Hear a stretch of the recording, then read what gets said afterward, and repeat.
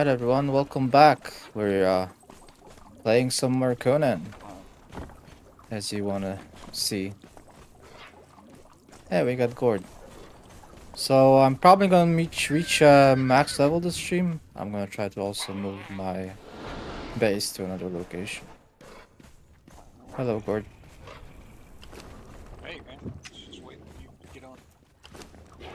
Yeah, it took me longer than I expected. I was supposed to start 30 minutes ago. Alright, seems like we need more berries. I'm gonna go get more berries. Yeah, I did another egg run, and definitely I think berries were lacking the most of. But there should be enough to get your follower another half stack at least. Yeah, I see I can make a batch. So just do that, level them up while I farm for the next batch. Yeah, I made some, so there should be some in there as well. So yeah, we feed them even to farm, but yeah, when they don't take any damage, they really don't use the food that fast. Yeah. But Nivea's had a point. It's like if we've got the healing wraps and the healing potions equipped, why are they using the food super fast rather than to heal, rather than just using the bandages and stuff? It Bad seems AI. like you manually force. Yeah, it's bad AI because you have to manually force them to do it basically, which is stupid, right? It's like anti-quality of life. But you know.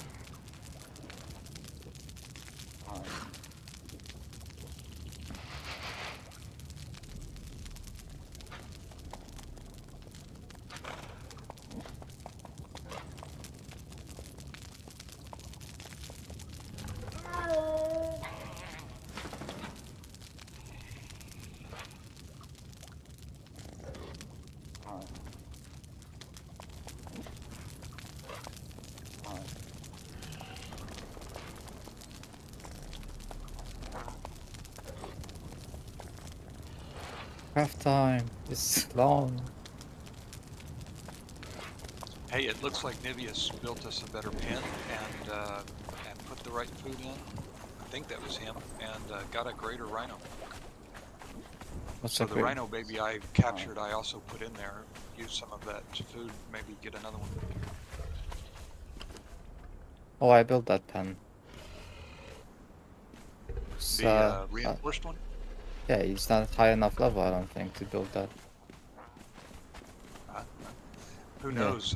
He was still on when I left, and knowing Niveus, he's How'd 50. you get a greater rhino? How'd you do that? I want that. Well, and the rhino, because I guess the sea salted fodder. It's a Uh, special consumable. Notice it expires in 5,800 hours. yeah, I So had that. basically never inspires. I did more, just in case. Expires. So yeah, because yeah, so when we go to get the meat, we catch the rhino calves. I just put that other one in, and it will have a chance to also be a greater. Oh, so just It's just scrap mine and try to get a greater one then. right, exactly. For now, I'll just use mine, but Yeah, yours is fine for now. These little things, but yeah, when we're finished with the new base and stuff, we're definitely going to want to prioritize the best stuff, best training, whatever, because then we'll want to strike into the really hard stuff, right? yeah.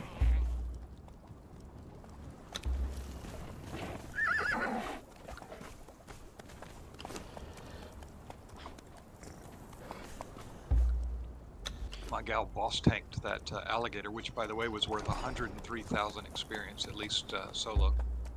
Oh, She boss tanked the thing, never really took any damage, right? That she didn't heal over the course of the fight, and I just backstabbed the shit out of it the whole time. Easy fight, 100,000 XP for a fight that took maybe, I don't know, 20 seconds, 30 seconds. Pretty insane. can a rhino attack? No, left click doesn't work. Right click.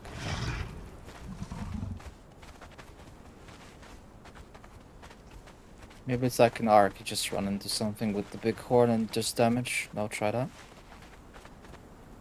Yeah, probably.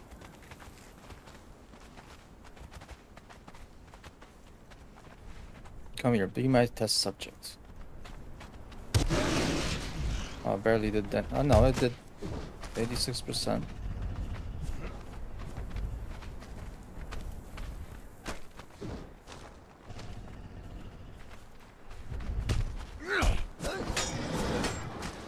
Not very effective. If I dismount it, maybe we'll start fighting.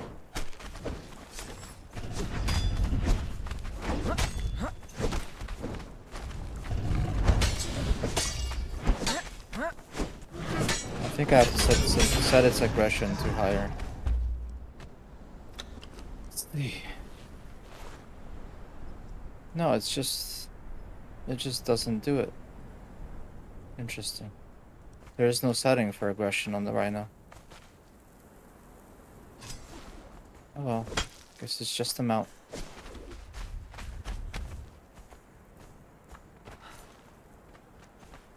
Still could be buffier than the horse, so I'll use it. It's not that much slower.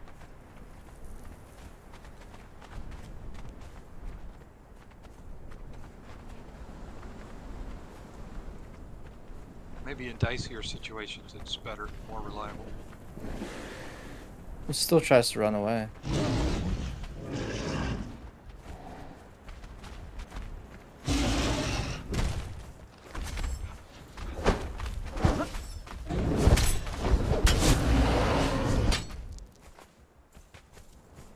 Thirsty.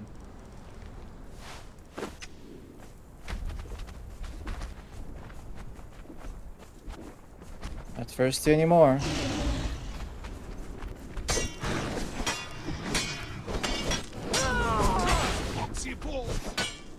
Oh, if you want, invite me. I think you're close. Yeah, I'm just gonna collect the eggs and come back and invite you then. I'm just doing an egg run really quick.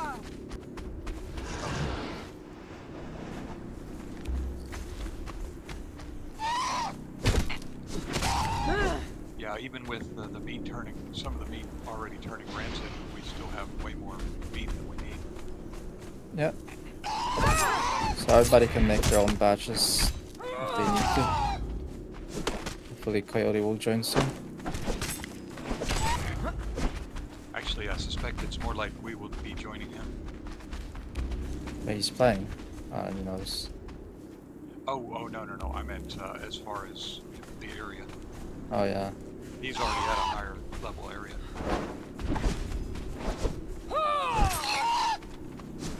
He didn't want to dink around with his players. Unless it's your life.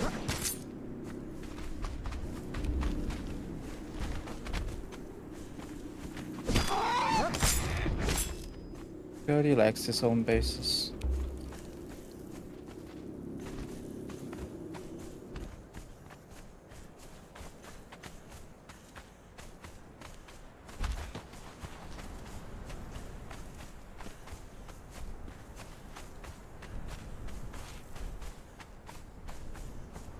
Alright, making a lot more dried berries.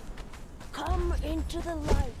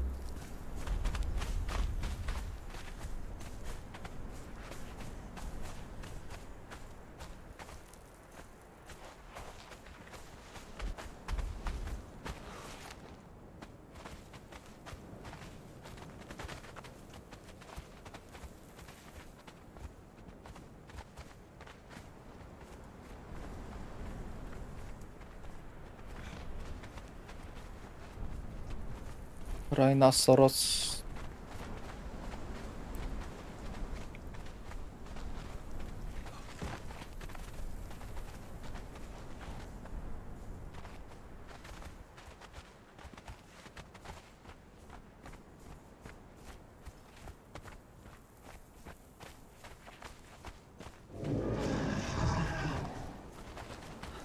I'm here. Invite the party.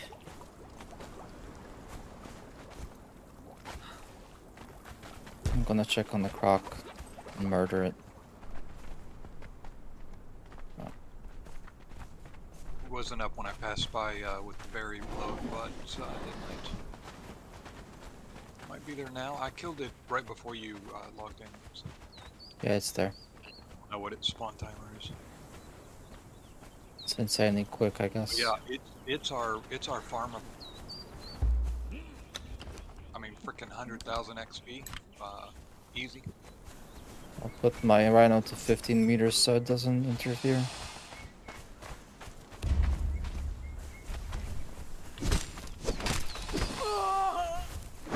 Your death will be as meaningless as your life.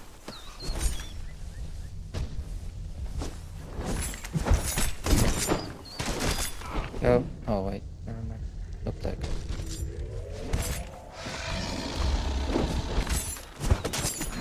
Die, outsider!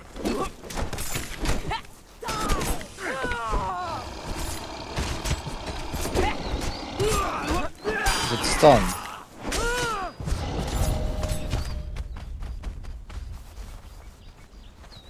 Damn. It's crazy.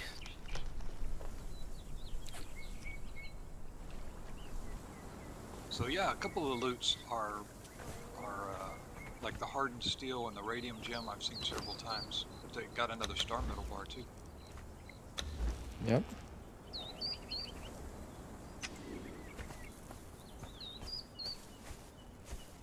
That put me to level 57.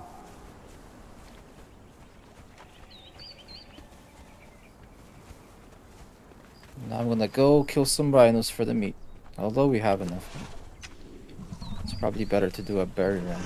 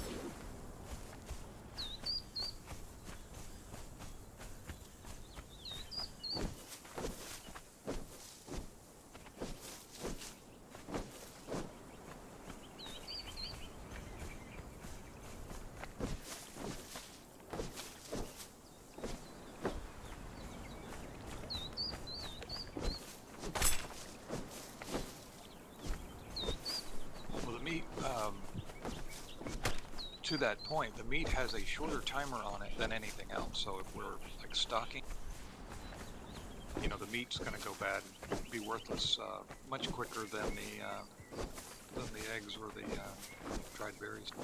As long as we dry them right away, which I did. Still, Oh it's my better goodness, to have them. I went to open the thingy and got a fatal error. Oh, what the hell?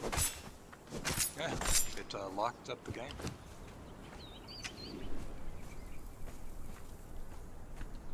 The UE4 Conan sandbox game has crashed and will something something, and the only thing it says is fatal error! Exclamation mark.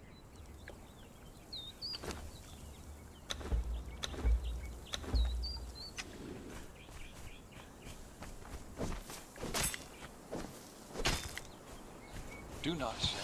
They were going to do something about that. think they had I think they had 10 years to do that. However old this game is. Yep. So I think 7. I think is what Coyote was saying. More than enough time. I'm really surprised they did an update yesterday or 2 days ago. I'm just like, what? Update for this game?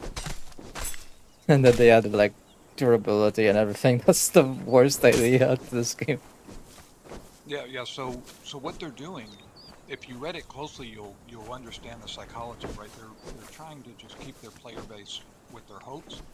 They did this for a long time in Secret World, right? They put just some schleps, like interns or whatever, on the game, and they tweak completely little meaningless things.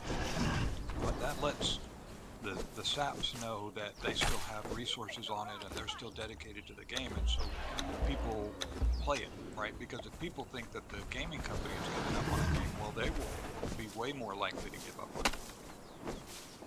Gaming companies know this, and so the shrewd thing is to at least pretend, you know, to put up a little bit. So if you look at the changes, you see they're all like pretend changes, like making you think they're actually doing something when they're not. And most people will be like you, they'll see that it's an update and they'll be like, oh, well, they're still working on it. But if you look closely, they aren't. They're just doing little nonsensical stuff just so that they can throw in a patch and keep people hopeful. They're very, very lazy about it because they just copy and pasted stuff that they already made for Dune back retroactively into this game. They probably didn't even put in much effort to implement it. They just had a working code model for Unreal 5, and it probably is the same exact code that you use for Unreal 4. And they just copy and pasted it to this game. Yeah. So like I said, interns, right? It's a low cost investment for Funcom. I'm not saying they should keep throwing a lot of money into an old game, but still. Yeah. It's the deception that I would call out, right? Where I in a position to.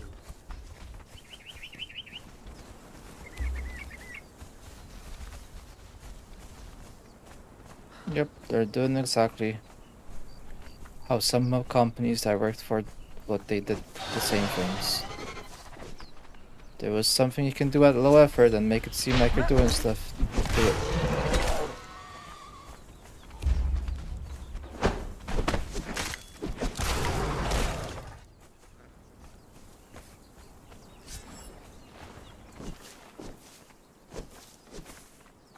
Deception seems to be the cornerstone of the human experience.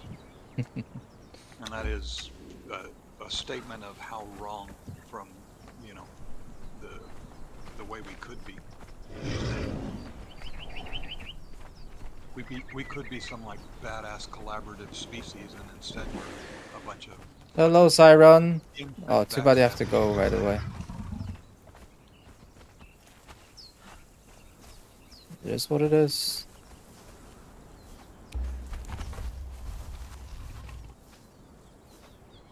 Hello, Zyron. I don't know when we interacted last. It's been a long time.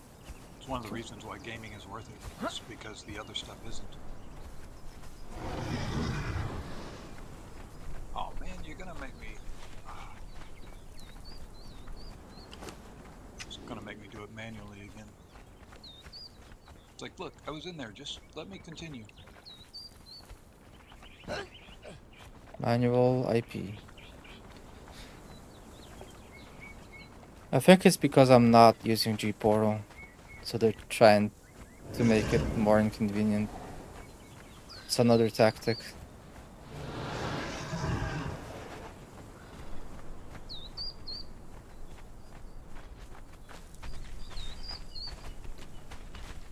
Or maybe, I don't know. I don't know what it's. Well, it's definitely inconvenient.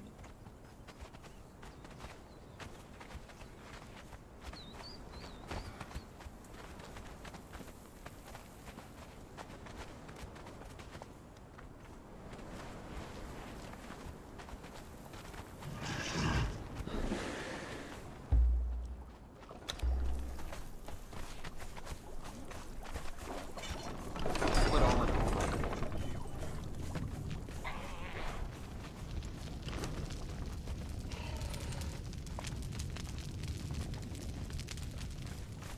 We need more bark.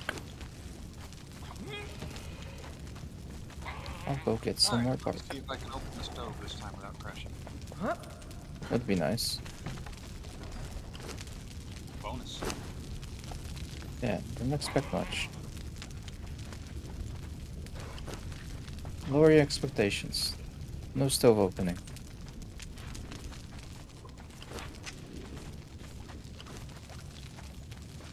So yeah, just lacking eggs. I got eggs. 124, just put them in. As you left. And berries. The berries are drying. So now I'm just We'll gonna... definitely have enough for a game's, for a day's kill.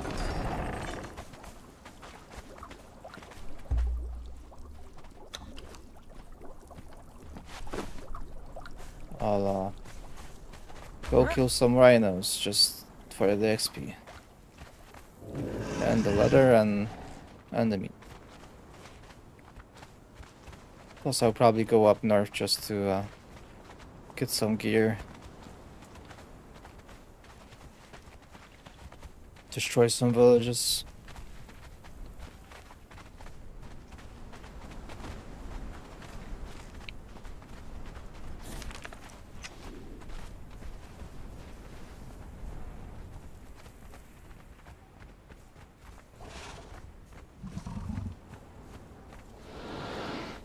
I'm looking around, I can't see where we put our star metal bars. I know I had like 3 or 4 of them.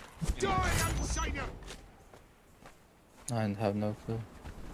Damn it, I don't want to keep throwing shit in here. I want it to all stack.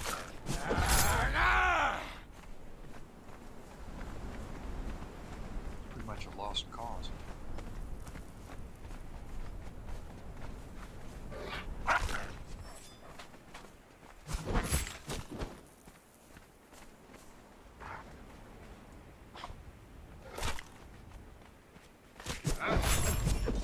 Reload.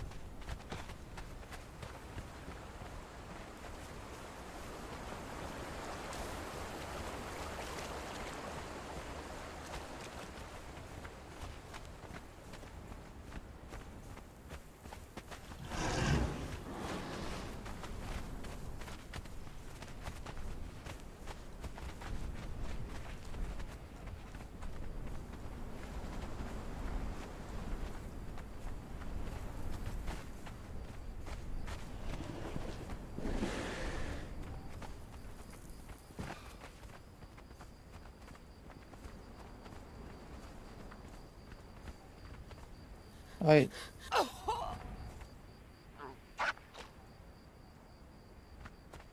Just kills the stamina on the rhino when you fall, I guess.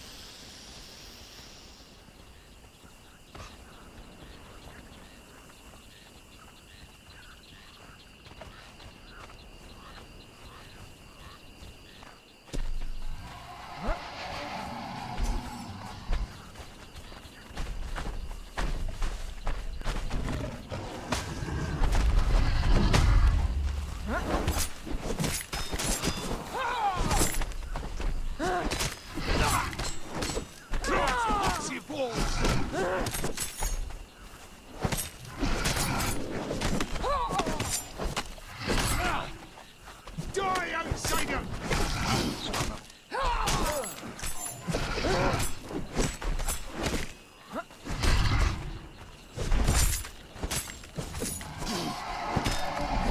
Great joy of slaying!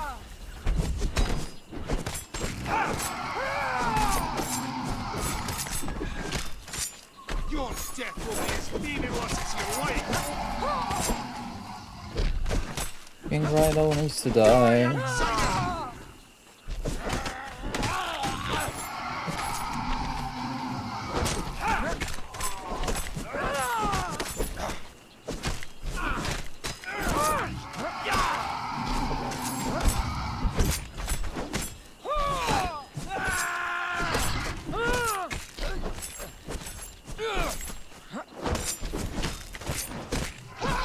Great joy of slaying!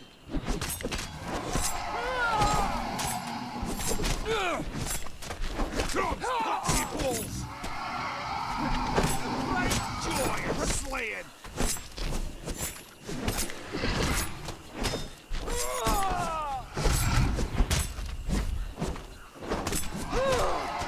Your death will be as meaningless as your life!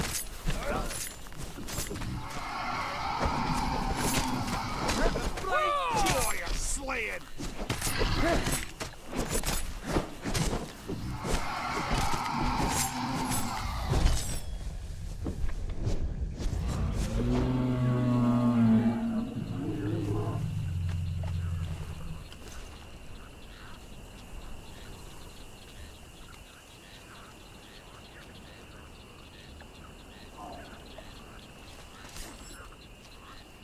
Lever?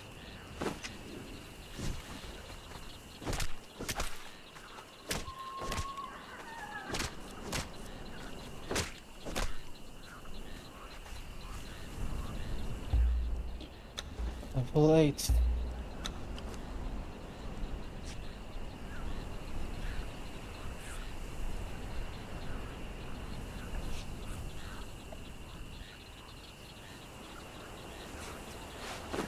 Just gonna force him to heal with bandages.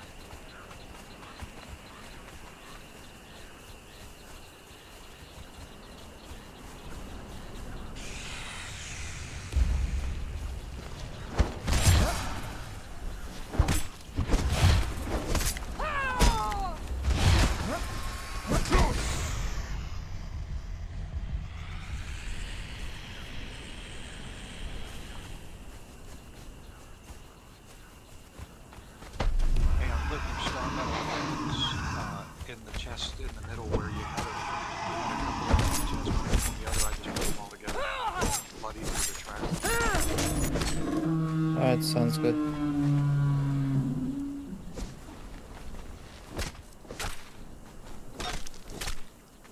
Basically, it's all the loot from that village. Well, I mean, it's spread out to a couple of chests, but of course we have, yeah, lots of those items. Yeah, all for the followers. But at least it's, yeah, it's basically, it's elite follower gear.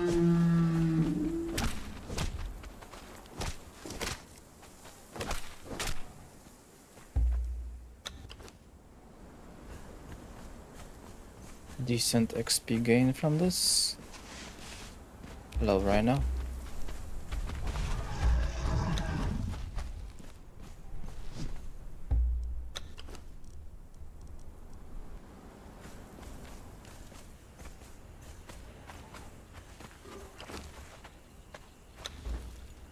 What level is Coyote?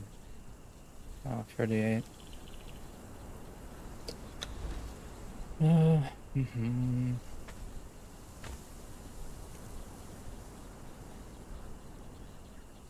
Your slave, I see, is on the same level as mine now. I don't know who Slobber Friend is, but Slobber Fiend. It might be Coyotes, I Slobber guess. Fiend, yeah, that was the first. That was the first doggy. Ah. Doggy pet I had. Still alive. Yeah. This one survived. Well, because I had switched to the insect Oh. as soon as we got it.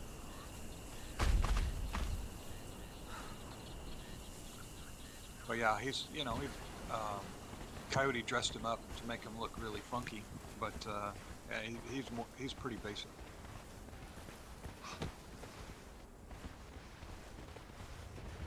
I mean, it's reasonably high level. 8 or 9, something like that.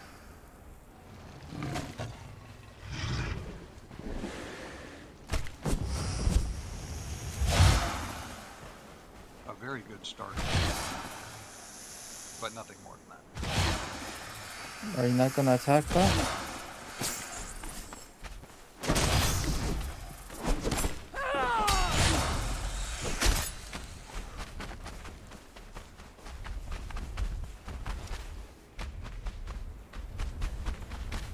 Rhino's going crazy in circles.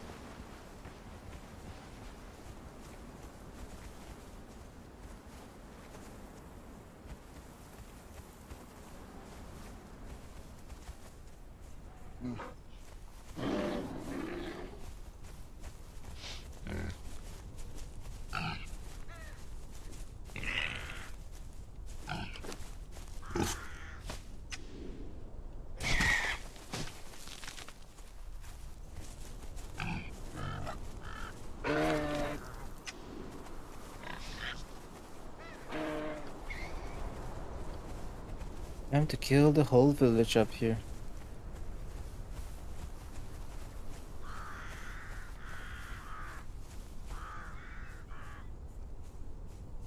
Shouldn't be really after this one.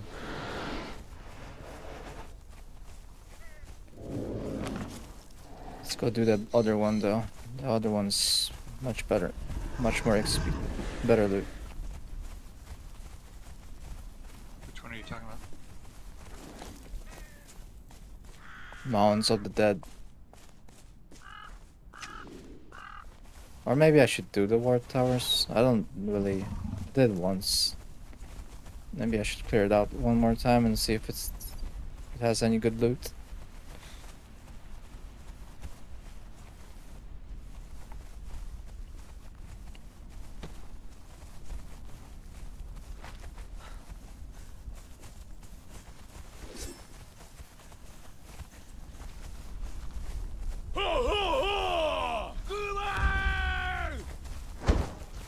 What the hell? Your death will be as meaningless as your life.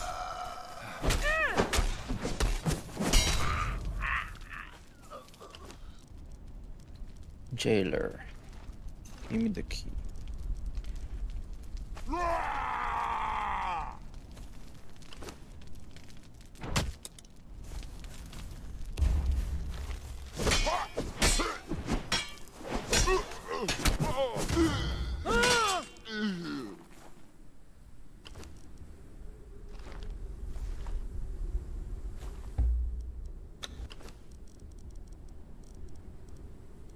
This heavy helmet should be better. Yep. Take this off.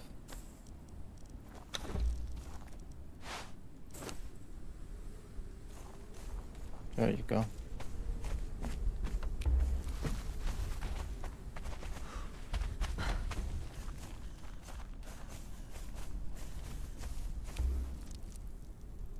Cage is empty. Okay. So why do I need the jailer's key?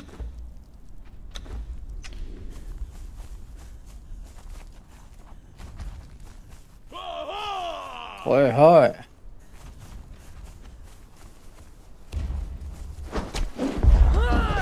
Pick the wrong fight. Die, outsider!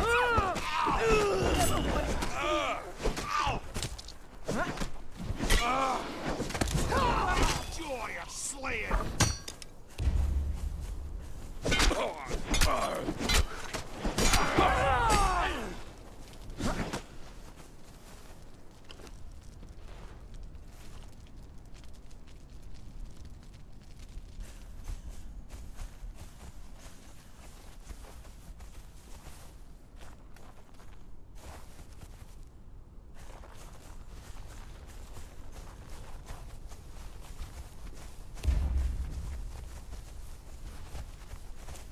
Attack!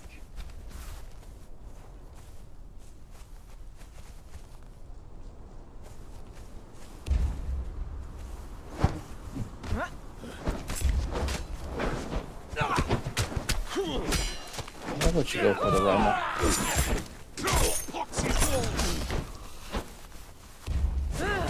Great joy of slaying!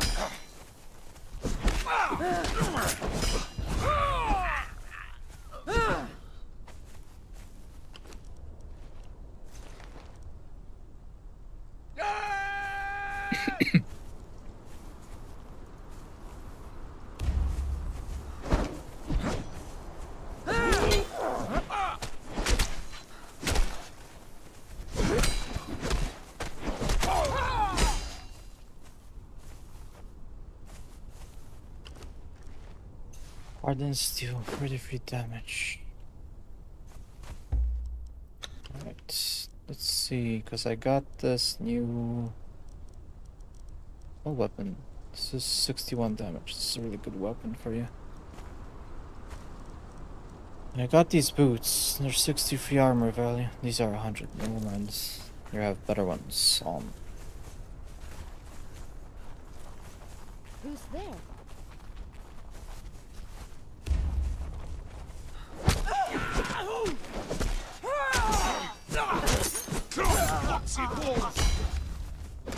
Somehow the rhino aggros all of them.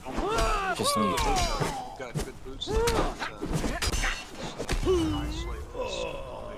My thrall has only 40 armor. Yeah, aren't there some in the chest that have 100 armor value?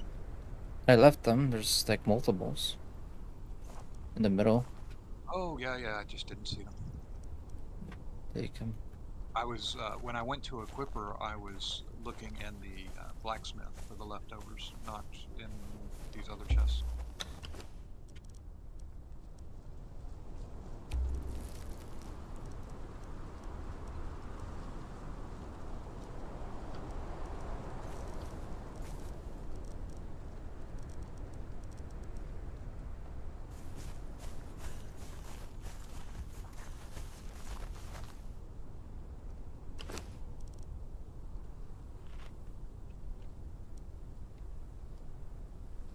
Ooh, hot meat soup.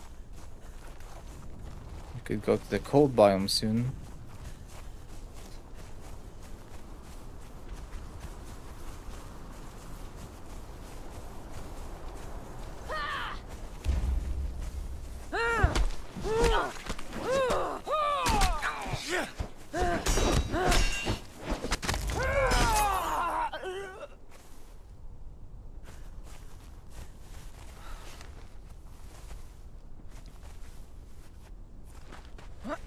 Rhino levels up quite quickly. It's level 6 already.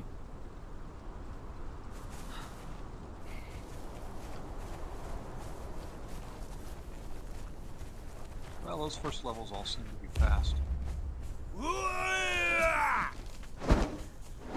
Yeah, but my fighter took longer to level up.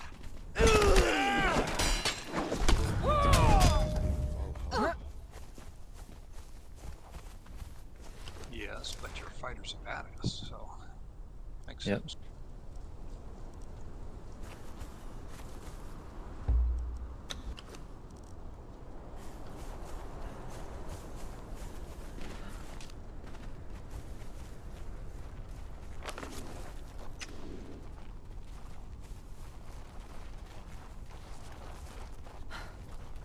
Almost level 60. 2 more levels.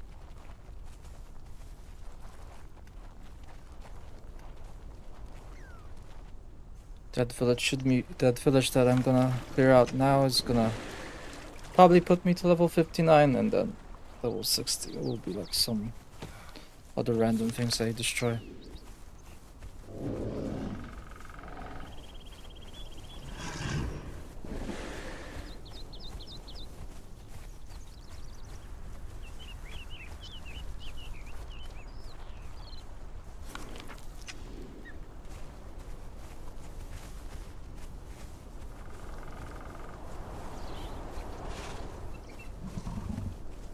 Well, other than the giant croc, we definitely have to travel a long ways to reach, things that give us good experience.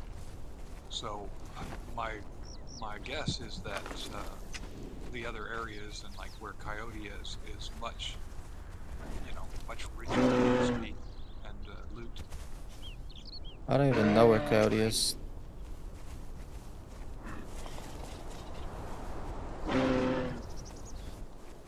He's Well, get him to show you, because that might be the ideal area. Because from what I gather, he really researched it last time he played. And really thought about optimal placement. So it may or may not be the best. Oh, and while I'm thinking about it, so tomorrow you're not going to stream this. You're going to stream something else. Just Yeah. Make sure you're making other plans. Yeah, I'll be doing Raft with Holly and Mom. She wants to play that tomorrow, so we'll do it tomorrow. Okay, perfect. Because then I'll probably do some more stuff. Oh yeah, definitely. Prep yourself for the September update. Yep, which is about figuring out how to fix the Die, outsider!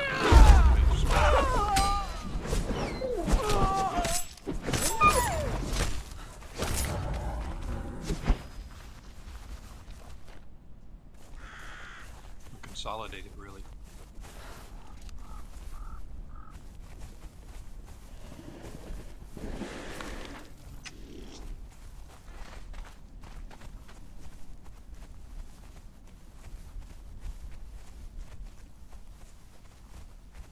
I think there'll be I'll be 3 days where I'm like not streaming Conan.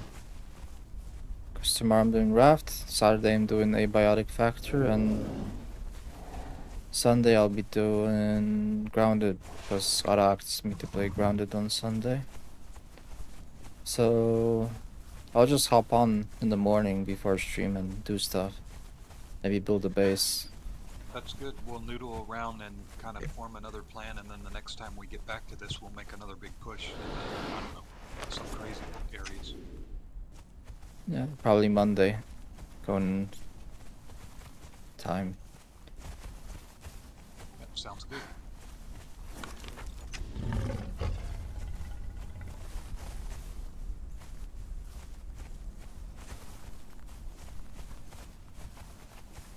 Then I'll probably do 4 days of Conan next week, and then 29th will be Path of Exile. At least I want to check it out one day. If it goes well, I'll play it throughout the weekend.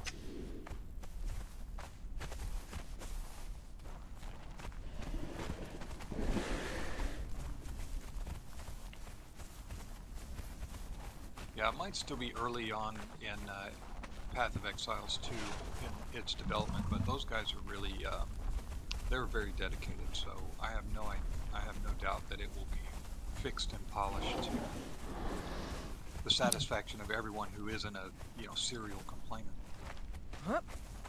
I like it. It's everything Diablo could have been if it was not run by Activision.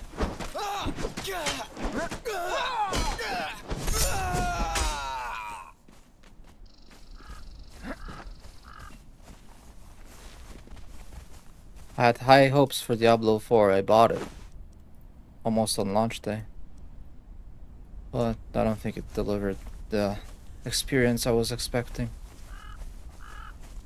Yeah, I learned my lesson with Diablo 3. I was like, yeah, you know what? I'm done with the series. And I mean, I was one of those early adopters, right? At the beginning of Diablo 1. I was like, holy shit, this is the best thing ever. Played the shit out of it in Diablo 2, a little bit, and then a lot in Diablo 3, and I was done with it.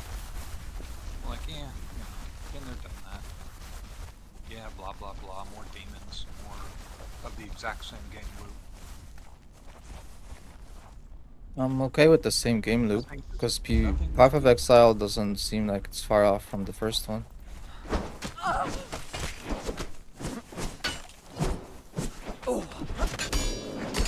Yeah, I thought you were talking about the original. That's the one I played a lot. I haven't played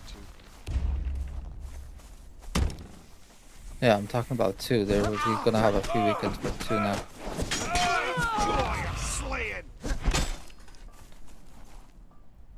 Yeah, it's still that stuff comes up on my my Steam ticker, right? Mm-hmm.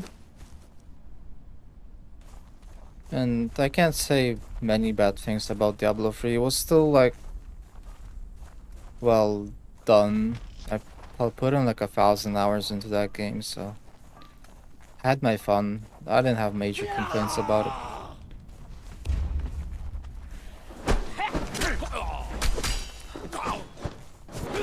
I liked the direction they took it. It was fine by me. A lot of people didn't like it, but I enjoyed it kind of.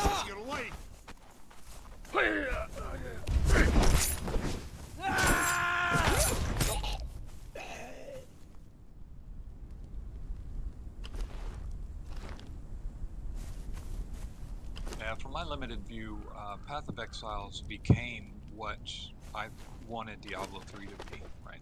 What I thought it should be. Yeah, it's a natural continuation from Diablo for me. When the source material doesn't deliver, you have to seek alternatives. Oh my god, I'm stuck.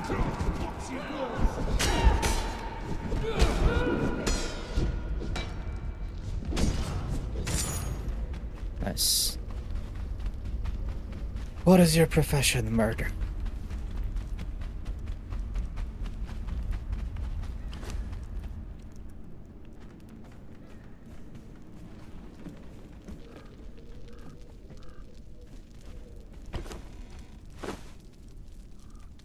It's like when Battlefield didn't deliver, BattleBit did, which is a knockoff, comical version of it, kind of like a mockery, kind of.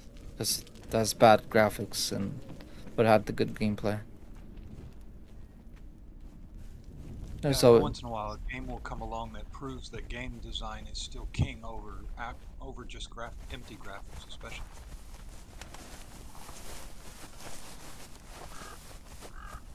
Yep. There's a void, someone will fill it. BattleBit just showed Battlefield developers that nobody wants another Call of Duty game. If you wanted to play Call of Duty, we would have bought Call of Duty.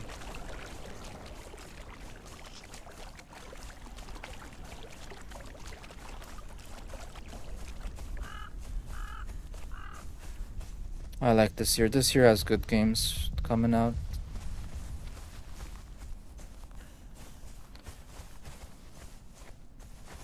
'26 as well. Yep, lots of hopefuls. Lots of good times ahead. GTA 6. I'll be playing that a lot. Easy, probably easy 500 hours at least.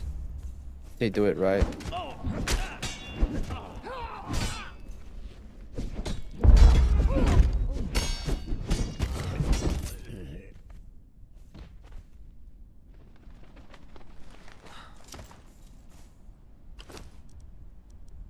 Ooh, stay connects.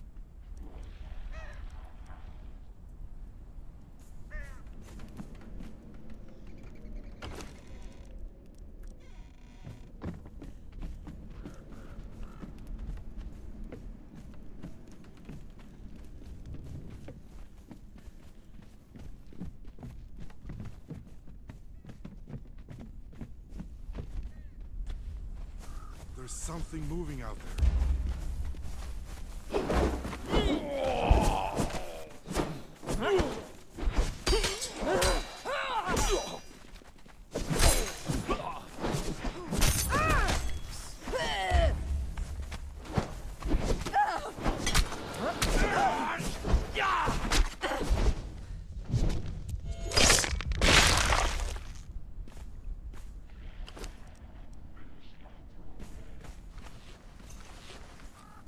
What would be really cool is if we could give our followers our old mounts when we upgrade. Give them the horses. Fortunately, they do teleport, so they don't really need them out. But it will be neat. Well, Yes. I mean, from a style standpoint, realism, but, you know, I'm sure Capcom didn't. Die outside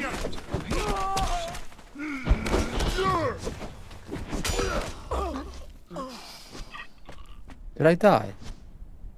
How did I die? That shouldn't be possible. No, I died randomly. From like weird. It teleported me in front of the person. Even though the jailer's dead. Long before I died. Like 2 seconds at least. I died from it. Okay. I'll take the L. That's like when I was that's like when I was kiting that one to wait for Coyote to get his body back. And Yeah. I was nowhere near him, and all of a sudden, yeah, he kills me. It's like he had to teleport like 10 meters to get to me.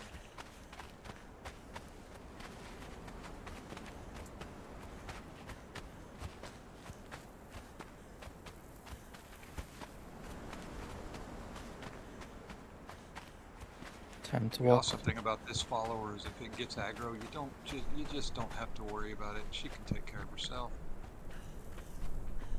A couple of spiders stop her.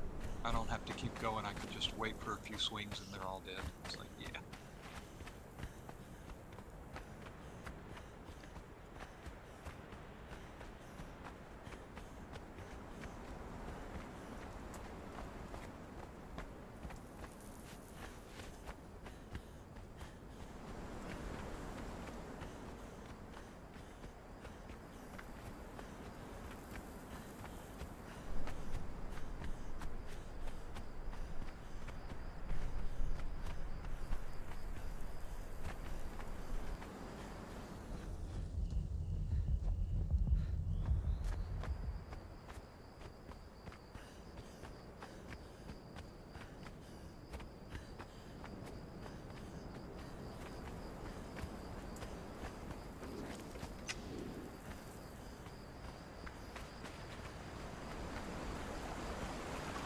Where's my XP for running?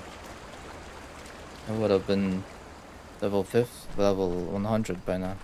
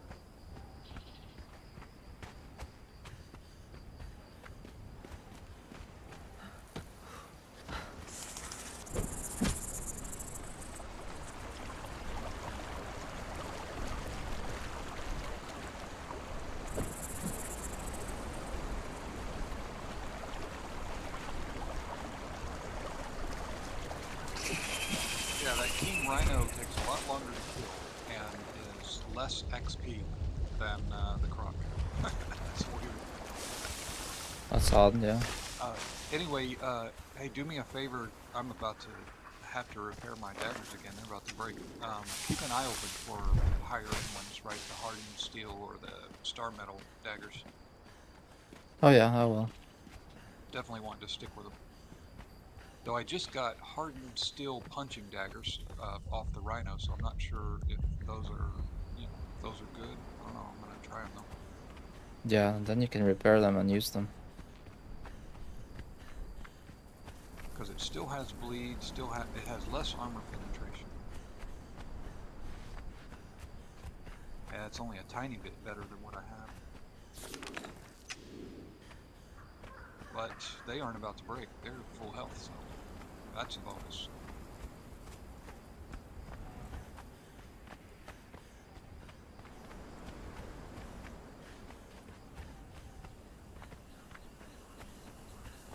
Nice. More star metal off of the guy, so. You're at the oasis, I see. Just gonna pass through. Yeah, I'll take care of the meat.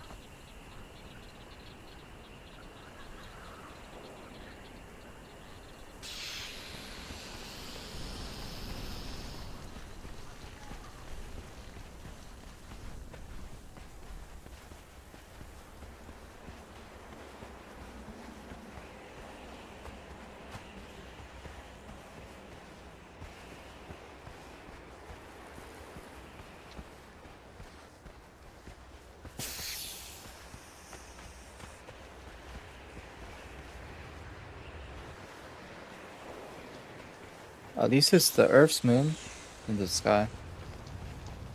It's not our fake moon.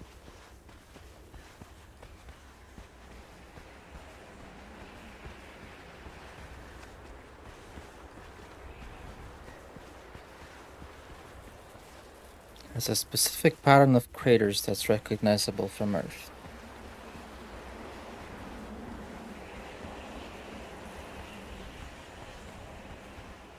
Yeah, well, Conan definitely wasn't a sci-fi setting. What more people would consider an alternate reality. It's not like we're on a different planet like we are with Dune. Yeah, that has 2 moons. And Yeah, I dig the alien feel to it. It's nice. yeah, and those moons are huge. One of them is huge.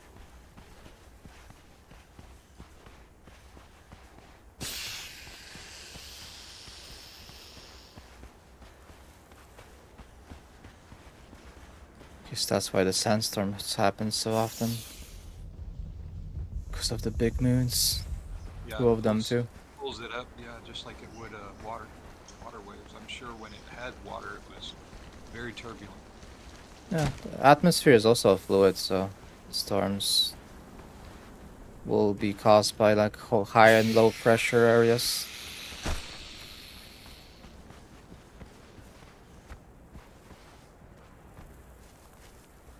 Hey, where's the... Baby rhino. I think there's a Keep sandstorm collecting them. coming. We get a good chance. Oh god, I hope not. Yeah, I got 1 rhino as well, so I'll throw it in the pen and hopefully one of them will get me a greater one. I'll continue doing that until I get it. Exactly, and the rest of them can form a herd around our in the back of the house or something. I think you can dispose of them, destroy them, like an item.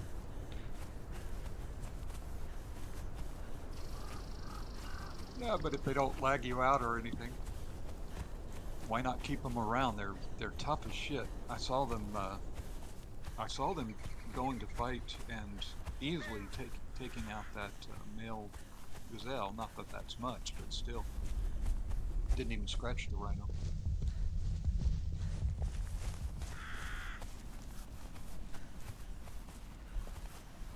There might be an issue when we try to move bases with them, though. Yeah, might be.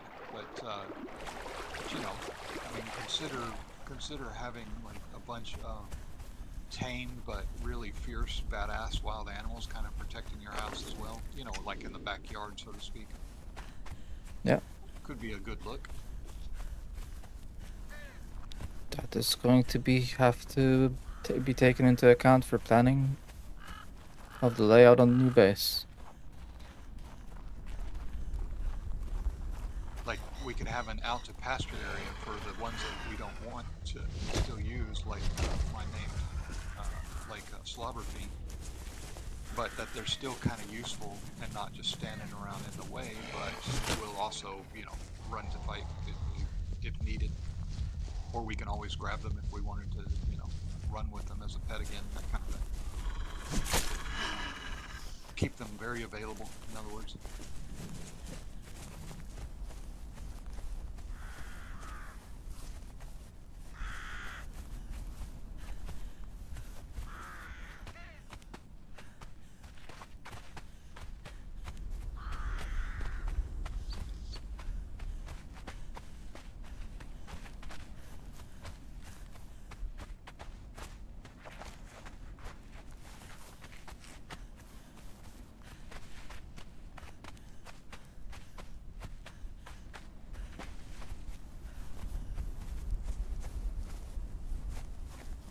Poor rabbit.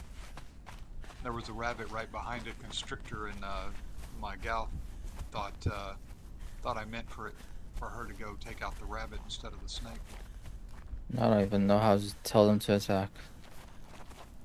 Just you mouse over your target and just tap E once. Oh. There's a one tap, 2 tap, and 3 tap that means different things. Like you have them move to a specific spot. You know, flee. I think 3 quick taps away from you is to tell them to flee. Not that we should ever need that. But if you do need it, it's good to know it. Yeah, could become useful. Switch attack targets when something's not being... In fact, from horseback, you can tell her, hey, there's a snake, go kill that snake. And then you just sit on your horseback and wait for her to kill the constrictor, and voila. Just like that, free XP. All from the comfort of the saddle. Mm-hmm.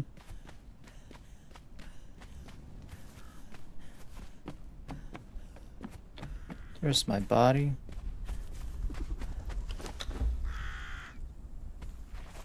What happened to my followers? This guy's still alive? What about the rhino?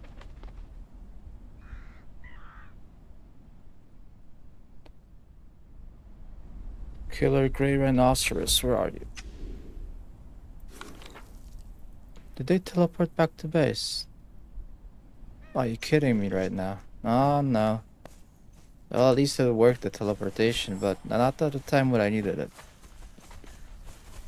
Did you check and see that it's back into the... Yeah. Oh man, that's a major pain in the ass. Yep, now I have to run back. Well, it's just a good opportunity to slaughter everything on the way back, right?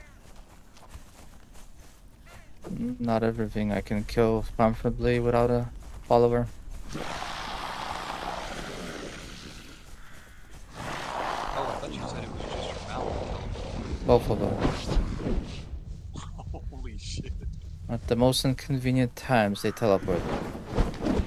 Yeah, it's like it didn't work when it needed to, and it works when it's not supposed to. Yeah, and I assume like, oh yeah, they're gonna wait for me.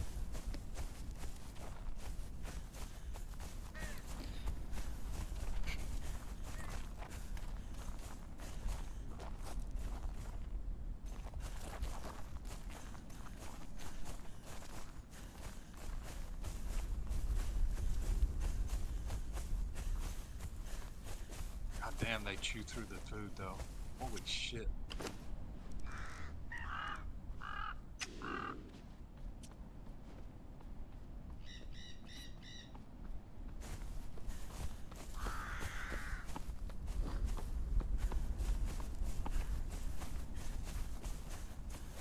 I don't know, I like the punch daggers. It's a much quicker animation and you don't move as much, right? So that all you have to do, and you know, all you have to do is line them up in front of you and you're good to go. Good to stab. It's like a very short lunge stab, and then you just slice with them. I think I like that better than the other daggers where you do the whole dumb spinny thing and you're moving, and so that, you know, that causes you to often miss.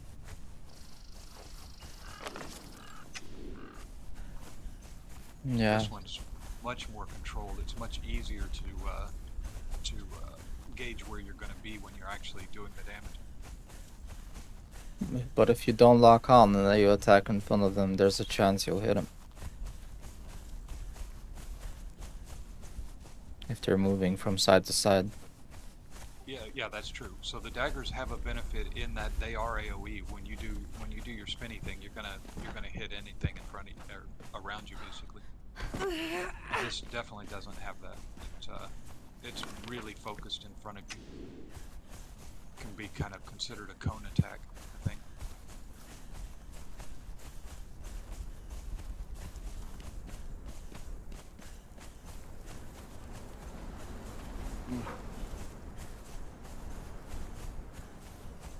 By and large, that will, I think, I mean, I'm going to try it on, you know, tougher fights, but I think that will allow me to do a lot more damage because I'll hit a lot more often.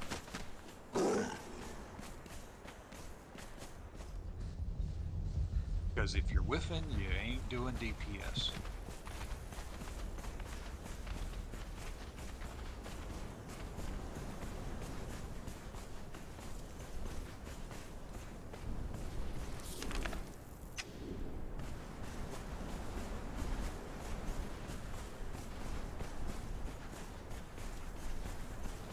Walking simulator. Long ways to go.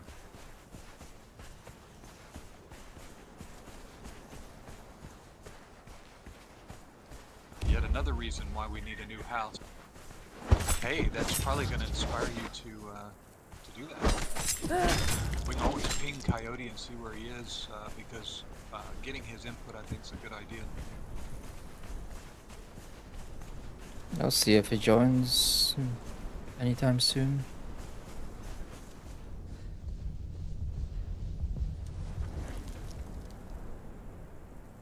It'll be good to know if he just built a base because he wanted his own, or if he was like he did in Dune, basically setting the footprint in a good spot for once the rest of us are ready to actually be there.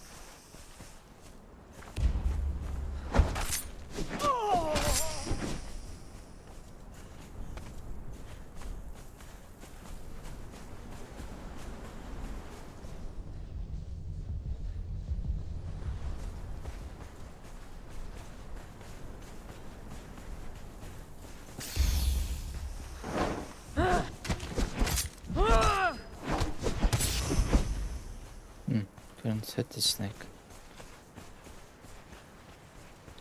I don't know what his plan is. Just build a base, I guess, because he wanted to like have his own stuff done the way he wants them.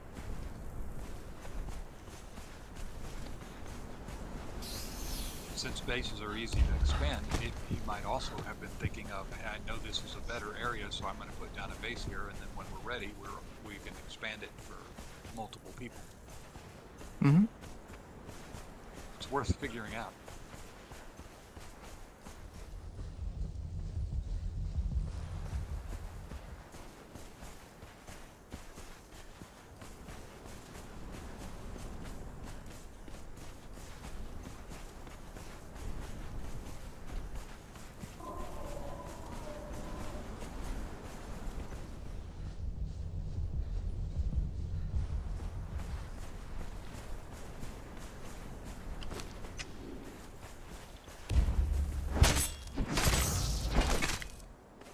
$5,000 XP just for a scorpion.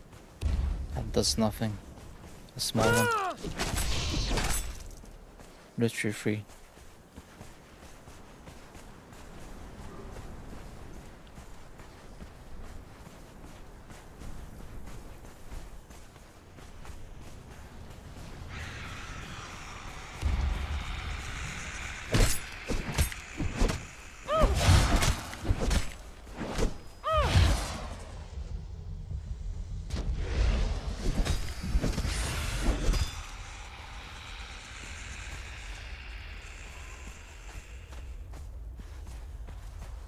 It's sandstorm time soon.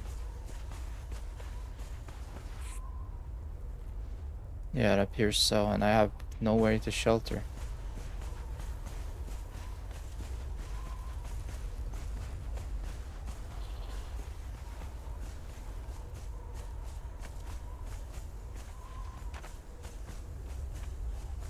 It doesn't show on the map like the other ones. Well, fortunately, we're high enough now that it's fairly easy to deal with it. I think it's gonna pass next to me. Not sure.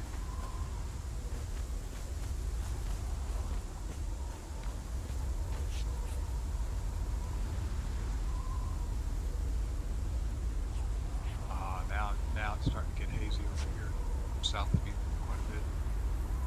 Yeah. It appears it's gonna pass next to me. And the game tells me I'm sheltered, which I'm not. I'm out in the open. So that means I'm probably safe from the sandstorm.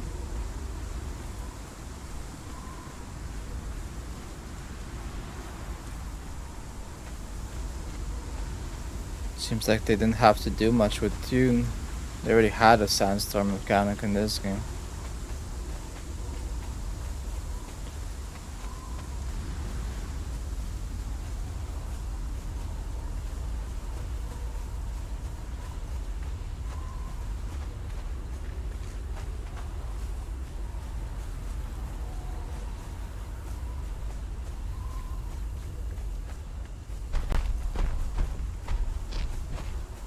And I'm under that hand and it's saying I'm not sheltered. Yo.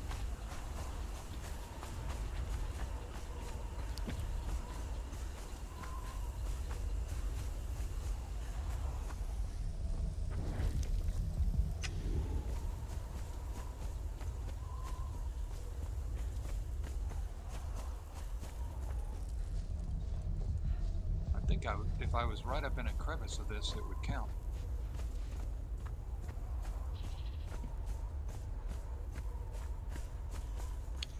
Well, they did it better than Dune.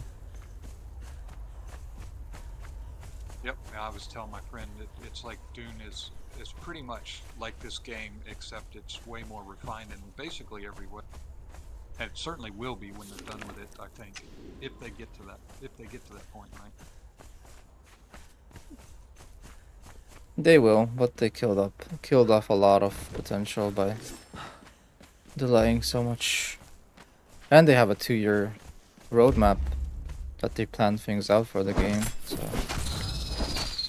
They at least have to follow that, right? yeah. That's their own plan, so they should follow through with that one.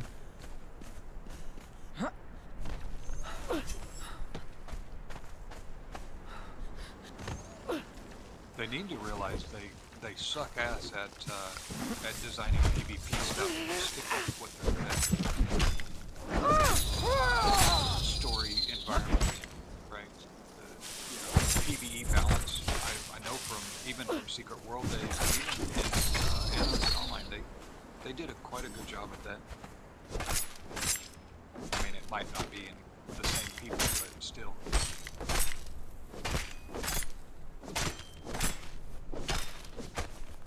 I don't know, I never done Dune PvP, not Dune, Conan PvP.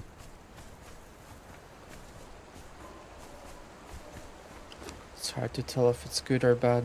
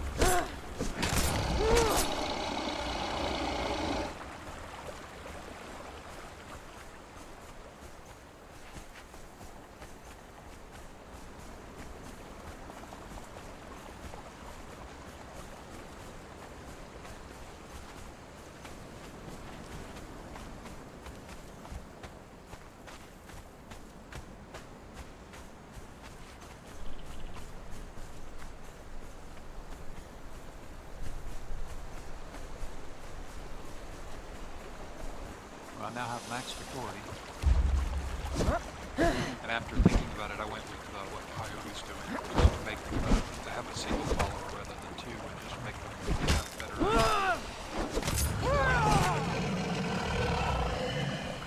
A little less chaotic, because I don't think this game would support very well like a pet class where you just have a bunch of pets with you know, collision avoidance and all of that. It's more likely to block and kill you than anything.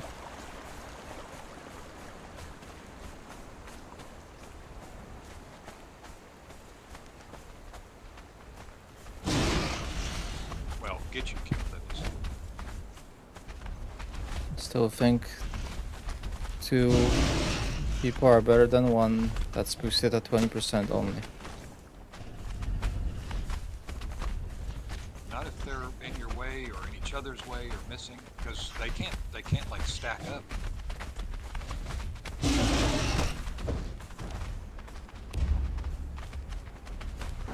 So I was thinking about that. You know what? I don't want to take the risk. I don't want to go find bother with 2. I mean, you could have one that's an archer and add that to this fighter, but it's like, eh. Yep. I'd rather have the fighter be even more badass than she already is.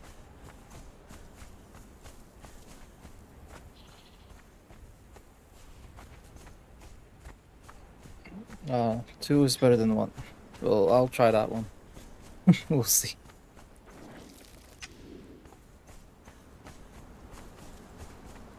Yeah, that's what I was thinking, but it's more than just the 20%. If you pick the 2, you also lose all of the buffs from the 20 points of authority and anything that you stat-wise done. Which buffs?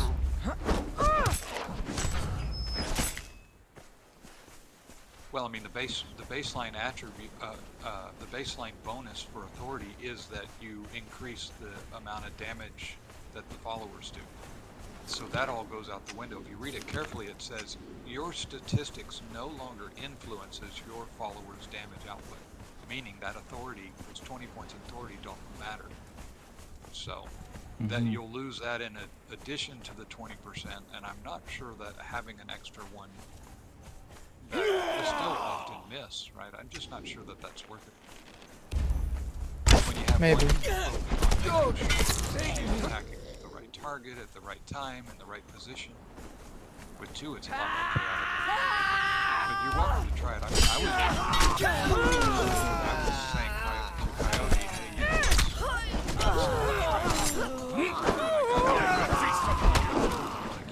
know, it's better to have focus on it.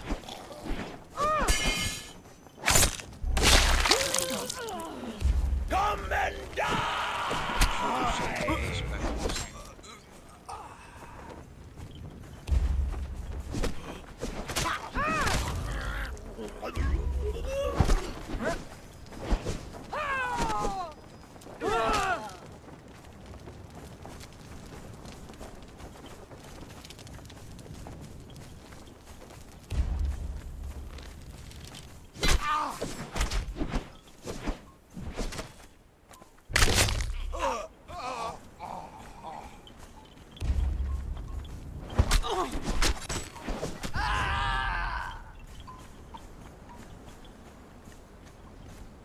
Oh yeah, I was gonna kill this giant spider. But excellent chance to do that. Just have to get my mounts.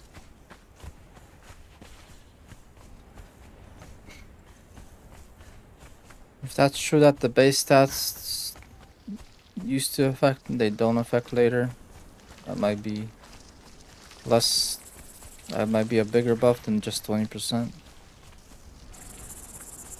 If it's a follower will have a base stat of like 100, and then based on your stats it will scale to 180, and then you do 20% on top of that. That would be already higher than having 2 of them. Right. It would depend on when in the calculation that multiplier is done, whether it's multiplicative or additive. That would definitely make a big difference. And I assume Coyote probably researched this, so that's why he knows. I would say that's probably a pretty good assumption. It's that he has already kind of figured out that it's better to go one way versus the other. No, in the sense that he already watched the guide on it, so he probably already knows based on that guide that someone else played that that's the way to go.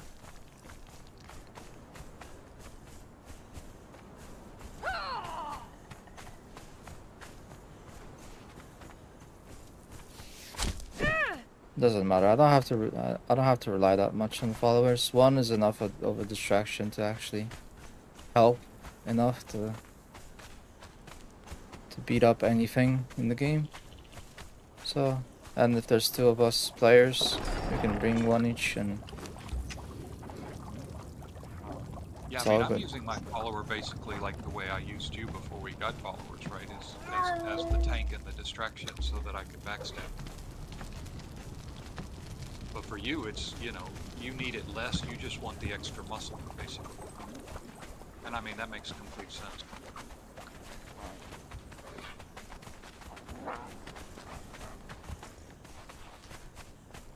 Now, where's my rhino?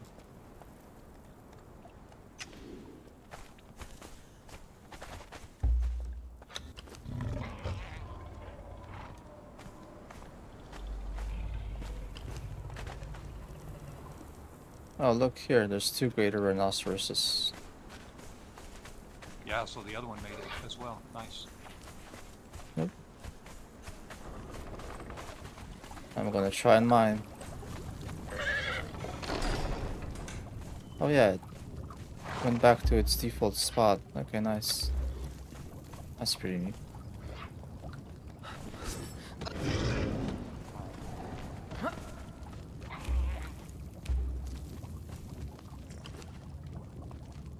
I brought more eggs and more berries because, yeah, they're chewing through food like crazy.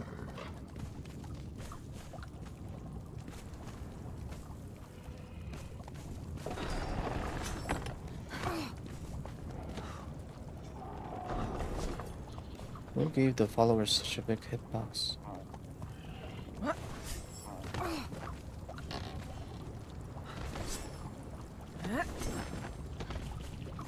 Alright, I'm out.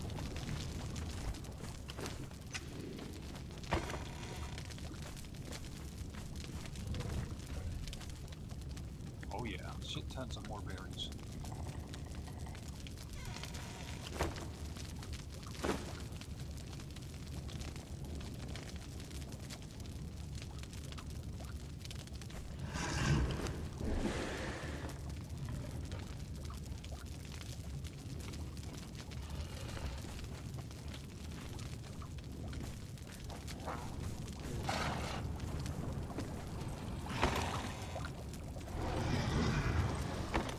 Alright, I've got all of the stuff to run more food, but I'm not going to start it because that starts the timer, of course. And I'm assuming when you cook something, it resets the timer on if the meat is It does. going bad. Yeah, so definitely better to leave it uncooked until you're ready to put it on your follower. It's good shit. Can I have one of those greater rhinos, or that one's yours and one's Nivis's, or what is? I don't know, but yeah, if you want to upgrade, go for it. Easy come, easy go. I've got another rhino on my horse. Yeah, put one in as Rhino well. baby. I can wait as well. I don't mind.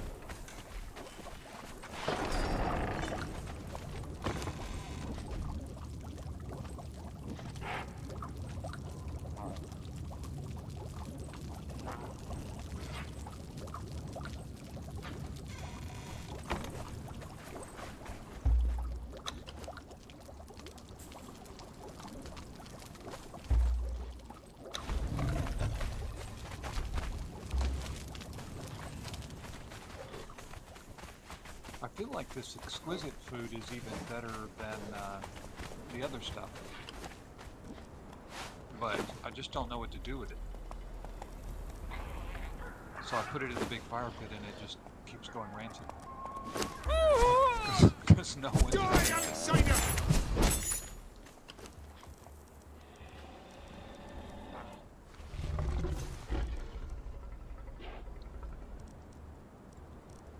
Oh, this greater rhinoceros does not have a skin for him. Okay. Interesting.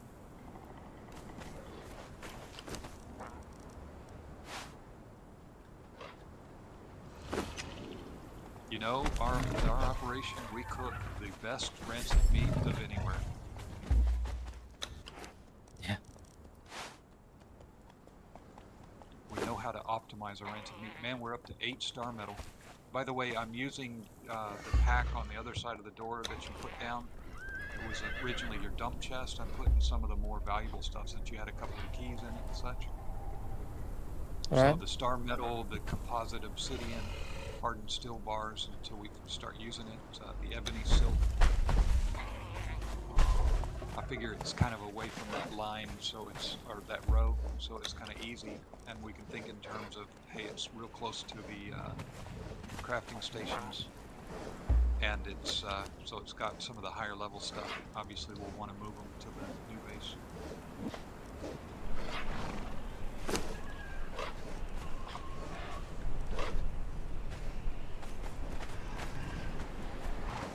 This time, this greater rhinoceros does not have a saddle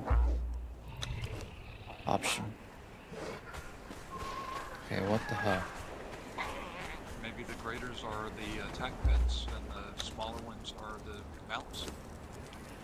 It appears as such. That would make some sort of sense. In that case, I'm just gonna continue to use this as a mount.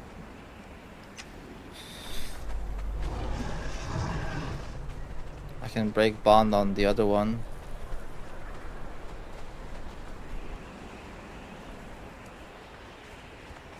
They're coming!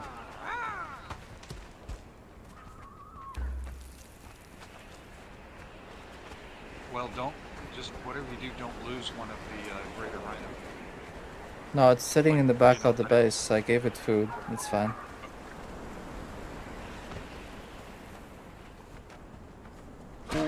Yeah, if it's got food, it can just sit until someone figures out what to do with it.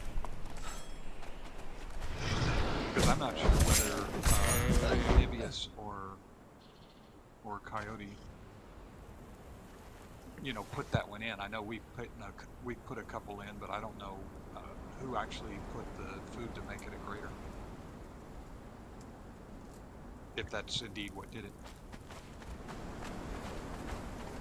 It probably is. So my suspicion is they have a plan for it, for sure.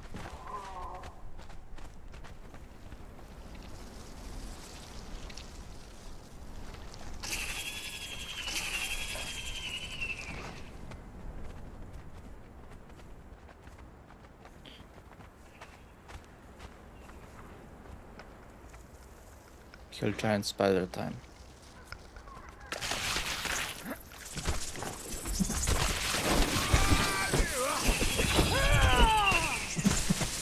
Oh my god, toss me around.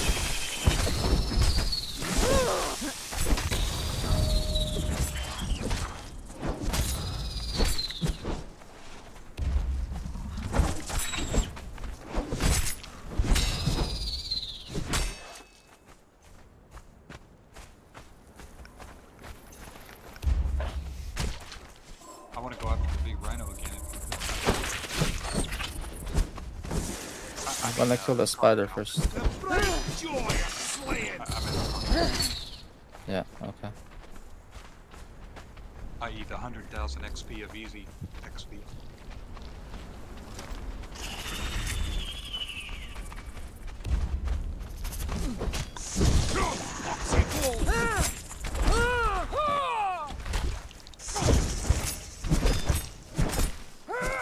Death!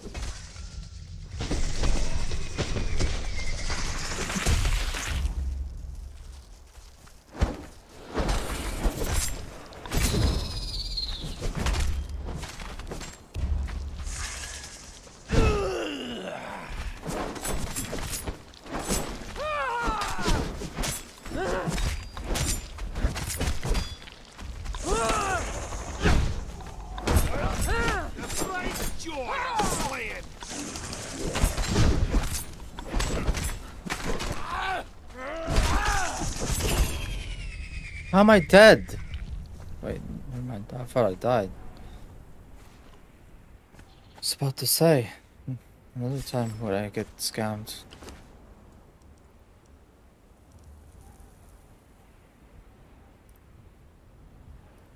If you need my help, let me know. I'm at base, basically. No, I'm good, I'm good. I killed it.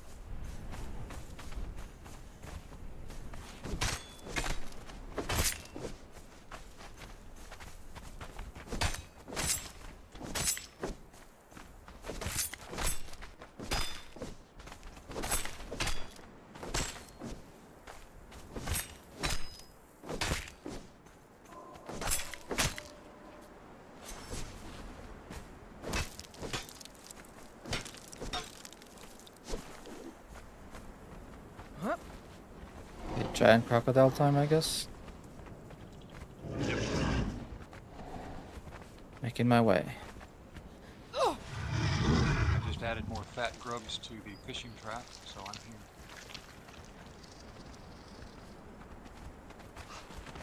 Check one thing about my follower. Do you have meat still? Let's see.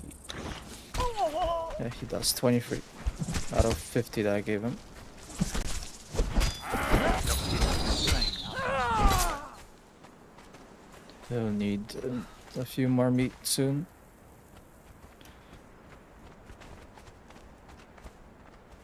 Well, so we're both bringing back shit tons of that stuff. So as fast as they're eating it, we're still picking it up faster. So that's very good.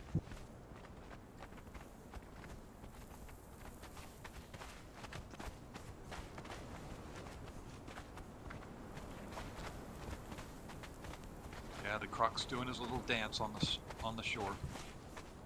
They obviously make some little tiny pivot point in a big model. It makes it look really goofy. But it's easy to program, I guess. Yeah, that's why you do 2 points. So it has to turn on the radius. Can't just turn randomly. They did it for the mounts in the game. The mounts turn on the radius that the player uses, but the NPC ones, not Yeah, necessarily. they put a lazier programmer on these bosses. Because this one has to be controlled by AI, so it's simplified. All right, pulling.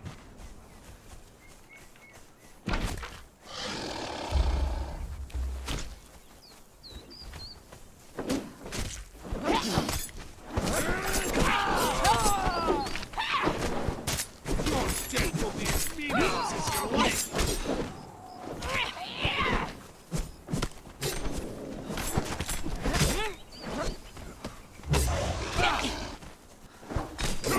See you balls.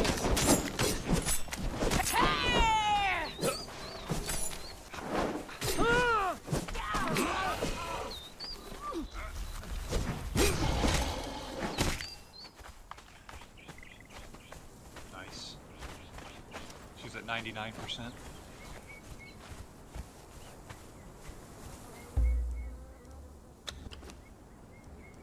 Wow, leveled up and didn't use any of the. She's still at 35 of 35, so bonus. Nice, nice. I'm almost level 60.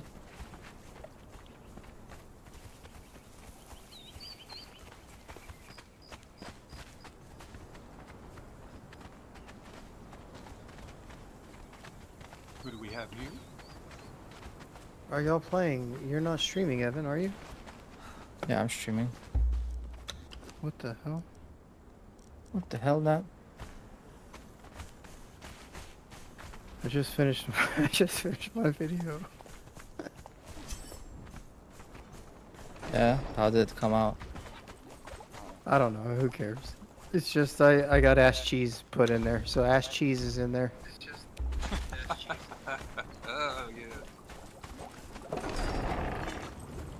As long as I can get ass cheese, that's all that matters. you know? Whenever you can insert that, you know, it's a win. Make it the new meta, man. bring it back around. That was a big thing when I was a kid, calling everything ass cheese. Oh, I thought I just made it up. Damn it. No. Try to be original. Fails to be original.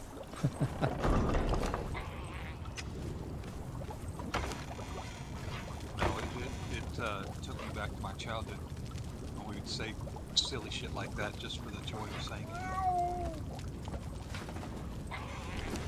This just doing this just takes me back to those good old days of like 2016 when actually it was like 2019 after fucking The Last Jedi came out, when I would just go through so many videos of hatred for that movie. It was just so soothing, you know?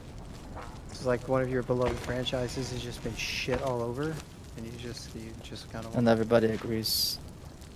yeah, it's so Doesn't therapeutic. sound like good memories to me, but It's Yeah. therapeutic, I'm telling you. Yeah, hater. therapeutic minus the busted blood vessel.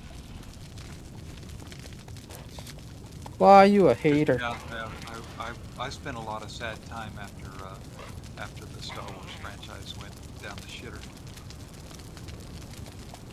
Same.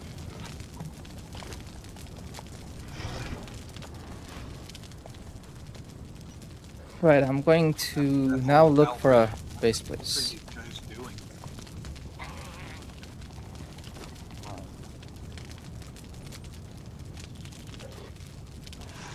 Which, as far as I can tell, is pretty universal among, at least among my generation. There isn't anyone that likes the new shit or will make excuses for it. Yeah, people will fight back about it tooth and nail at first, and then eventually they'll be like, oh yeah, that was right. It was terrible. Well, and that resistance is that perfectly natural. You know, they've got a soft spot in their heart for it. They don't want that to go away. This can't be true. No. My favorite some- franchise sucks. You have to face the harsh reality. They fucked it up. Wake up to reality. Wake up and smell the shit. Oh, the ghost gravity. I can't wait for the hate I'm gonna get for this video. If 12 people see it, one of them. Nobody's gonna hate it. I'll take dude. The thing is, nobody's gonna hate your opinion because it's mainstream. Is it? I don't Yes. know. I don't know. I haven't even looked at other. This just my. It's literally just my. If you wanna rage bait people, you go against the mainstream opinions. That oh, Alien Earth is good. This is why. Gross. But then you would still be gonna watch it. disingenuous for yourself. Yeah, I'm gonna watch it. I'll give stuff a chance till you know, all hope is gone.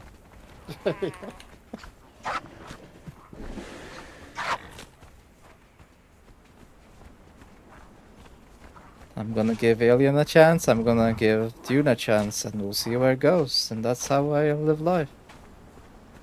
I also don't like to make an opinion based on 3 episodes, but those are pretty. It's Predictive. enough. It's enough, man. They're pretty predictive enough. of what's the show gonna be. If they can redeem Dude, it's- themselves in the next 7 episodes, that would be amazing. But I don't think that's gonna happen. It's so funny because in the video I was like, yeah, my friend Evantech called this right off the bat. If you have a helmet, you're dead. And I showed 2 different things where the helmets just immediately get killed. It's fucking funny, in my opinion. Yeah, Yeah, Man. that's great to point out weird shit like that. I remember that. Like you know, as I watched it, like, yep, these guys don't have helmets. They'll survive. Those other guys, they're dead. They have helmets. They have plot armor thicker than the Titanic's hull. You know what I mean? That's what I said. That's usually what the directors do. Like, yeah, we have to see this person's face because this person is important. But this person's gonna die in the next 20 minutes. So let's just not give him a helmet. Let's just put a helmet over Why their we- face. Yeah, that's why we would call them the red shirts, right?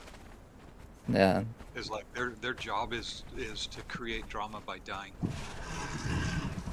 Yep.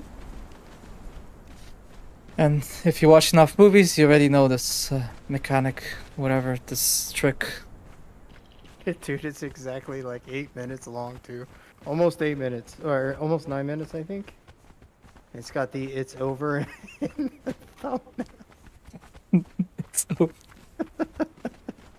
It's over. Oh, you did try that we were talking about yesterday. The franchise is that This one's justified, damn it. This This is a one justified is. one. as long as he didn't say, "Oh, well, in Earth is actually pretty good. I like it," then yeah, it's over. Then you're not being disingenuous. No, there's nothing disingenuous about it. If it comes from the heart, then yeah. It sucks because and I rewatched the trailer for Alien Earth as I was doing this because it's in the video, just stuff I can talk over in the background, and it looked so good. Like it looked so good. That's what makes it worse, though, right? Is because they've suckered you in, and you see the potential, and you're like, oh, bright-eyed child, and then you get the, you get the shank in the back, emotionally speaking. It's just that's what crooks and bastards do.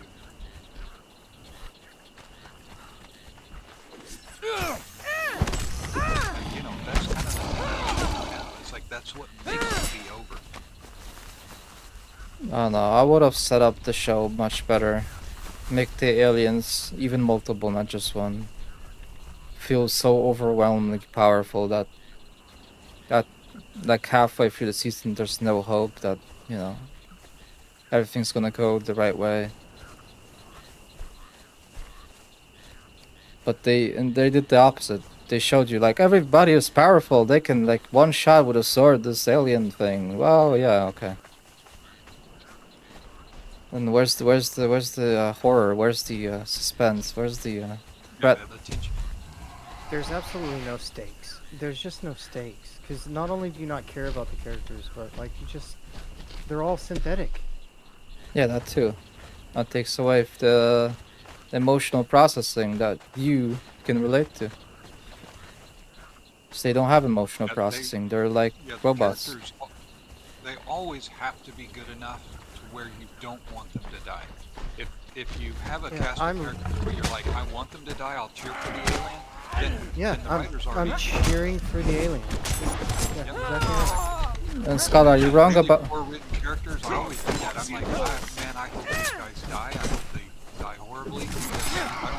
Die, outsider! Scott, are you wrong about not being able to relate to a synthetic? If you watch Alien 2, Bishop is a pretty good synthetic. I relate to. That's a good point. It's a I good point. I like Bishop. Bishop was really good, and he's not a human. He's just a robot.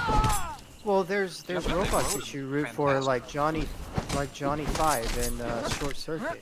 Like that's a very well done robot that you relate to. But these characters are hollow. There's just nothing. Yeah, they are. There's nothing to them. It's just. But I'm gonna watch it again because I like laughing at it now. I feel like that's the new thing. There's a time to be upset. There's a time to be laughing about it. It just sucks because everyone hated Prometheus. I love Prometheus, but I recognize Prometheus is a terrible movie, sort of. But I love it. Yeah, I love it. I love the idea of Prometheus. The sound, all of it. It was great. I love that movie. Covenant was ass cheek, dude. Covenant was ass cheek. But Prometheus, I even like Alien 3. Alien Resurrection was pretty terrible, to be honest, but it was okay. Alien 3 is the worst. Alien 3 is pretty bad. It really is. Your death will be as meaningless They as kill your off all life. the girl that we rooted for the previous one, right at the beginning, and it took away from it. I think everyone has gotten politics. That one was also played with a bunch of studios trying to ended up doing. I think they fired the first director. No, the director quit because they didn't like Fox. He said the Fox is a joke of a company. They don't even know what they're doing. They don't know what the fuck they're doing. That's what he said. That's most likely true, especially when you look at Joy of slaying. Well, Firefly was so good. But Serenity was a good movie, man. I like Serenity a lot.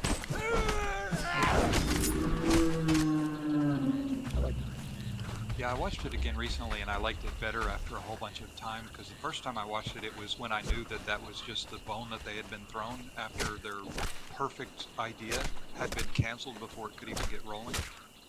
Yeah, see, I so, of never course, I saw was the original emotionally, series. Oh, I saw the movie first, and then I went back to watch Firefly. But I had never seen it before, so I just I see. I watched You the did show. that for it. yeah, I just love the world that they built in that movie. I was like, this is awesome. Plus, it has one of the, if not the best antagonist of all time. That dude is ruthless, but he's kind. Ruthless, but he's kind when he's ruthless. It's Well, it's polite. good. Polite's the word. Polite, yeah. Would you kindly? It's like the villain from Bioshock.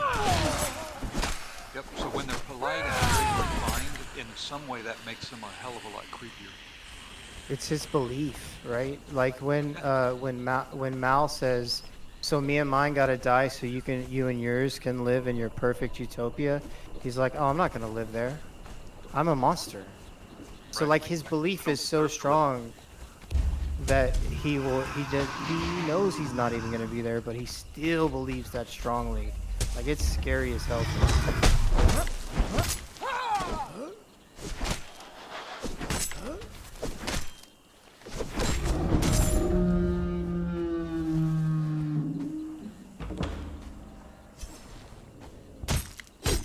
Although the guy from No Country for Old Men is probably the best antagonist ever. That dude was absolutely ruthless.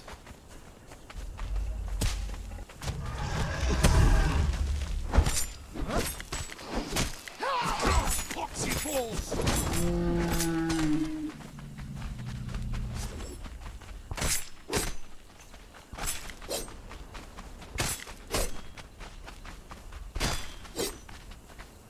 Alright, I've reached max level in the game now. Did you go back to the Yetis though? That's the question. Soon, I'll take you there. Nope. No. Nope. Not ever going back to those mountains, dude. Never.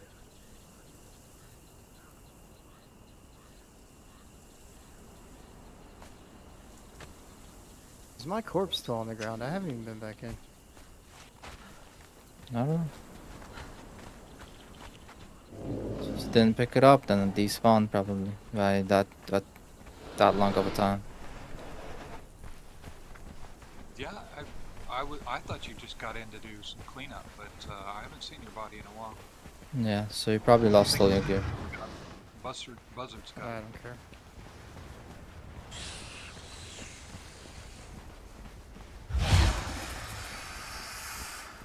I mean, I had just made it, but I don't care. The game shouldn't kill you just because you log out. That's retarded. Oh, shoot. My fault. Yeah, you know it. Sorry, man. But, like, Doom doesn't kill you. You can log out anywhere. I just assumed it was the same way. Nope. You didn't have to know that either. I don't blame you for that. Just saying, like, it's funny that he did log out in the middle of nowhere. I was literally It's, right behind the base because I was testing out trying to put that horse in the horse growing machine thing. Every other game does it, like open world sandbox games, like Ark, Rust, Two games I've never played. and Keep this going. game. No, it's open world sandbox. There's not many of them.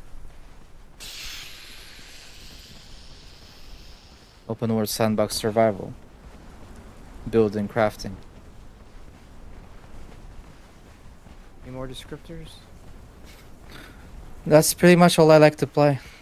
Like, these are the best games: open world, survivor, crafter, builder, base builder game.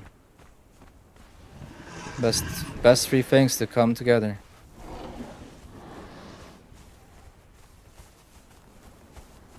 Do you like it when they have a deep desert?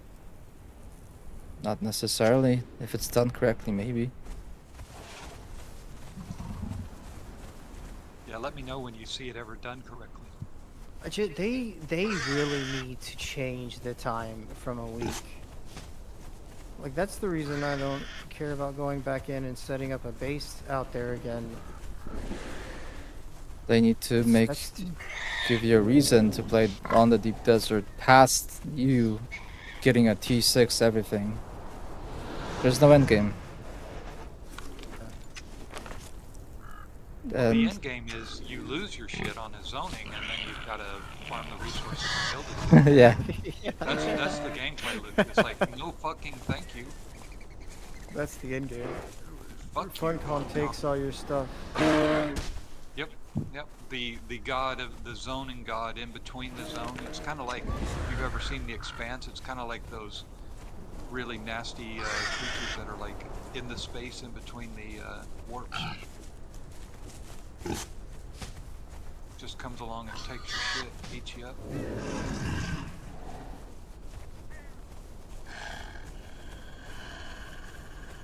That's their gameplay loop. That's their design.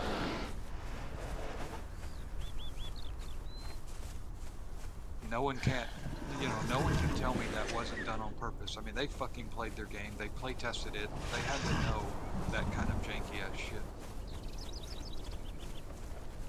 they probably didn't, because they didn't do it at scale. They did it in the lab with perfect conditions. They didn't have like someone connecting from this part of the world, this part of the world, this part of the world. Latency coming into play. People's different providers being poor at sending packets. All the networking problems that can show up. They probably thought they can get away without writing proper networking code and failed checks and safety checks for the players not to have their stuff despawn. And they went for it because they're lazy. They were on vacation. That's it. Yeah, a lot of people have that cavalier, we'll deal with all the problems when they happen, rather than doing the work to try and head off the problems so that they don't happen. That's literally what Like the I was Soviets saying did. the other day is the game's already fucked. Even if they gave you back your stuff, the game immersion and the enjoyment from it's already completely fucked if you lose your stuff that way. I mean, it's already done. There's a whole bunch of people like me that's not gonna just pretend that didn't happen and go back to enjoying the game at the same level they did before that weird shit happened. Dude, you almost lost your helicopter that time too, Gord. I absolutely would have without Nivius doing Yeah. his heroics. He That was fucking risked his crazy. stuff and went out and did the heroics to All rescue for- rescue me and rescue that copter. Having the It's fucking audacity to fly around in the deep desert, dude.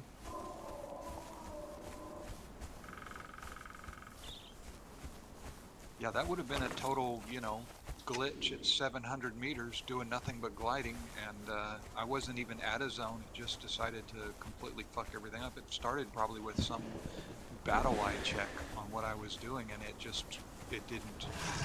like threw everything off enough to where it couldn't jive, it wouldn't let me forward. Nivius totally saved my ass at that point, and I probably would have quit if I lost that, because I very quickly get to the point of, is this the gameplay loop that I want to continue with? And the answer is, It's not worth your time. hell no. Yeah, It's just absolutely. not worth I've the got way time it better takes shit to do. redo it if you're just gonna lose it for no reason. Yep. That's what I was coming to, and because the save was so epic, it became part of the story, and so it was actually acceptable to me because it was so fucking badass. But I mean, that was Nivius, right? That wasn't the game design. Cross boxy balls.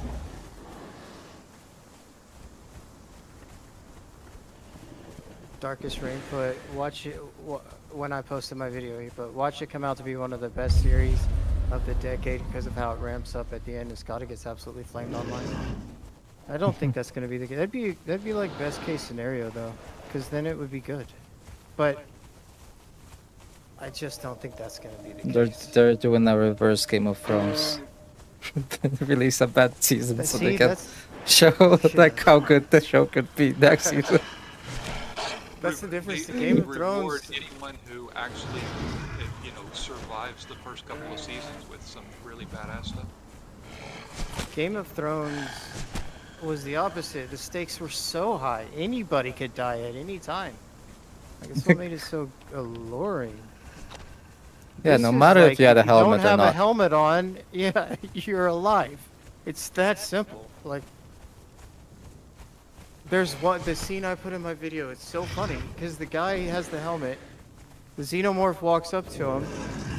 Yeah, The guy yeah. without the guy without the helmet standing off to the side, and just this dude just is shaking with fear, I guess, and he's just he doesn't even move an inch, and it takes the alien scene where he comes down to launch the thing out of his mouth takes a good like 30 seconds. You could run. You don't just have to stand right there and let it happen. Well, maybe it was fear paralysis. Yeah, I mean, I guess. Deer in the headlights. I'd probably do the same thing. But No, it still looks funny because the guy like has all this time and it's just like, all right, dude, I'm just gonna stand right here for you. Now, sometimes a clever director will do that on purpose so that the viewers are screaming at the screen, "Run, run, run!" and they're feeling more involved. It's actually kind of a weird psychological trick. That's what they do whenever they draw things out and pace it Yeah, but slower on purpose. but They're doing that to make the that doesn't. listener interact or the viewer. Doesn't work on like background characters. It has to be the main one. Right. It doesn't work in this case because I didn't remember it. When I was watching it, when I was watching back for the video, I saw it again and I was like, oh yeah, I guess that happened. Like it's so hollow. Like I don't know. The Game of Thrones don't thing remember is so good because every character has a backstory, every character is relatable, every character can be liked by a certain group of people. Yeah, but Yeah, but the especially- movie industry didn't make that, right? It was done by one of the greatest writers of our generation, and you're not going to have the same level of base for any of I don't know. the aliens. The first Alien was written that well. The second one was written very well. It can be done. It's just that now it's a corporate thing where it's like they put it through an assembly belt, and just like Disney did with Star Wars, and it just becomes trash. It's garbage. It's not. Foxy ball. Like George Lucas, when he wrote the first Star Wars, was doing it out of pure passion for that world, with popsicle sticks and explosions. Like it was art. This is just cookie cutter. You're death will be as mean I don't as your wife. Yeah, I mean that's unforgettable. It's not only art, but it's television. It's something new that's never been done. That's done so incredibly well that you can see that the future is better because of it. Yeah. Yeah, it's passion. It's just pure passion.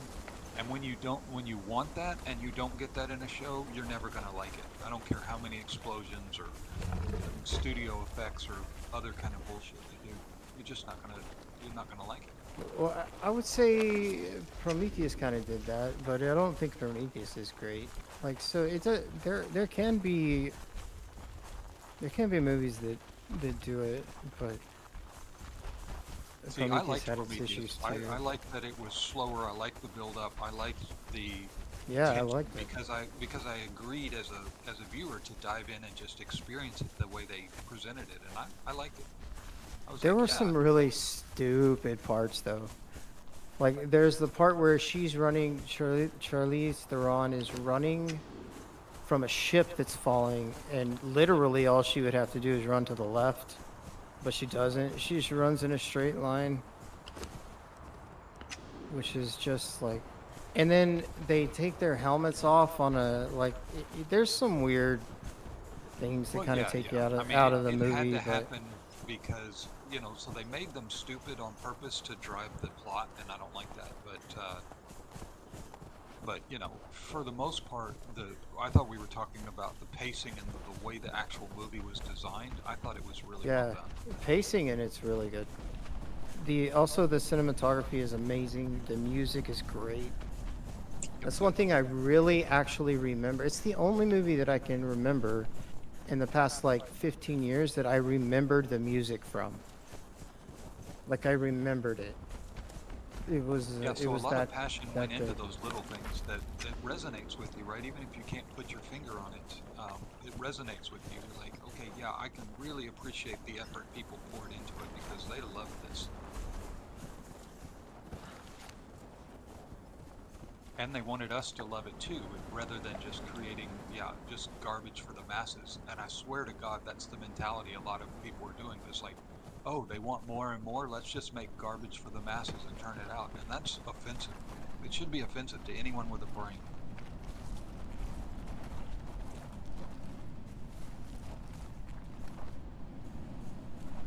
Which is hopefully, you know, most children.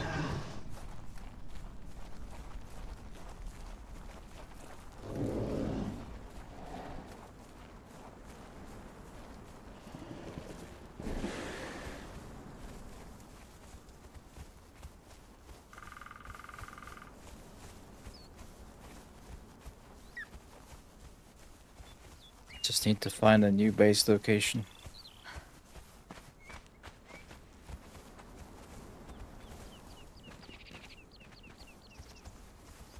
How you gonna move all this stuff from that one over? What?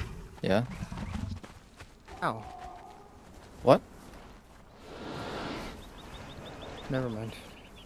He's asking how. How are we going to do it? Mounts?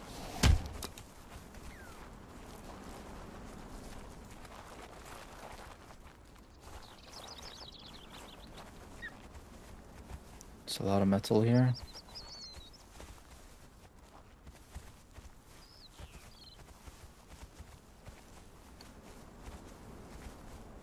So weird, I didn't get the notification you were streaming, so I didn't know if you were playing it today. Yeah, I don't know. It's like platforms being weird about stuff sometimes.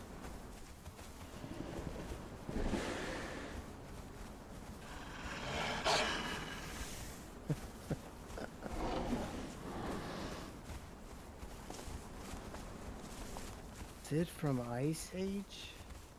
What's he talking about? There's a scene from Ice Age in the movie, in the TV show. Which scene was that? I remember that. She was watching. I don't know. She was watching Ice Age. Oh, on TV. Yeah, Remembering yeah. or something.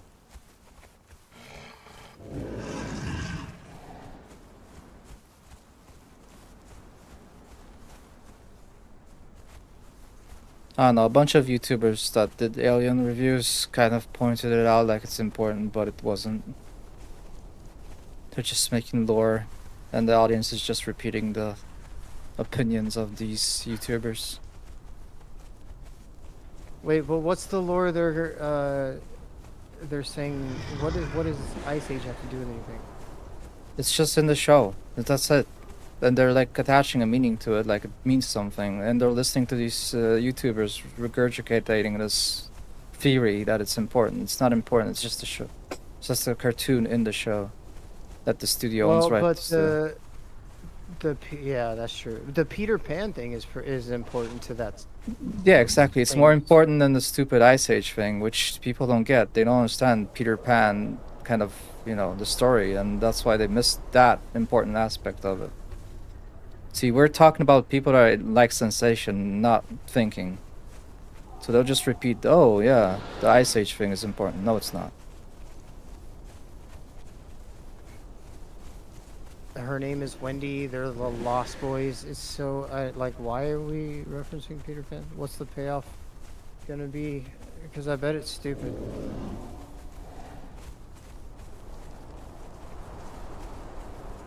It's Peter Pan being greedy, wanting to play with aliens, and the lost children are helping him.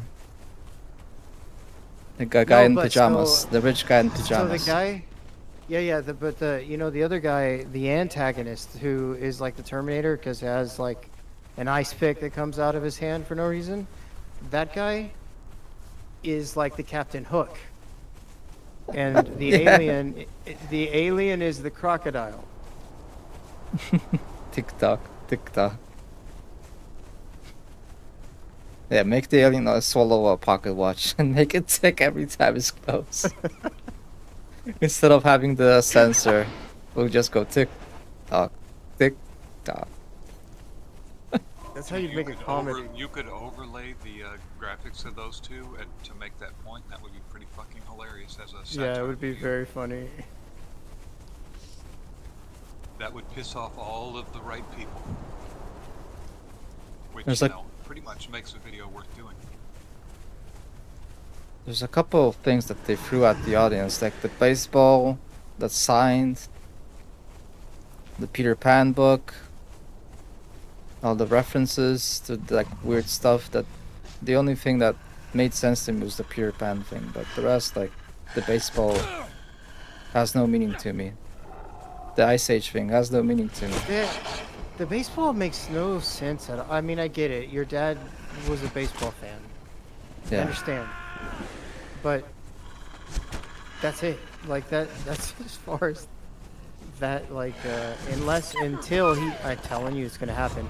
Until he throws the baseball autographed by Mr. October himself, Reggie Jackson, at somebody or at an alien.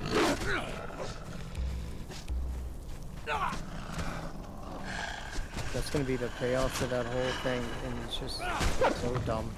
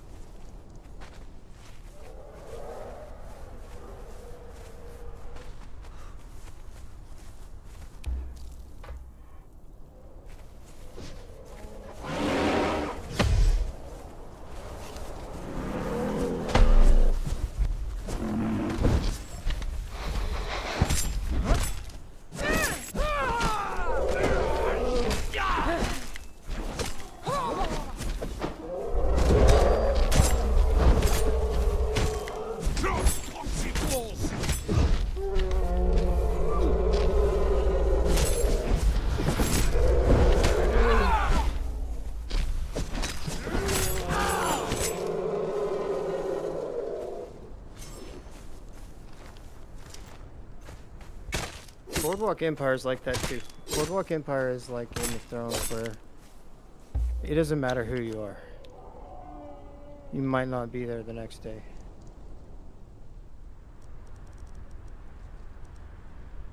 Lord of the Rings did the same thing. They made sure that nobody feels from the cast that they're the main character. Yeah, but what I'll say about Lord of the Rings, they all had plot armor too, though. They all If had we're being plot honest. armor, but nobody knew who's the main character. Like, is it Frodo? Is it Gandalf? Is it this guy? Yeah, say that was well done. It was balanced. The story, the characters had like a deeper backstory. In Alien, Very it's- good characters. the only memorable character is Ripley. The other ones, I just don't know who they are. I disagree strongly with that. Okay, what's another I know character? in the first Alien, you had Parker, which was played by Yofet. I forget his name. He just died recently. Lambert. You had Kane. You had Ash. Dallas. Yeah, but none of them know are important. all of them. They're all important. That's what makes that story so good. What's important about him?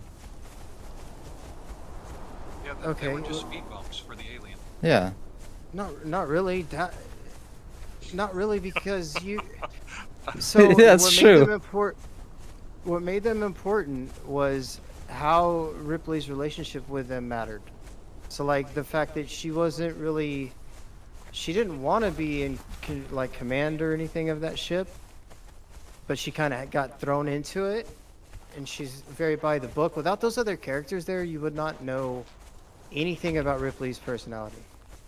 It's more than just fodder, in my opinion. Yeah, but they don't mean anything because I don't even remember their names. The only thing I remember is Bishop. I do. That's a Bishop was in robot. the second one. Bishop was in the second one. Ash was the robot in the first one. He was played by Ian, the guy who's in Lord of the Rings actually, who played Bilbo Baggins. I don't know. If I don't remember them, they weren't important to me. The second one's a little easier to forget the different characters of the Marines because there's more of them and they don't play nearly as much as a pivotal role. Yeah, supporting characters are awesome when they support the main character and they make her be who she's supposed to be. So I get your point. Well, it's a good way to do exposition, I think is what it's Yes. called, without Yes, speaking. absolutely. It's, in fact, it's the most realistic way because you're basically saying your environment and the people you have surrounded yourself with, at least in part, make you who you are. And that is true. They just show you who you're dealing with without having to say, hey, Ripley is a stickler by the book like they do nowadays in shows and Right, stuff. and that's lazy, right? That's just them taking Yeah, a it's writer's just bad. Bad writing.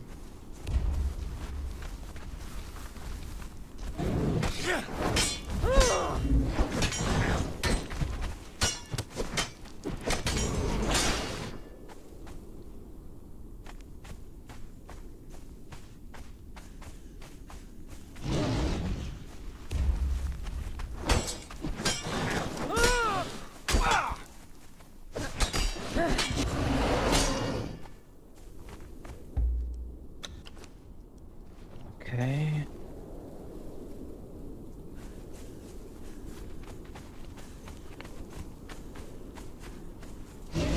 Played that game in a long time. Darkest is like, hey, I'm playing Phasmophobia tonight from 30. I don't know. What's he playing? I've played that. Phasmophobia. Ew. Yeah, I'm not a huge fan of it, but it's just, I don't know. Sometimes, every once in a while, it's okay to play. Hmm. It's Everybody plays literally what they like. Same thing over and over. It's a pretty boring game. Would agree. The only thing that's good about the game is if you play with the right people. That's the game's fault. Or in VR, it's kind of fun as well. Yeah, I only do it in VR because the regular mode is just a lackluster thing that you do.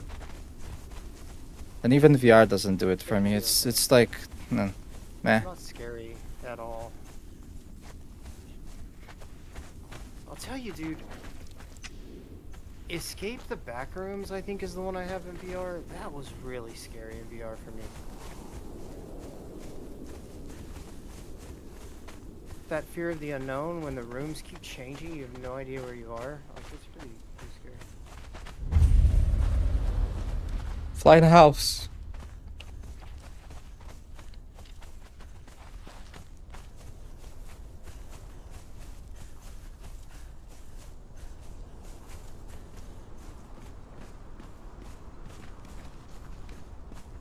But we already all know what the scariest VR game is. Alien Isolation. In VR. 100%.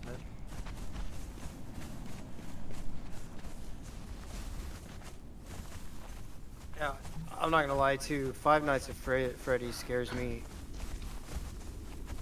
as well, Never to be honest. never played it. Never played Five Nights at Freddy's and don't plan to. It seems like a weird thing, but the pitch black to your sides, not knowing when they're coming, is pretty scary. I don't know what the game is about. I didn't play it. I didn't watch nobody play it. I don't know. I just don't know anything. Don't have an opinion. There was nothing to lure me into the game, so I didn't play it.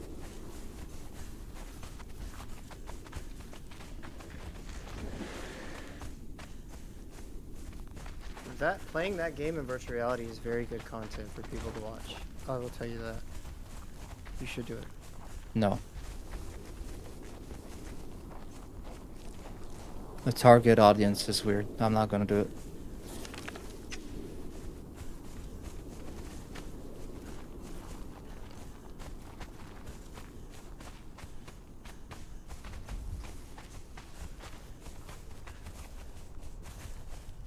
I played Fruit Ninja in VR for the first time the other day. What the hell? It was not what I mean, it is what I thought it was going to be, but it wasn't at the same time. Like, it was, I think it turned it off after like 5 minutes. Which is a shame, because man, I loved Fruit Ninja on my phone like in 2011.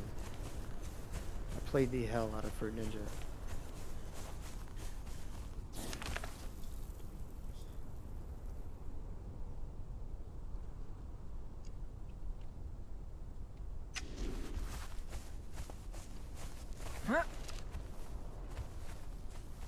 That and Clash of Clans, man. Clash of Clans, I played a bunch.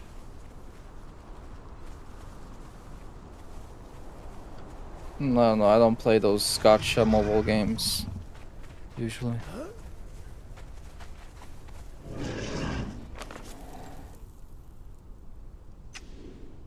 At the time I did. That was around 2014. They were kind of new. The gacha games were still kind of new back then. Yeah, a lot of people fell for them and paid money. Yeah, I was one of them for Clash of Clans for sure. Yeah, one of the managers I knew kind of paid money for the diamonds, whatever, to like advance in certain games. It wasn't Clash of Clans, but it was something else. I just thought it was really weird and odd. It's an interesting thing that they came up with where, like, you're not really paying for anything but time. You're paying to speed things up. Yeah. So like a bunch of us at my work, when I was working at True Green, we're in a clan where we played a lot. And I think every one of us put in at least a little something towards that game. Not a whole lot, but to speed stuff up for when we would go try to fight. I don't know. It's a fun game. Yeah, it's a social thing. I understand, but at the same time, I don't understand.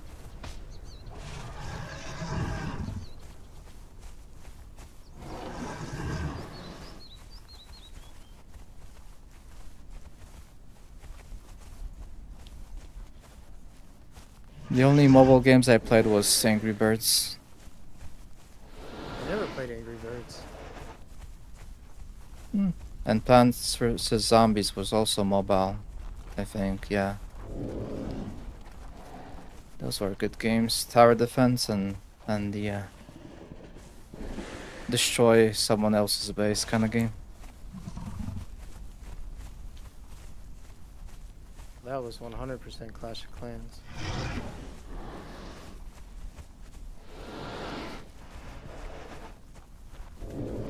If you destroy their base, you take all of their shit. What do you mean? You take whatever's in the storage?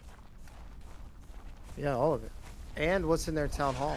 So you're getting everything. I mean, well, not everything, but you can get a lot. You get a percentage, you don't get the whole thing. Need to go around there to farm gear for my follower. We're wondering where you build, Coyote. I'm not sure where you build.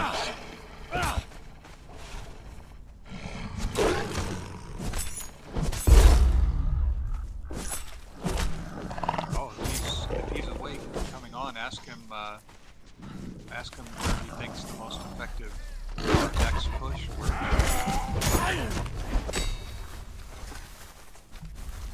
I'm just looking for a nice flat area so I can build.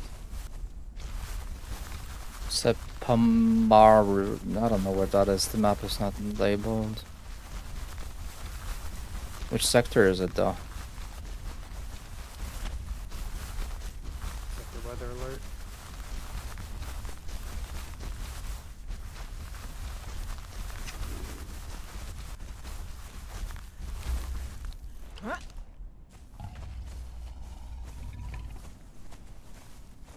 Don't I see your dot on the map? Nope. I see Gourds, see Nibius. I don't see Skada's or yours.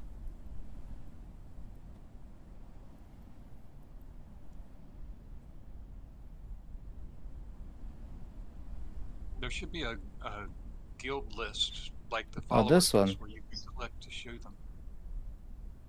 That looks good. Are we all building there?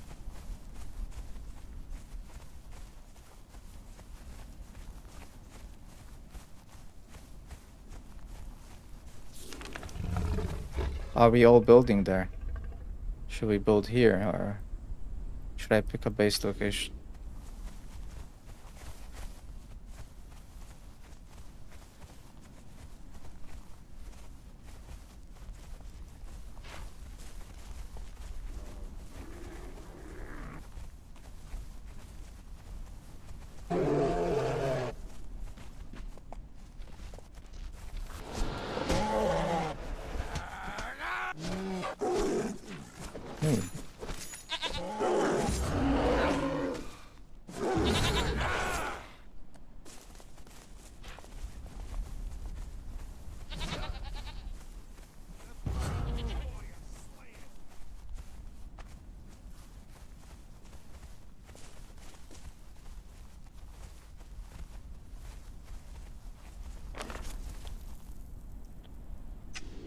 My PC just freeze loading this game.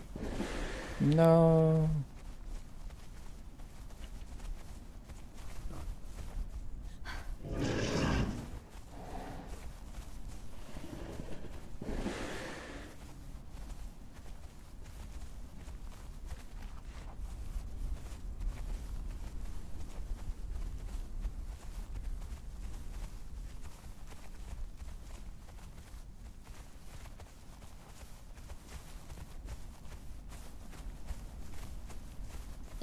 Up.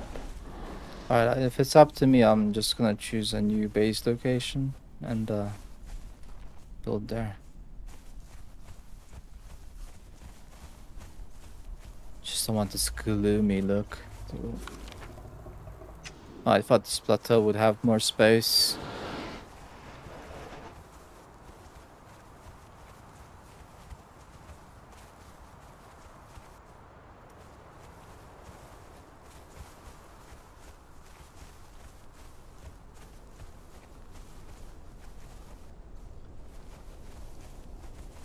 Is that black ice?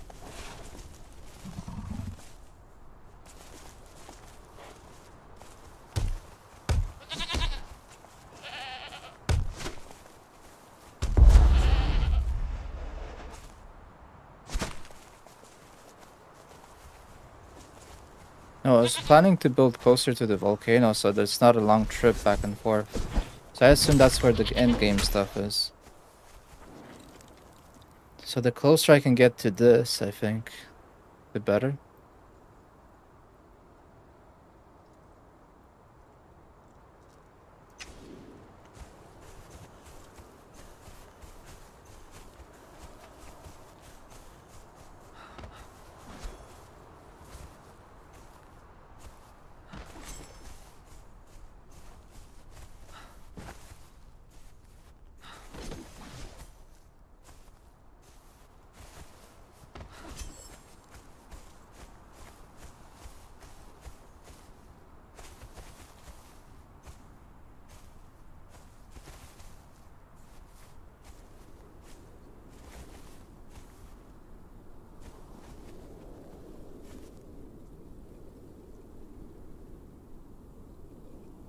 Yeah, it is black ice. Nice.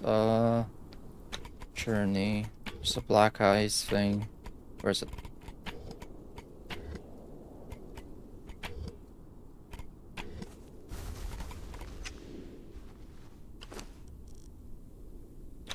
Rhino, why do you have to make noise and distract me? There it is.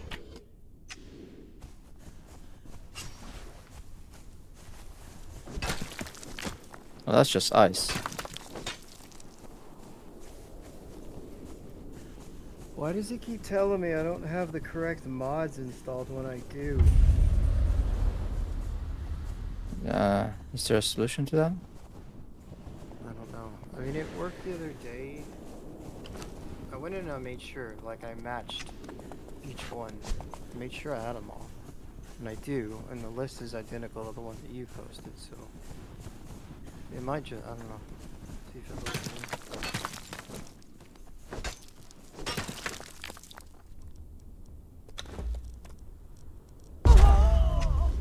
What the hell? What's wrong with you, goat? You're just a stupid bird animal. Go away. Scared the living crap out of me.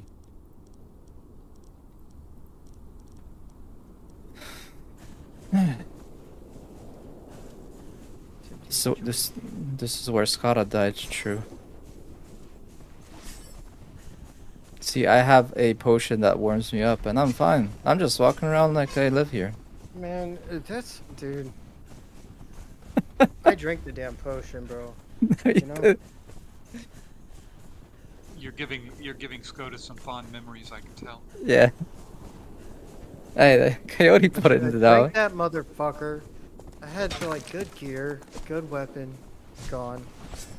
Because, y'all want to pick fights with Yetis in Sub-Sahara, or not Sub-Sahara, but Siberia.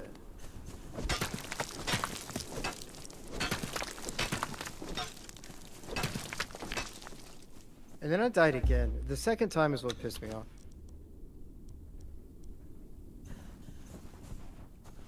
Oh my god, this glitch.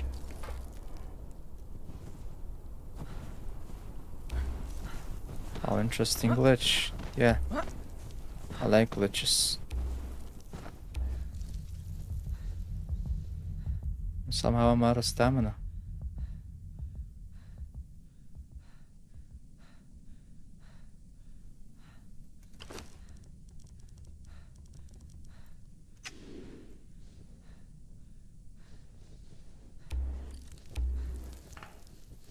I still need to finish Half-Life Alyx in VR. I've only gone like halfway through that game.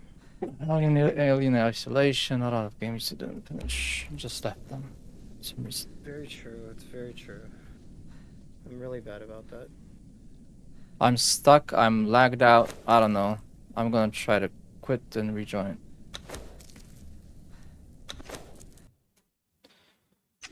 This is so Feels annoying. tempting to join. Let's restart this.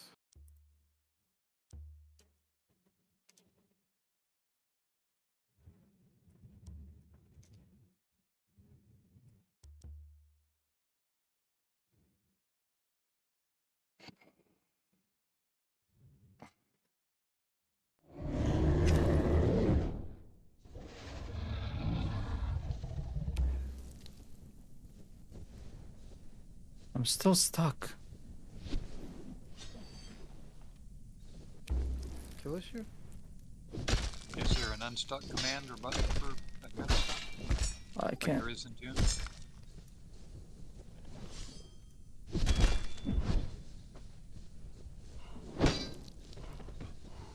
Dude, the unstuck in Dune is worthless. It does nothing.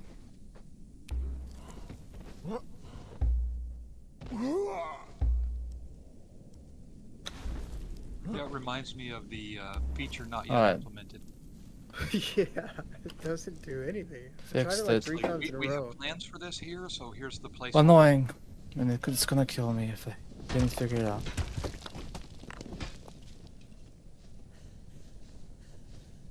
I'm gonna be butt-ass naked again. Oh well.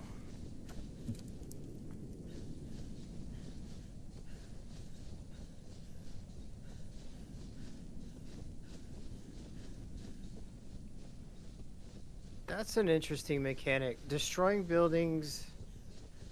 What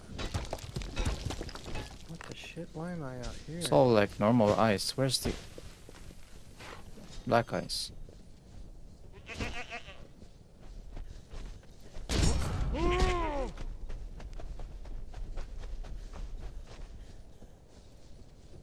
Looks like my follower is stuck there.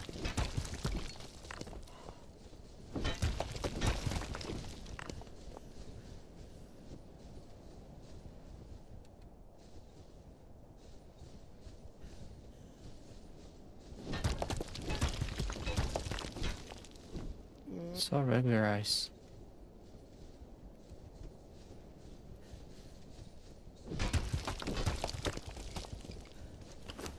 It's gonna probably be an easy way to tell between ice and black ice.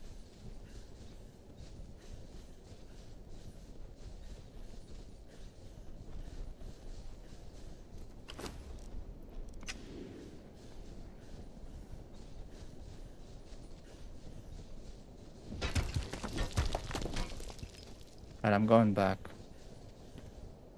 Need to get my follower. So the rate of or the currency of material, I guess you could say, that you get back when you destroy a building is just based on the health of that building. So if it's brand new, you get it all back. That's interesting. If it's fixed, yeah. Get it all back.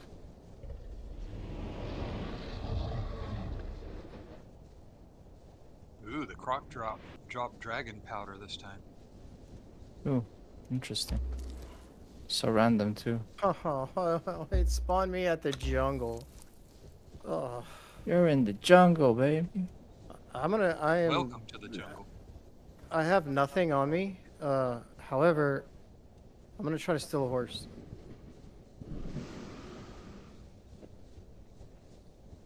Might as well. I'm here.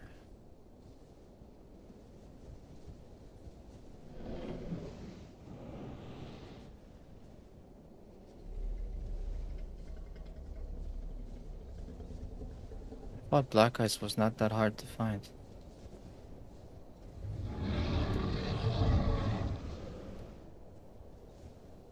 Wow, I got that fatal error again. Yeah. While just running back to base. That's all the warmth potions I have. Yeah, that sucks.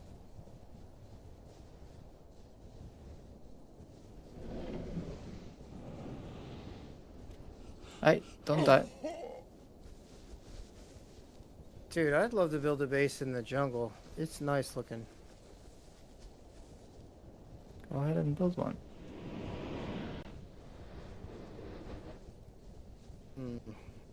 I don't have a hammer. Be quiet. Stop it. Sounds like excuses. What is that? That's a peacock. Why is there a peacock? Stop it. Because you're in the That's a good jungle? one, too. I'm looking for a horse. Also, why when you die and you spawn back in are you half health? What is this?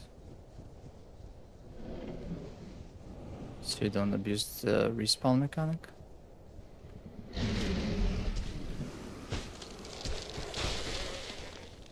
Is there a size the horse has to be For what? for like putting him in the thing? Because it didn't work last time. A small horse. You'll know the difference. It's a baby. I have no heat reduction and I have no cold reduction, so I need to go back.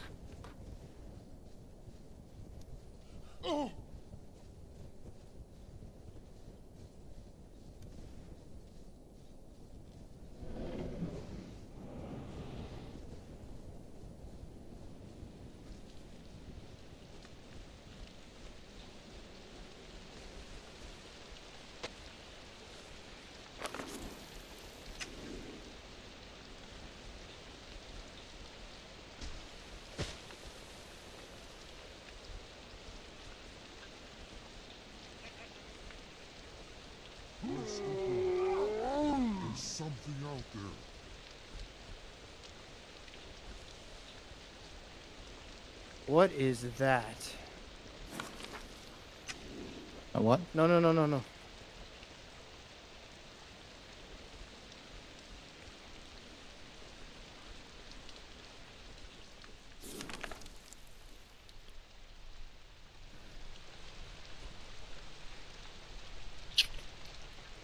You know what? Based on all the things.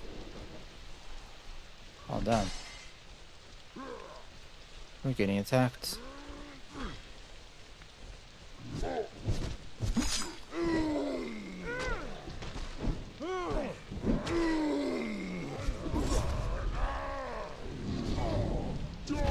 Savior!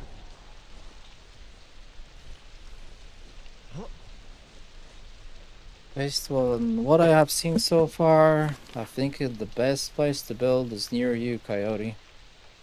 So it's probably around somewhere around your area. Just need to find a nice flat area. This is an ugly raining biome that I don't want to build again. I already built here once, and that was a mistake.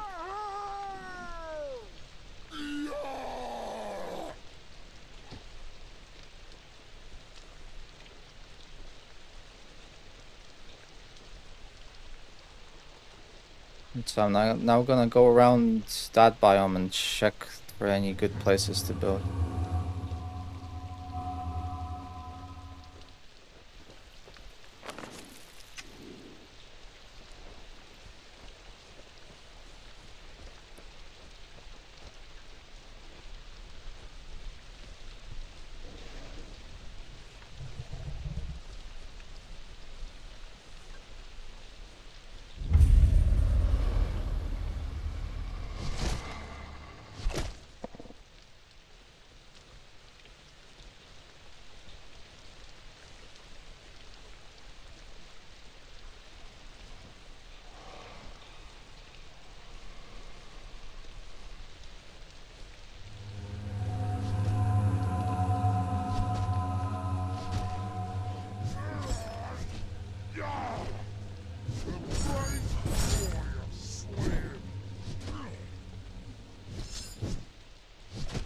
What are these phantoms about?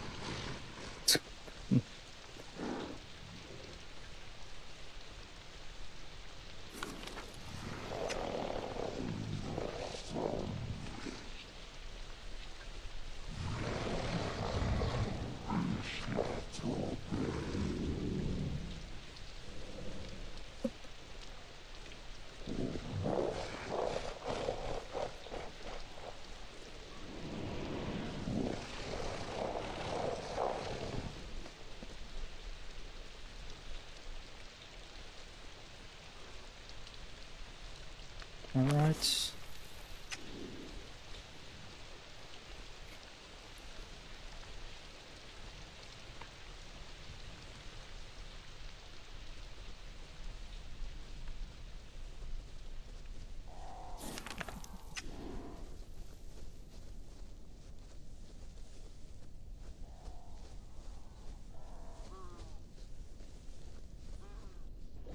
Poor follower.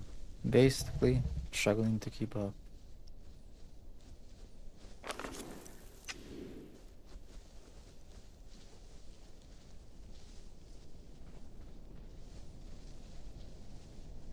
Oh look, it's Scott's favorite. Green force field. Wonder what happens if I touch it. Nah, I'm not curious. I don't click on those it's over kind of, videos.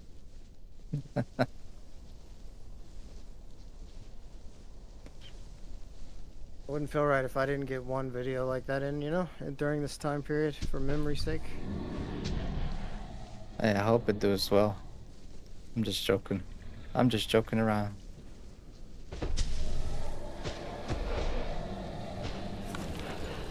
Thing is, I don't think anyone cares about like TV shows and movies anymore like they used to. You They're know all just why? like, I can solve that mystery for you. because they all suck and they're all ass cheese. No, because the whole Hollywood thing became virtual signaling and political propaganda instead of entertainment. Well, I would agree with that. So that's why nobody wants to watch entertainment anymore, because it's not entertainment. It's trying to patronize you for living your life a certain way.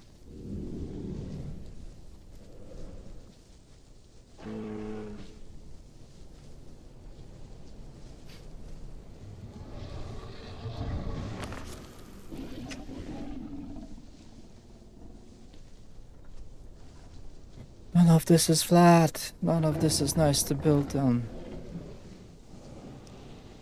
You attack. I don't see any baby horses anywhere. I just see the regular horses.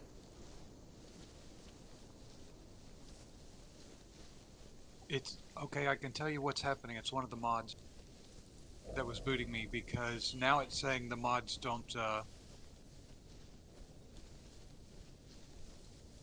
Now it's saying it gave me the screen where it says the mods don't match when it hasn't been doing that before. So it's like one of them corrupted itself or something.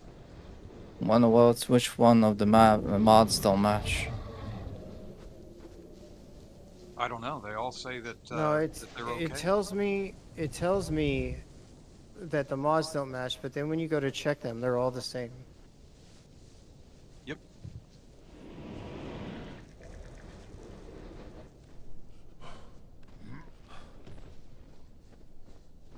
But I mean, I played for 3 days without getting boots, and now I'm getting two crashes. You know, today with nothing else changing. I should probably investigate. Probably the mods were updated in the meantime, and we have to stop the server, update them so everybody's up to date. Which I can do. It takes 10 minutes, but yeah, no problem doing that. Yeah, I don't know. Maybe another one updated? I don't know. Because now I can't join, and it booted me. I was just up north of the big croc guy, but out in the open, so storms come through, and my body's just laying there. I guess I die. Yeah, give me a second. Let me just log off in a place where I won't die.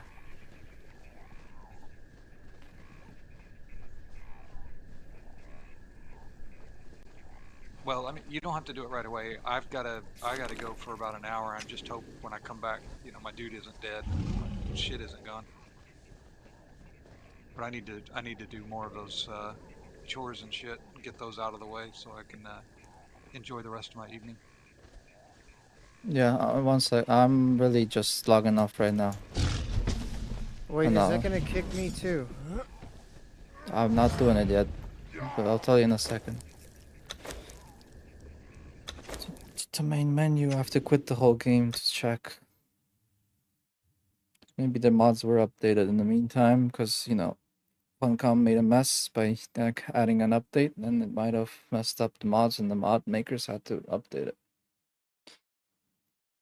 Which is usually what happens when the game gets patched. Oh no.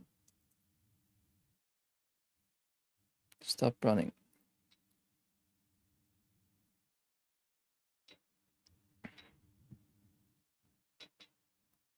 Yeah, I'm gonna unsubscribe and resubscribe to each one before I go AFK.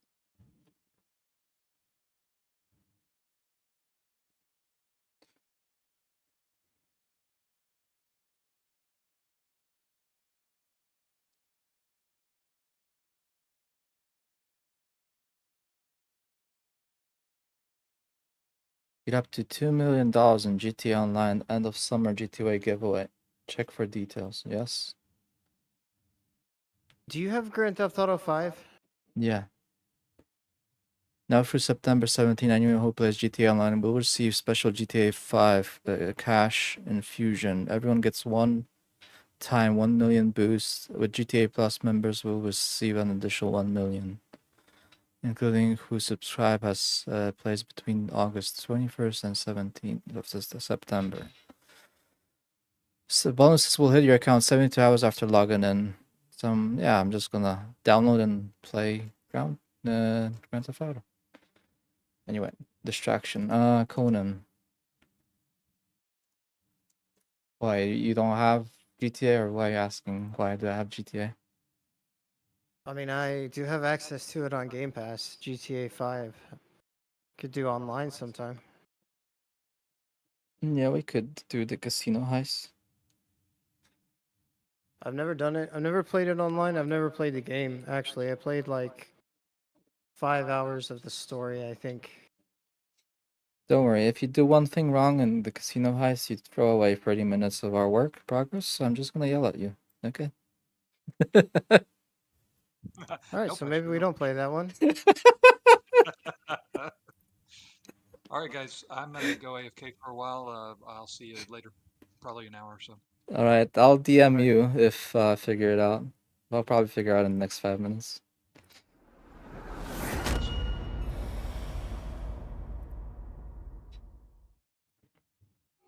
Can you wait until I get back to the base, please? Yes.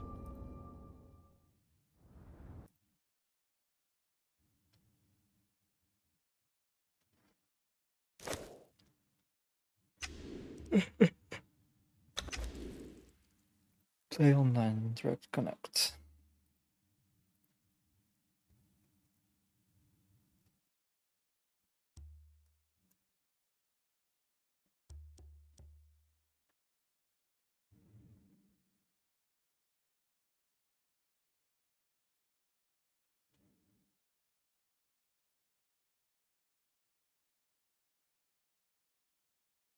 Oh, all the mods seem okay for me.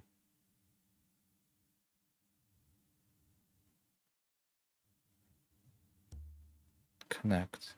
Yeah, it does say current mod selection does not match the server's mod selection.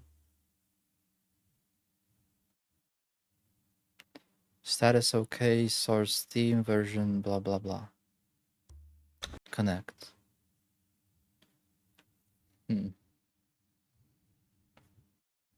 I think it's just bugs saying it, because when I can load it, no problem. Yeah, Even though it says that, but it might also be affecting performance too, causing crashes. But you can play it. no, it says that you always said that for me. And I don't have a problem. I don't know, it's just wonky. Unreal 4 weird crash.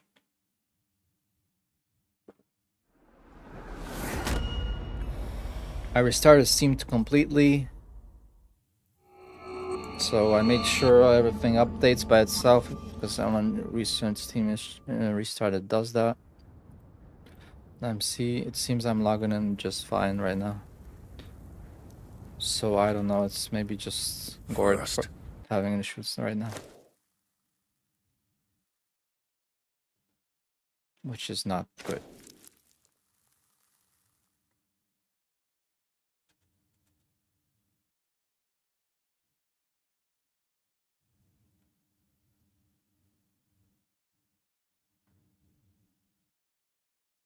Attempting to join. Let's see if it joins.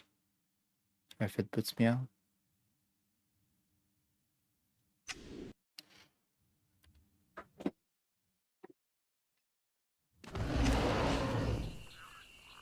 We good.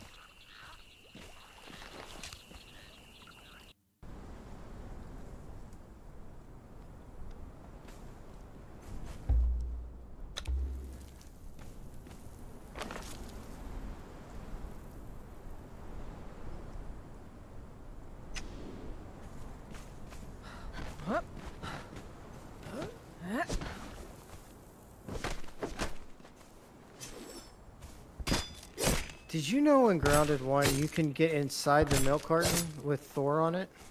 Yeah. I never knew that. As many hours as I put in that game, I never once knew. Until I was like, where is this tooth at that keeps going off? And I was like, oh my god, you can go inside this thing. Yep.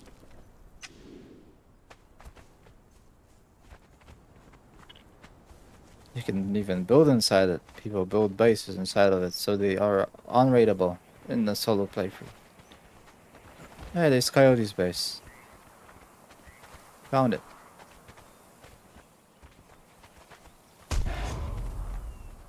And I killed a antelope next to his base.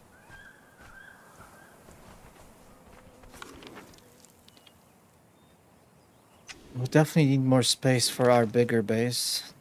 And I definitely want to be a little bit more west. A little bit more east, so we're closer to the center.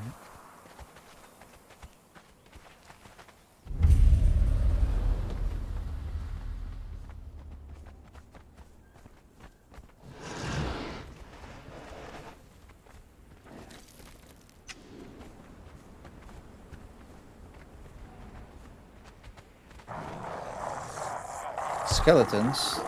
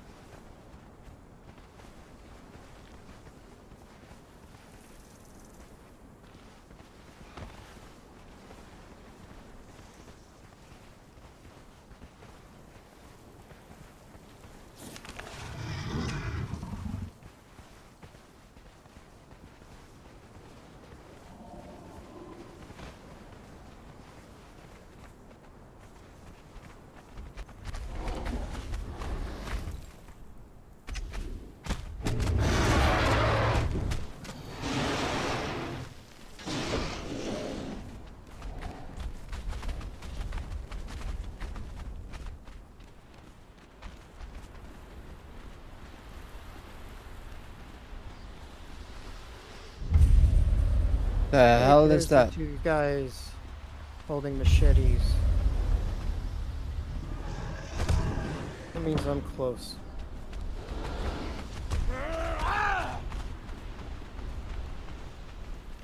There's a big ass crocodile.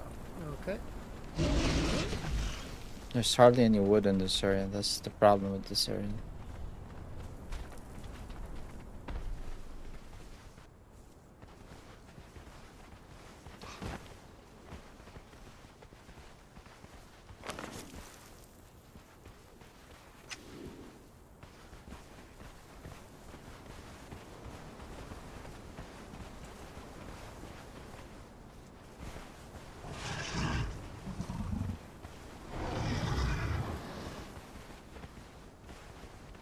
Although there are a few trees.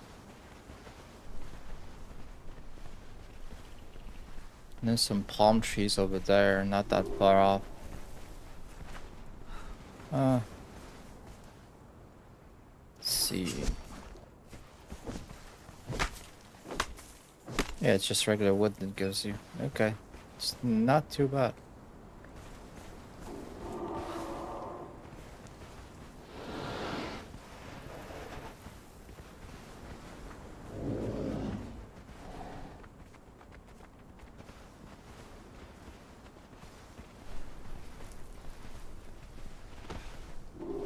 Just metal here. Some coal.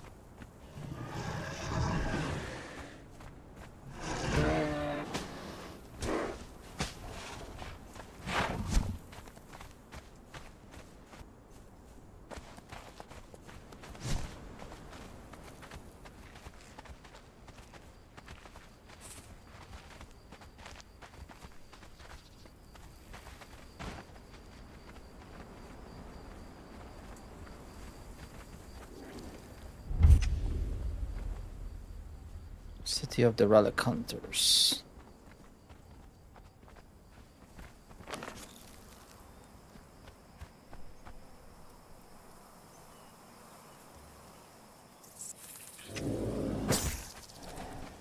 Your death will be as meaningless as your life.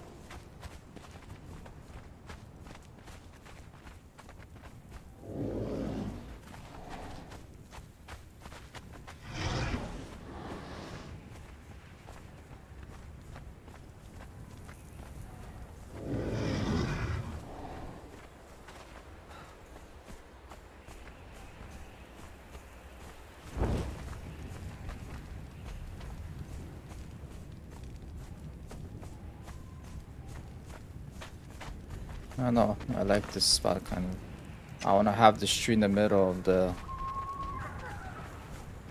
the garden that I'm gonna make. But it's not flat though, and that's the worst. That's the worst thing about it. Hmm.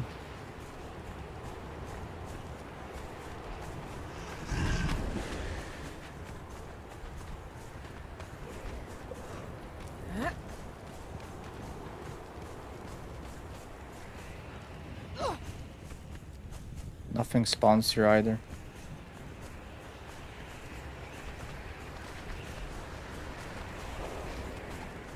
I don't know. Let me try.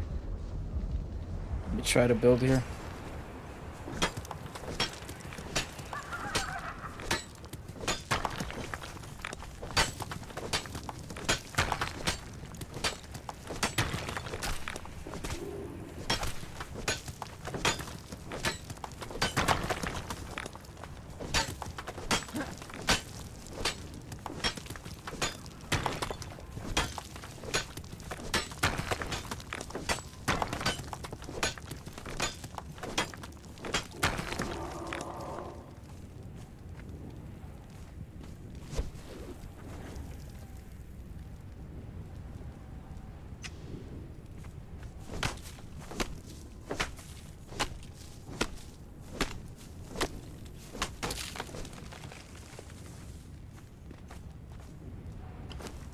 Okay, building hammer.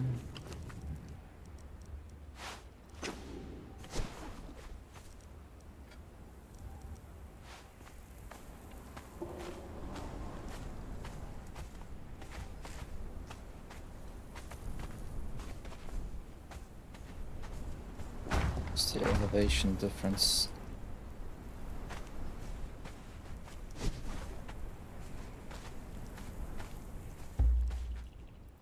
Stand guard here.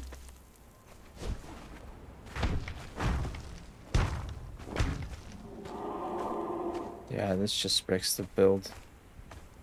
Oh well.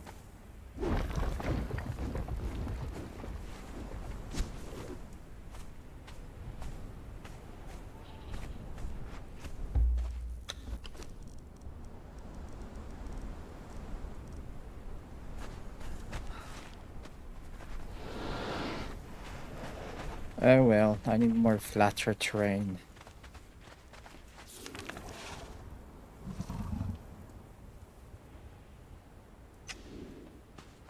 Gonna go up north again, check those areas. Doo-doo-doo.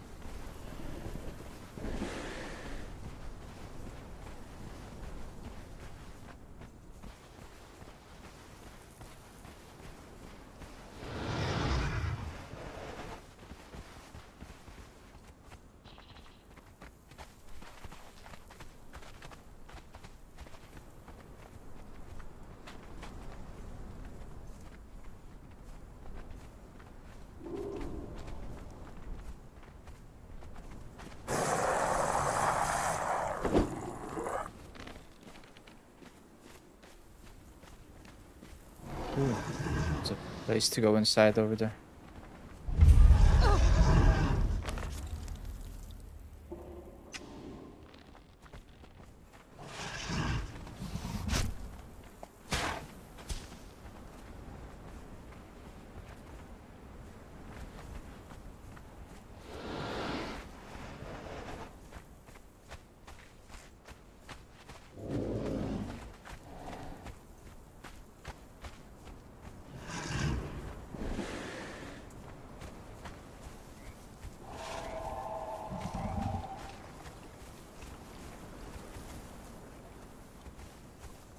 Know what can be done? It will take time, but learning sorcery will eventually unlock teleportation. Yeah. Oh, there's X here too. It's not a bad place. Yeah, then we can just teleport around, I guess, and the location won't be that super important.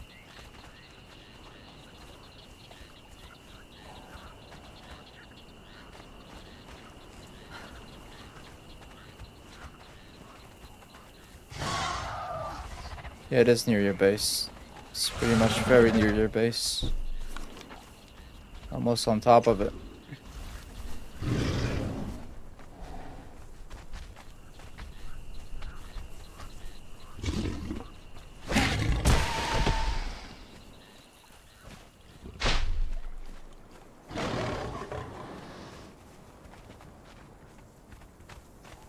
Kitties.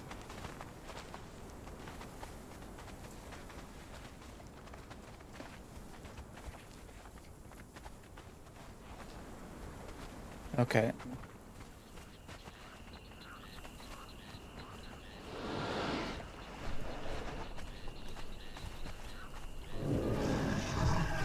Here's what I'm thinking. Either this plateau over here, like from this edge of the water till somewhere over here, we place a base. Right? That's where it's gonna... I just don't know if that's enough space. Or down there on this very flat area. Super build on this flat area.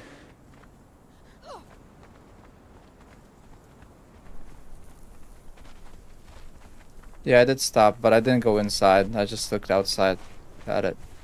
Or this flat area over here is where I can build the base. I don't know. Should I go for the Oasis base or like the flatness of that? Help me decide.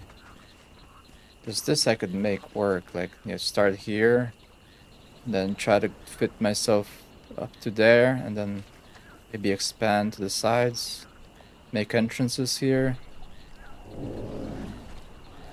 then try to implement this water into the build. Or go for the easy mode and like no struggles, no hurdles. Just build on this flat, nice circle here. Oh, Nivius built something else over here. He's unconscious inside his building. Yep. No help. Come on, Nos the murderer. We gotta go. Leave him alone. He's sleeping.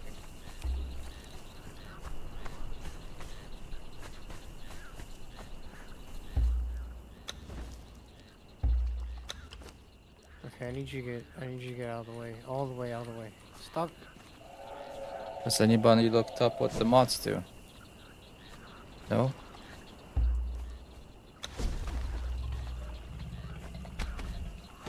The lag is being weird again.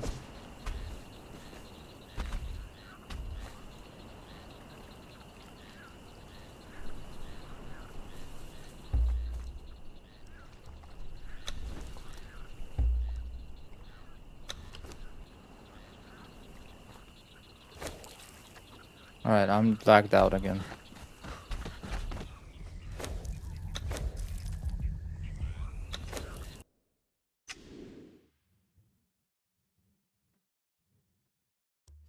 One of them allows you to have one follower at a time. Oh, like other mods or just the ones we have installed? Because I'm not sure it gave me the list of mods that I installed on this server. The Better Frost mod, maybe that does something. I think it was procrastination that gave me all the mods that I should have.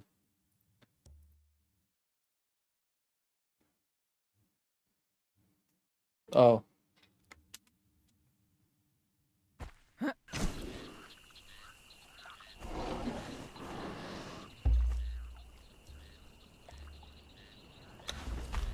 Hello, Drift.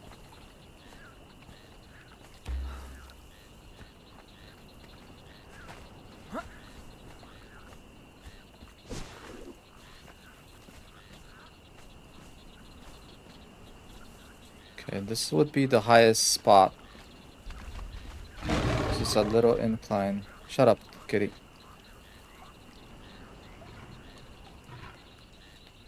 Then if we line this up like this...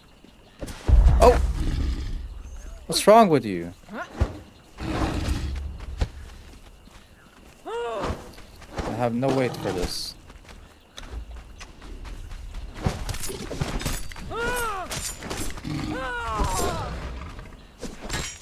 Tiger's gonna come over.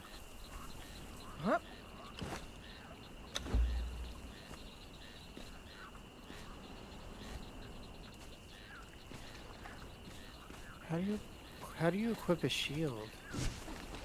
Just put in your hotbar and put it, equip it with your one-handed weapon.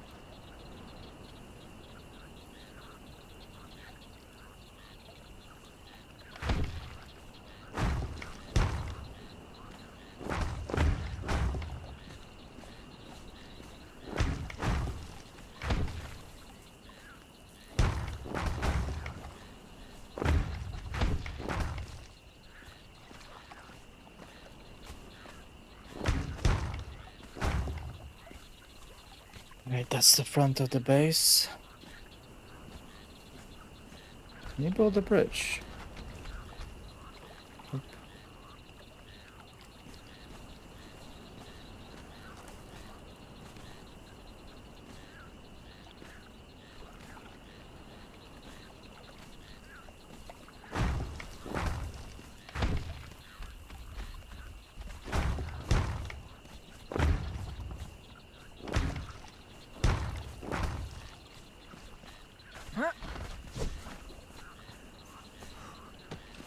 Alright, there's gonna be a lot of mining now. So it might be one of the mods crashing. I'm not sure.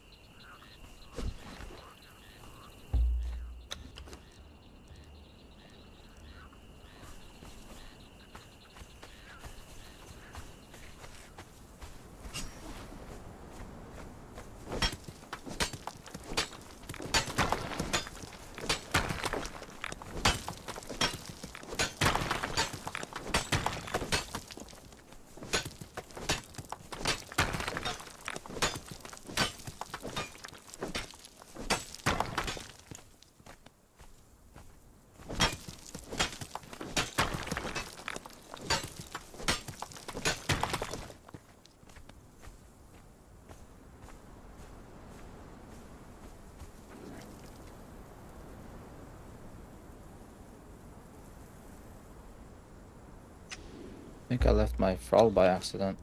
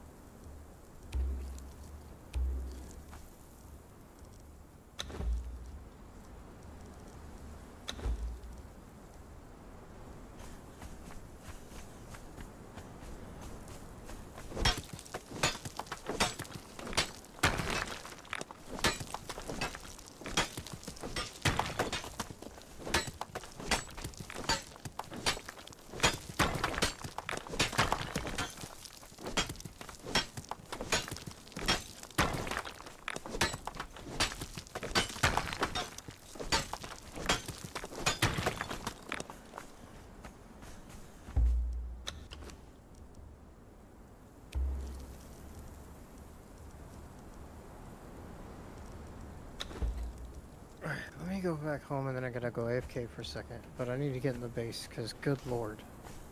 What happened? Nothing happened, I just don't want to die again and lose all my stuff. It took forever to get back everything. You get back home and get some sort of armor and weapon back. Mm-hmm.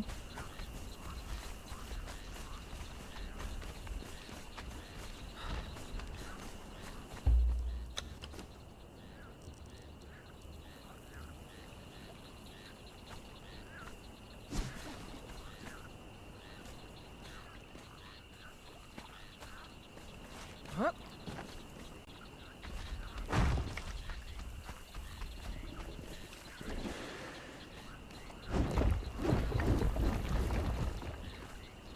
Oh. There's the limit.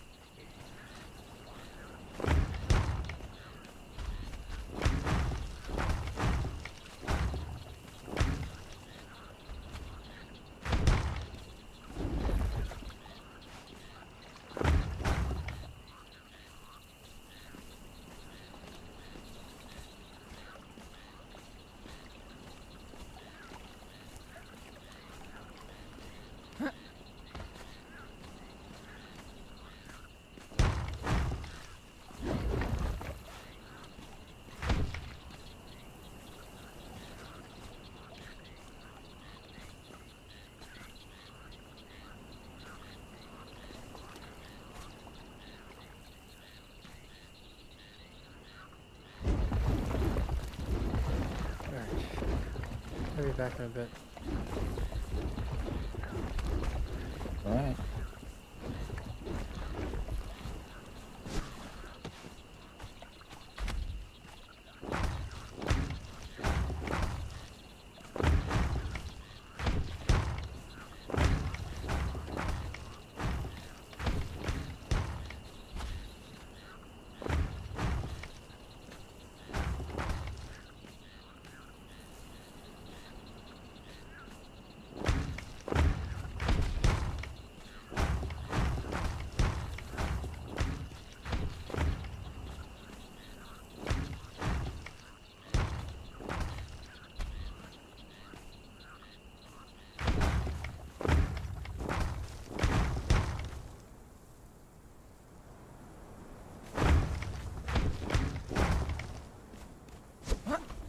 more stone needed.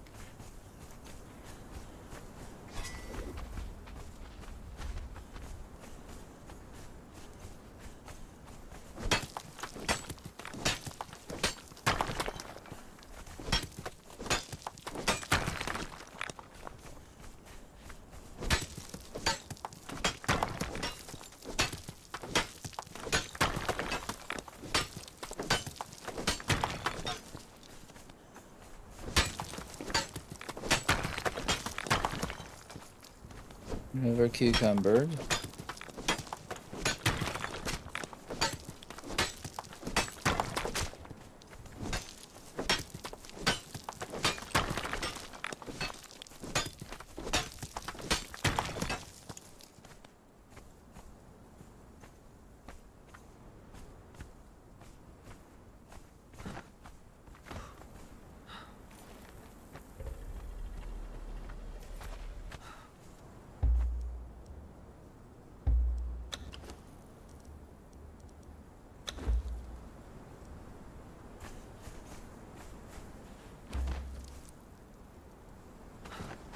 Oh my god, what is wrong with this game?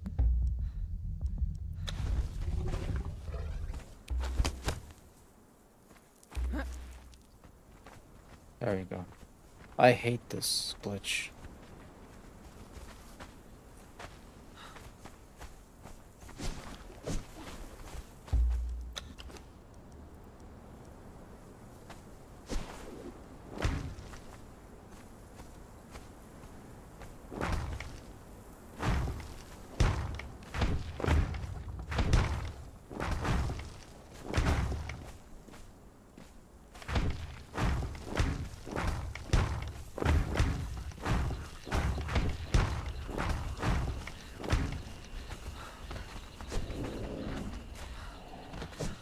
No more stone again.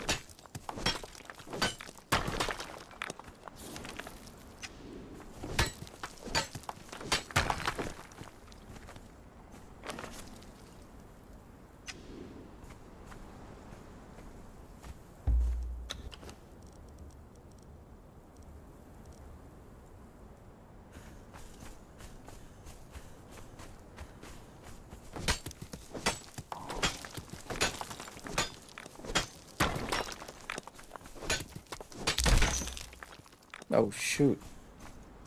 They were perfect for that.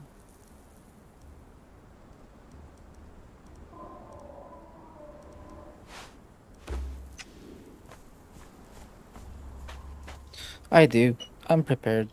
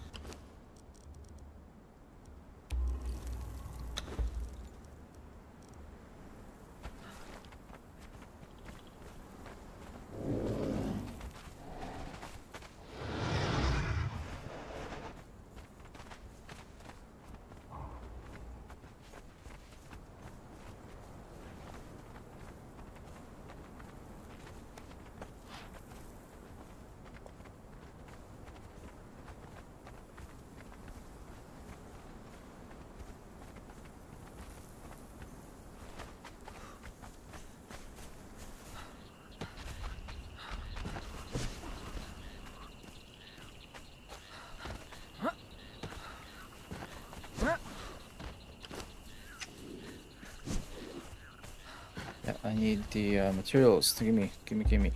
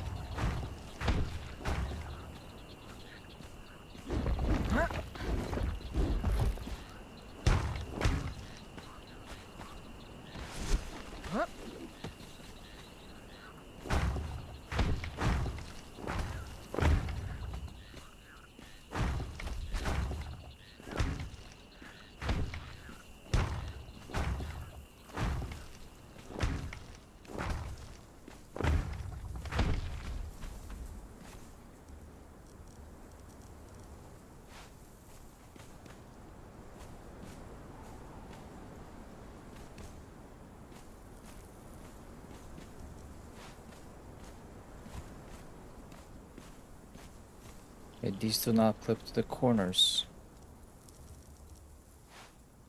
Sucks.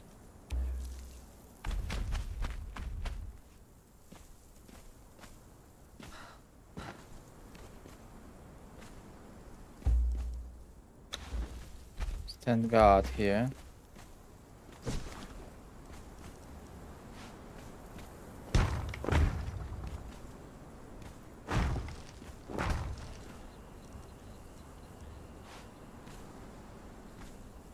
Yeah, that sucks. But these clip to the corners.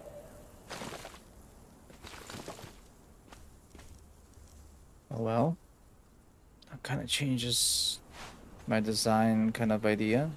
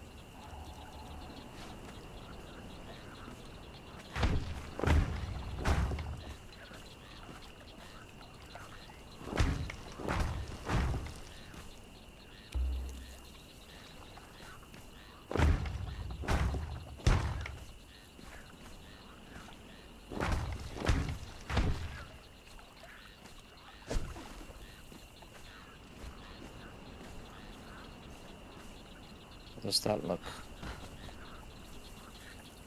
Bulky. Quite bulky.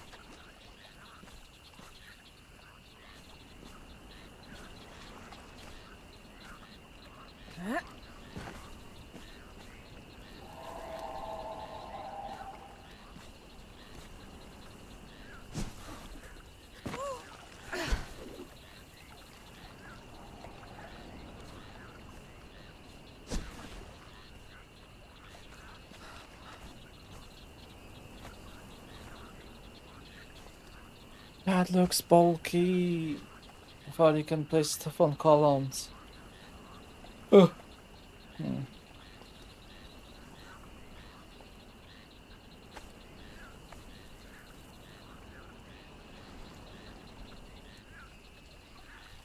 I should still go for it.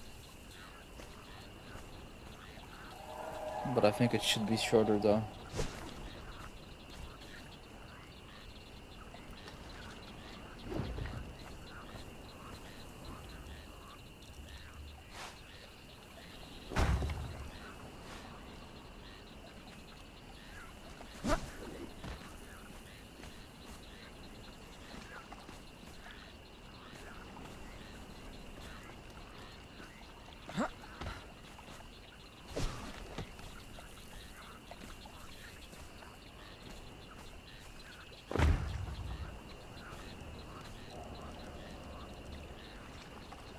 Ceiling?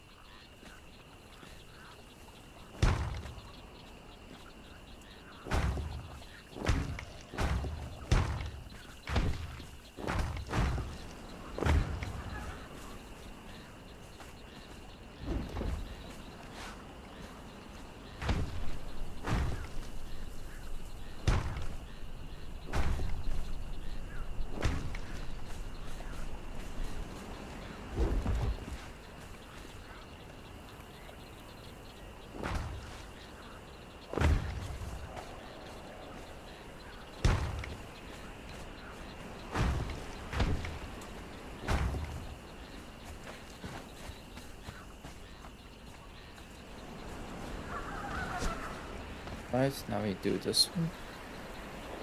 So confusing, this one I think. Yeah.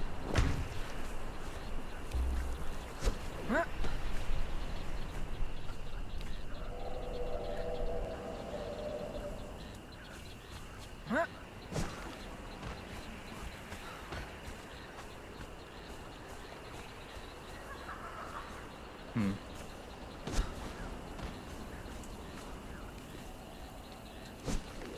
Right.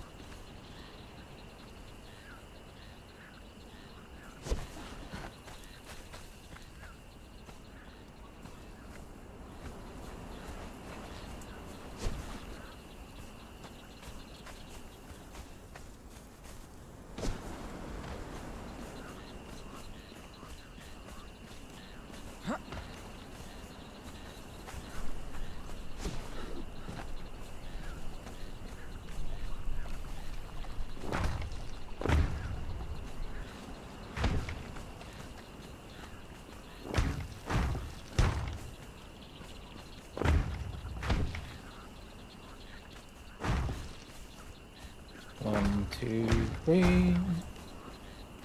1, 2, 3. 1.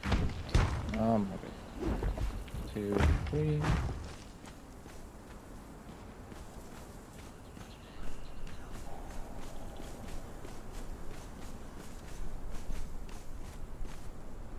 One. Not enough stone.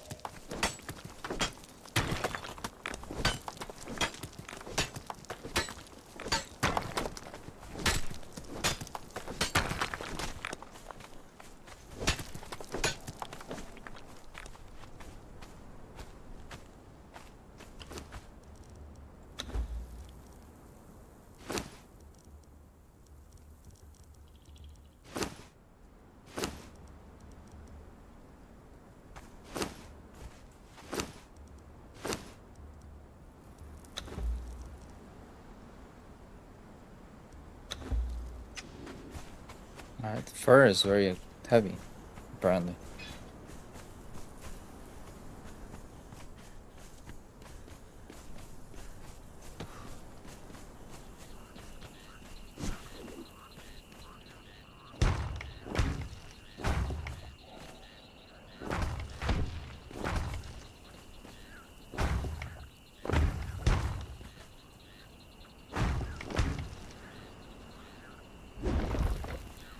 Oopsie.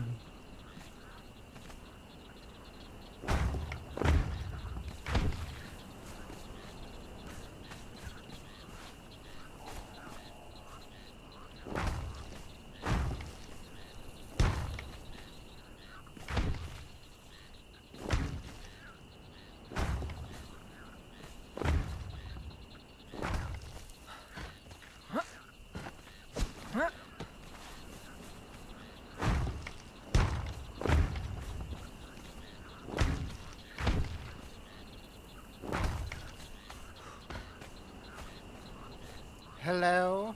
Hello. Hello? Hello? Hello? Hello. What's up? Oh, I'm gonna join back and do things. I have to like just. I'm at this point where I'm just kind of stuck until I can level to like level 30 to continue my my journey. So I just gotta go around killing alligators, I guess. Kind of shitty. Do whatever you I want wish with so- it to get that I experience. wish someone would show me how to get a freaking horse. Grab one.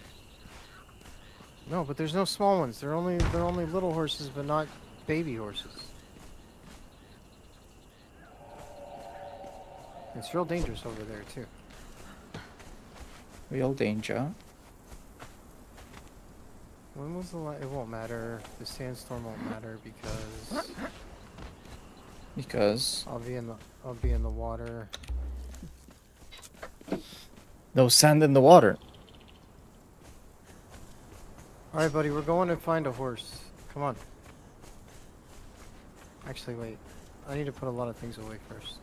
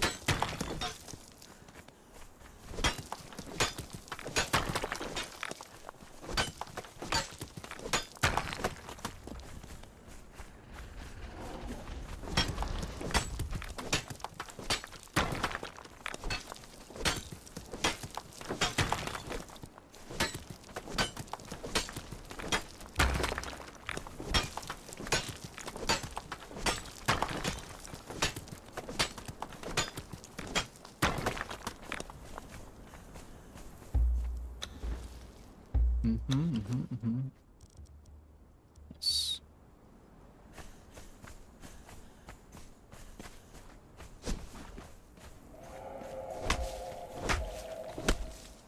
Gather some more wood.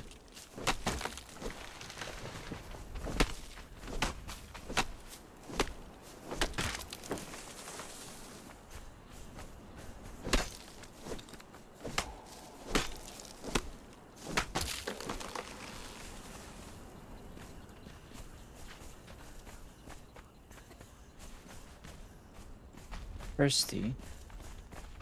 No way. Let me get some water.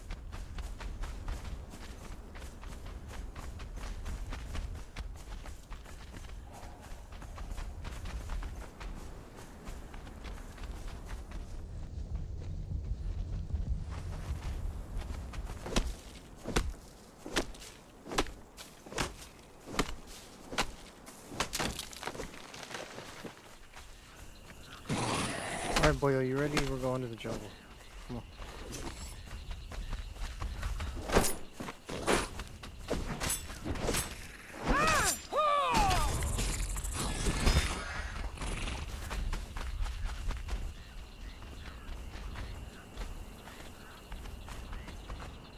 You know where you are?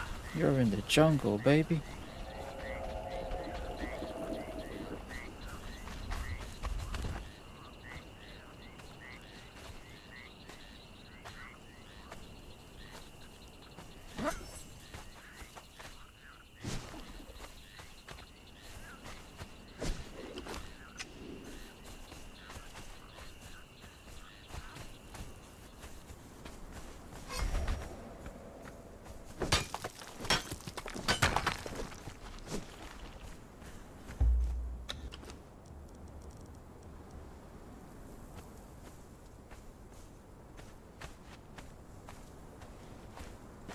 Yes, this is not aligned with each other.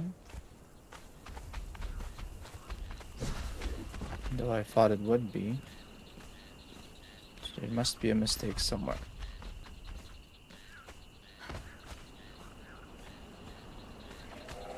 Why are two baby elephants floating in the river? Those are turtles. Shit. Elephants do not swim in the river.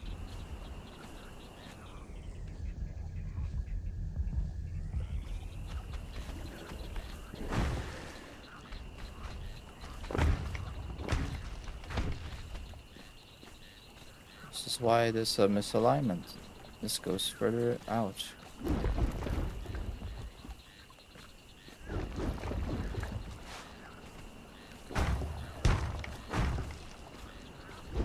Oopsie.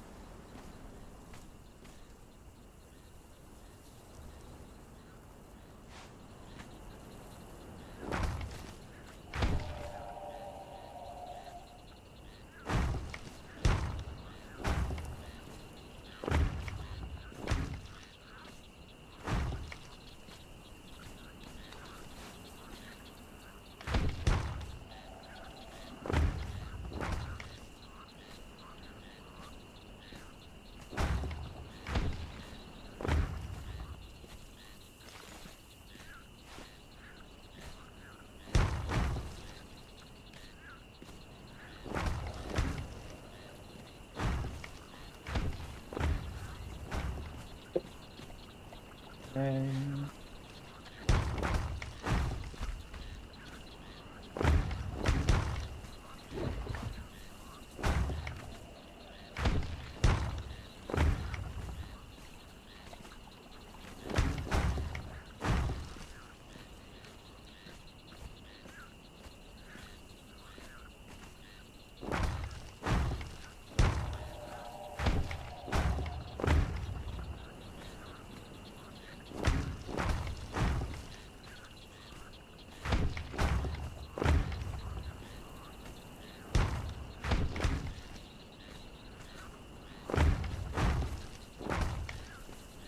So I heard today that Unknown Worlds, as a company, is now suing the two creators of Subnautica, not Crafton, but Unknown Worlds.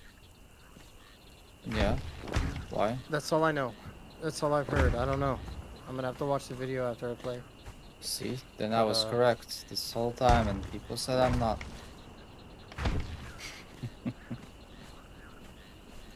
I argued with some people in the comments like, yep, that was the founder's fault. They sold the company. They didn't write a contract that was written in a way where, Crafton can't not move the goalposts, and It could be that Crafton, now that they own, I don't know. I'm just speculating. Now that they own Unknown Worlds, is using Unknown Worlds to sue the creators. That could be the case too. I don't know.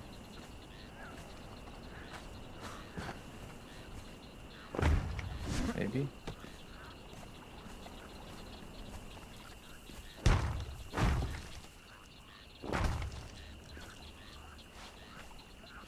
Who knows? But I am interested to see what the hell's going on, because this is a weird situation.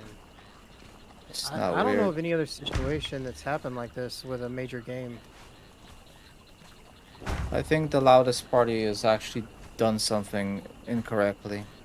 Like, Unknown Worlds has done something weird, and now they're crying wolf. They probably thought they're gonna get a good deal and they got scammed, and now they're crying about it.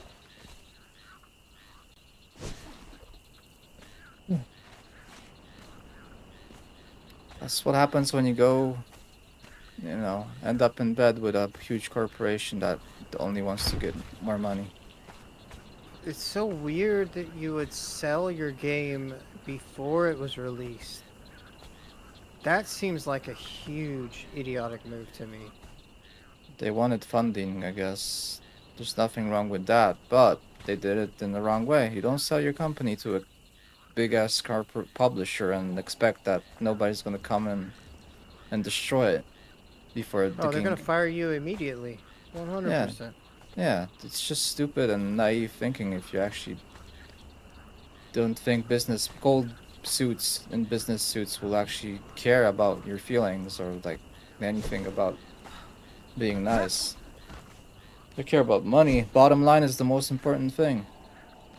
And if you wrote a shitty contract that stated that the game has to be delivered by a certain time, but there's no like specification of what it means that the game is playable and ready to play.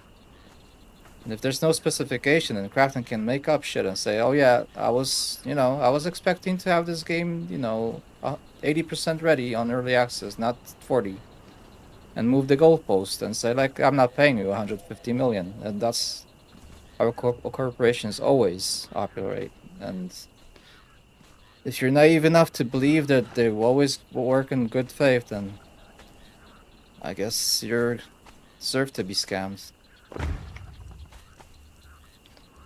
You write better contracts to save yourself from these situations.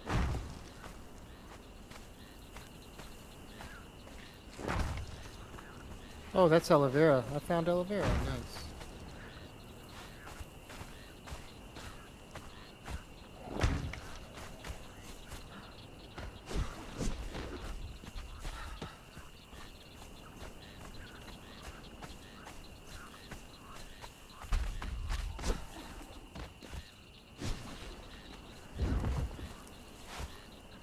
I heard they going after like a bunch of YouTube creators for like spreading misinformation and defamation. So Who is Crafton or Unknown Crafton. Worlds? Crafton. That Because would not be a good idea. because they probably are spreading misinformation because they're essentially Yeah, but that's doing still- that's sensation still off of information from one side, which is the Unknown Still a World bad side. idea. Still a really bad idea. It is. Well, what do they care? They'll just shut down the game. They have PUBG. They have other games to make money off of. They don't really care about Subnautica. Never did. Never will. But, they sold the rights to it. The only person to blame about that is the founder.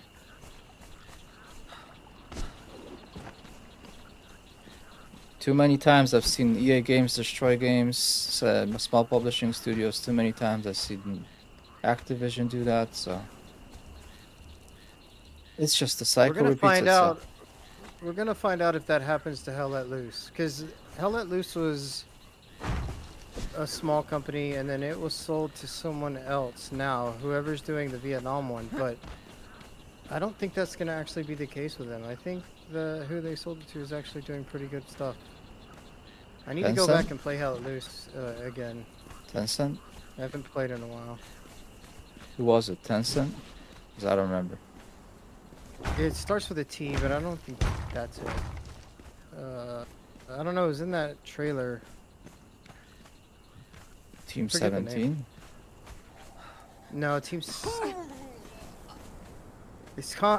weird. Team 17 did buy it, but that's not what the branding was. Hold on. Now I'm curious, actually. Wasn't it some Chinese company? I'm confused. Mm-mm. No. Are you crazy? Why? They buy a lot of IPs now. No, I wouldn't be surprised.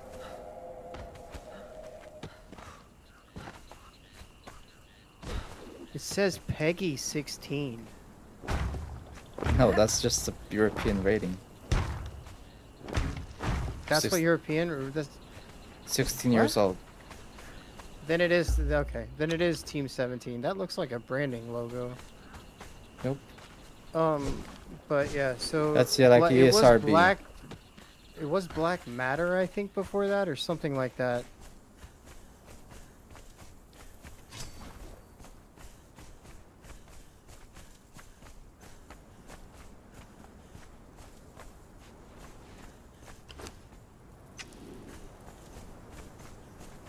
What's the matter, baby? I don't know. Hell Let Loose is a good game. It's just, I don't know.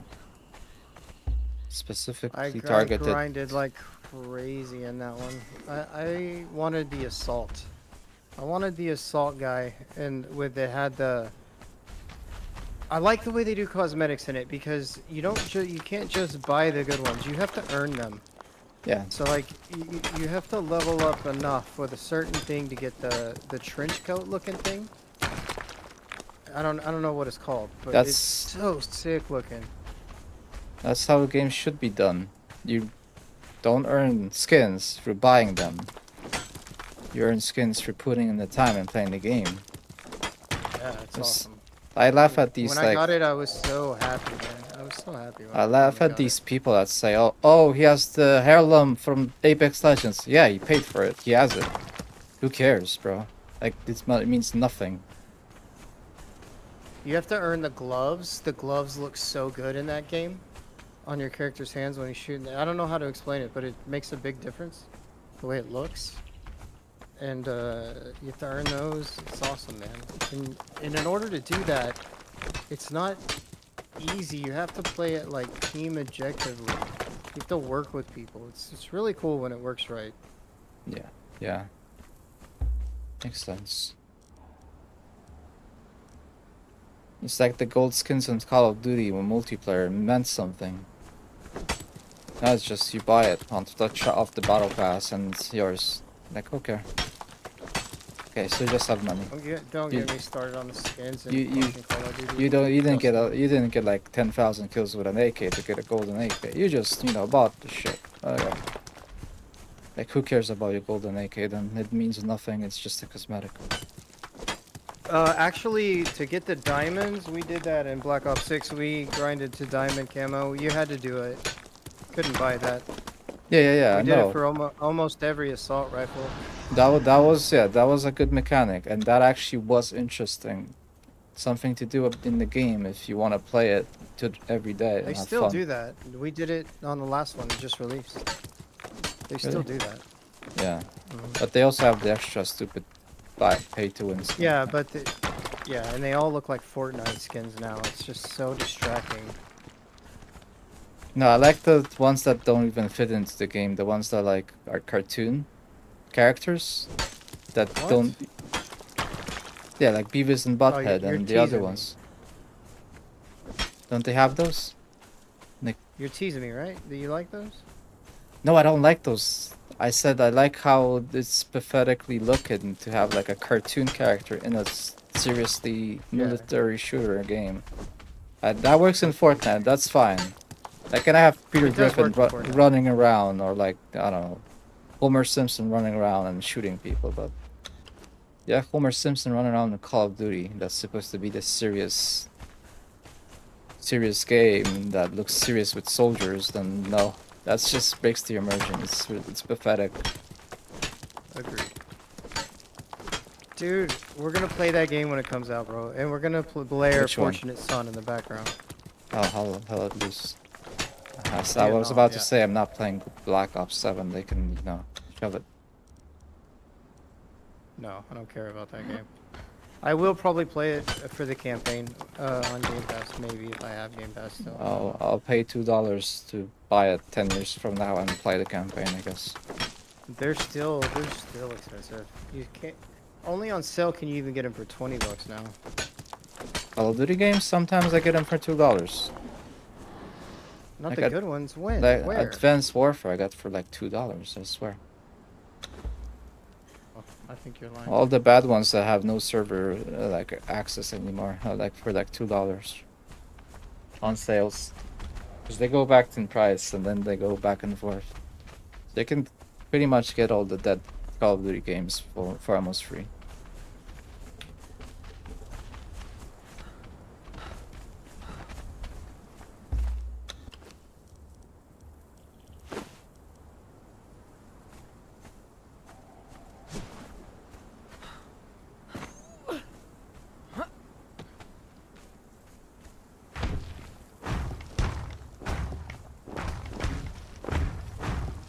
I was looking at World at War, but it's $20. I'm not gonna buy it.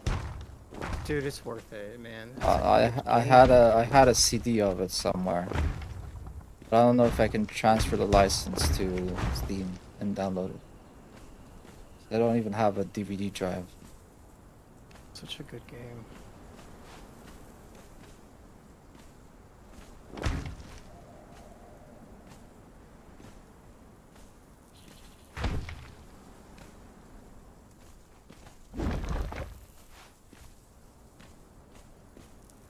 There's a couple missions that are really tough on veteran in that. I mean, very, very hard. But you have, like, you just gotta keep trying it, and then eventually you'll get it. It's not like it's impossible, but it's difficult.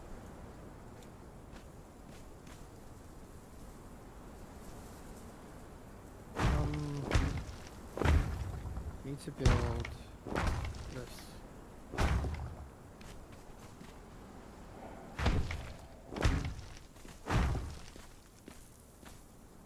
Hey, Well, if World at War was $2, I would have bought it and just played the veteran campaign to show you how easy it is. But no, I couldn't find it for cheap. I'm already tired of your tone, dude.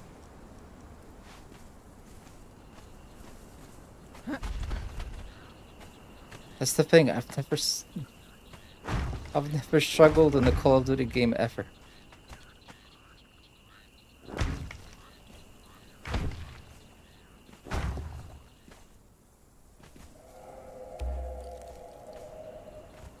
Alright, now my spawn point is here, so I'm just gonna wait until I can find a freaking baby horse, dude.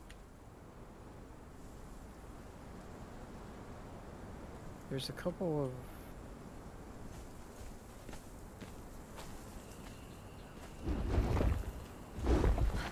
Changed my mind about the stairs being right off the bat here.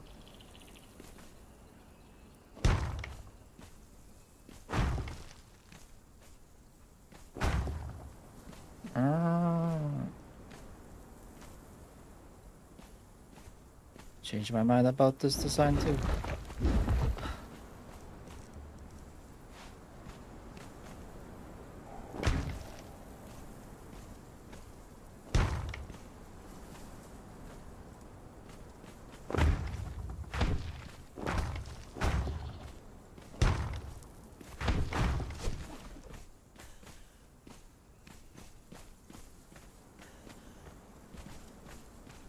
Nah, I changed my mind about this one too.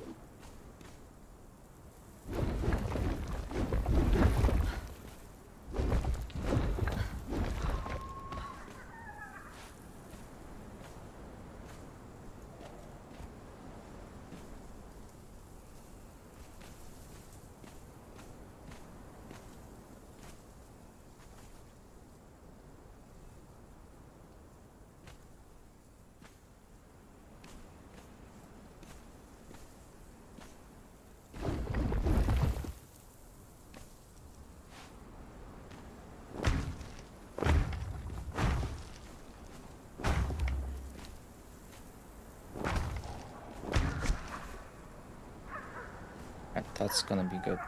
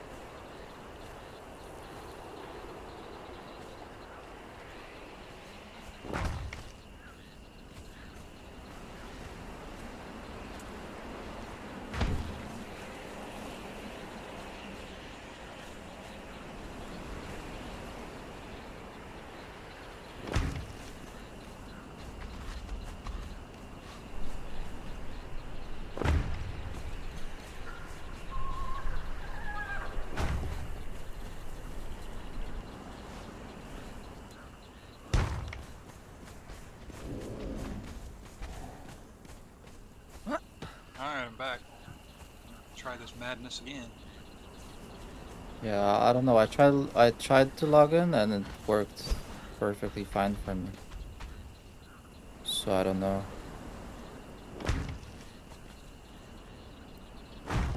And I think Scara like left and came back. He also can log in.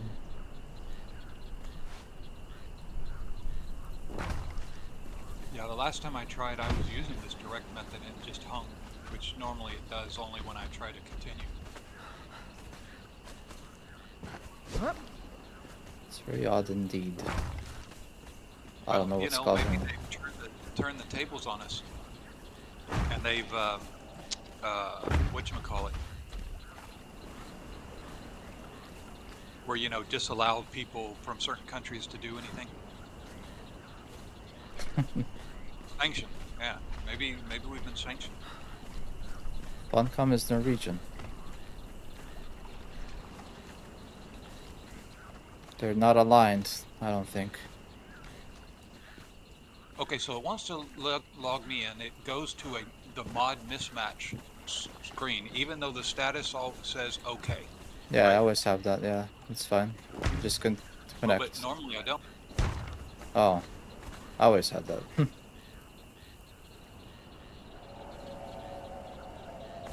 No, I didn't get it until just earlier today. Other than when they did the update right and we had to change a mod. That was the first time I had seen it. Oh, When we waited for that mod to update, that was the first time. And now I'm getting it, even though nothing's changed. I unsubscribed, and resubscribed to each one of the mods. mm-hmm.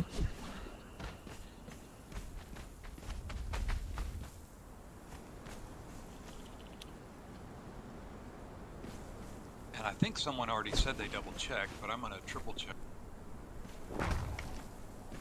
That what's showing up on the Steam homepage as the Better Crawls 2.3.4 is absolutely what it says in this game. Yeah.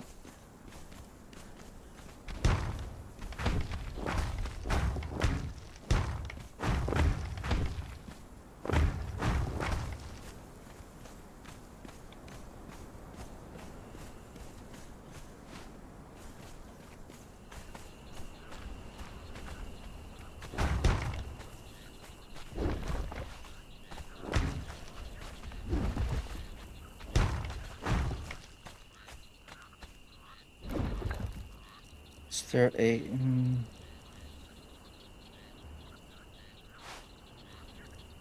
No, the reversed version of these stairs.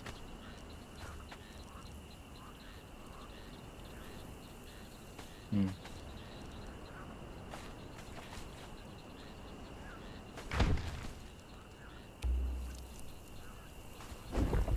That's invalid there. Well, one that isn't listed on here that's on your thingy is stack size. And it's not listed on the mod mismatch pages, even a part of the mod. Could that be it? Your fourth link, your second to last link, whatever number that is, it sends you to stack size plus version 1.8.7, and that's not on the list. At least not what I'm looking at in game.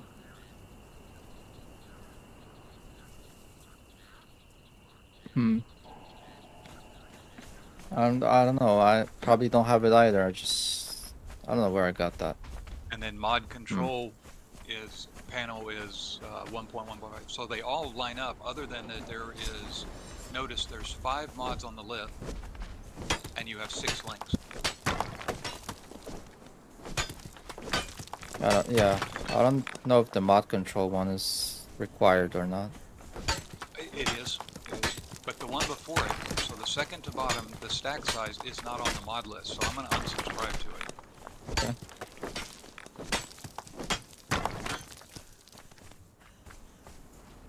Because maybe that's what's doing it, because that would be a mismatch.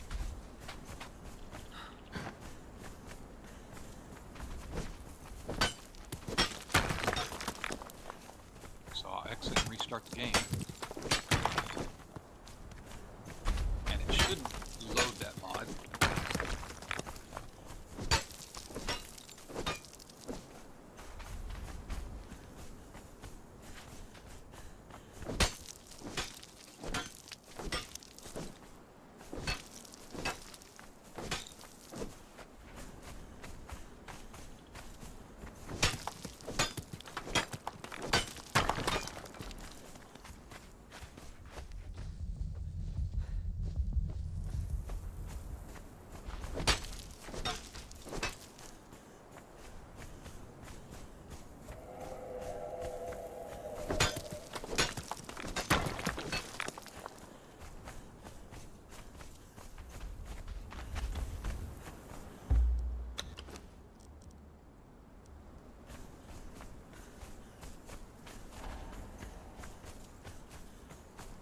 You know, if hackers that are gamers would actually wanted to gain a bunch of goodwill, they could make hacks for all the games that are stupid enough to have these fucking launchers, and make them not have the launchers and work exactly as intended to play the game that you clicked on to play. Yeah, there are a few of these. This game is not popular enough for those. There's one for Counter-Strike, there's one for GTA, there's one for Red Dead Redemption. They bypass all the Rockstar Yeah, that makes access. sense. People are already doing it. Yeah. That's how the whole GTA role-playing servers happen. Because Rockstar is like restricting the PC servers to like their own. They cannot, like, Rockstar owns all the servers, so the community figure out that they can bypass that and host their own servers. So you don't log into Rockstar anymore to play on the custom servers. You go through a separate launcher, separate app.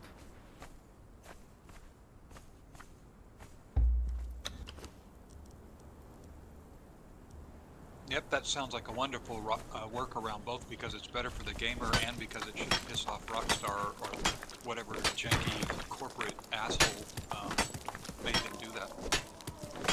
Rockstar is on board with it though. Yeah, so they say. No, because they're copying all the ideas from the mods to the next game. And the mod creators cannot do anything since their mod is based on their intellectual property. They will be sued back if they try to speak up.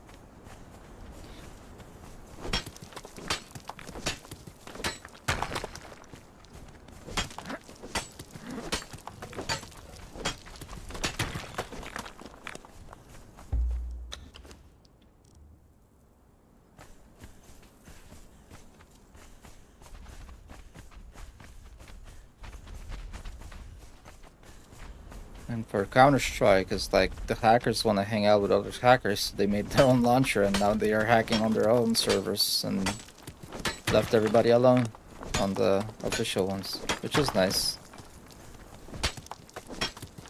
Yeah, it sounds like best of all possible worlds. And it's not going to let me join again. I don't know what the fuck. Damn. Maybe the server does need a restart.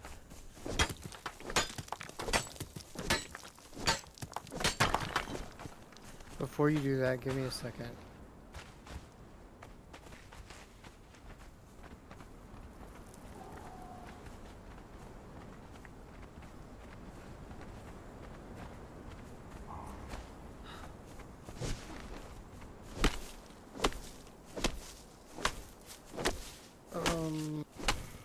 My character is in a different base that I built out here in the jungle. It's got a roof, it's got a bedroll, but I can't sleep in the bedroll, can I? Oh yeah, absolutely. I know, never tried. You can interact with the bed and sleep on them before you log out, and it will keep you. Not the sleeping fiber like the bed. bedroll. It won't I let me use actually I do use that. a real bed. Yeah, I don't have a real bed out here. This is temporary base. It's just a fiber bedroll. The spawn point's updated, but shit, how do I build a real bed? Fuck, man. It should allow you to lay down on it. It does not. You don't have to sleep on the bed, you just have to sleep indoors somewhere. How do I sleep indoors? But he wants that bonus XP for being well Just rested. log out on the bed. In the base. It will be safe. That's all you have to do. Just last time you logged out outside. With nothing to protect you, and you're just laying there and like anything could come over and like kill your body. Well, I mean, it's probably the sandstorm. If I've gotten a sandstorm or so, it's probably killed me too. Not sure, I'm not in the sandstorm area anymore, so can't tell if there was one or there wasn't one.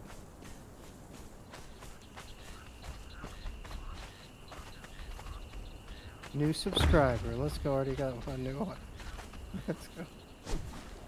L take. Delete your shit.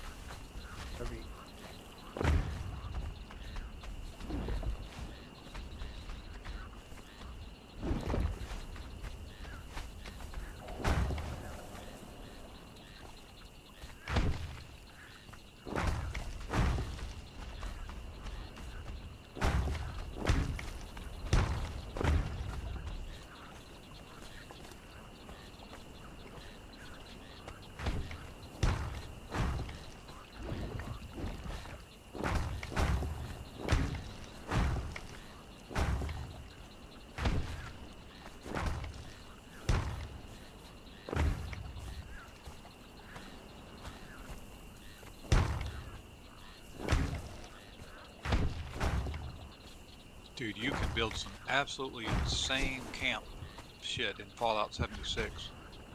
Really? By the way, I double checked. They do not do daily resets, right? Oh, so that's No, misinformation. no. That would be absolutely fucking bonkers. Yeah, that No, would make no sense. it's the reason they say it's not persistent is that if no one gets on and uses it after a while, they'll close the server Ah, just so that it frees up their resources. will they delete the data But while but permanently? while people are active, it's basically persistent. It's just not they aren't required to keep it up forever and ever, while the game runs like they are with the public servers. Mhm.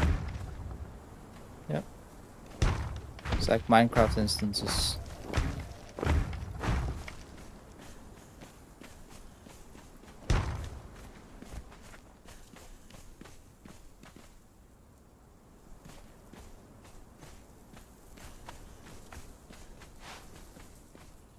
Well, here, let me paste a link to their latest showcase.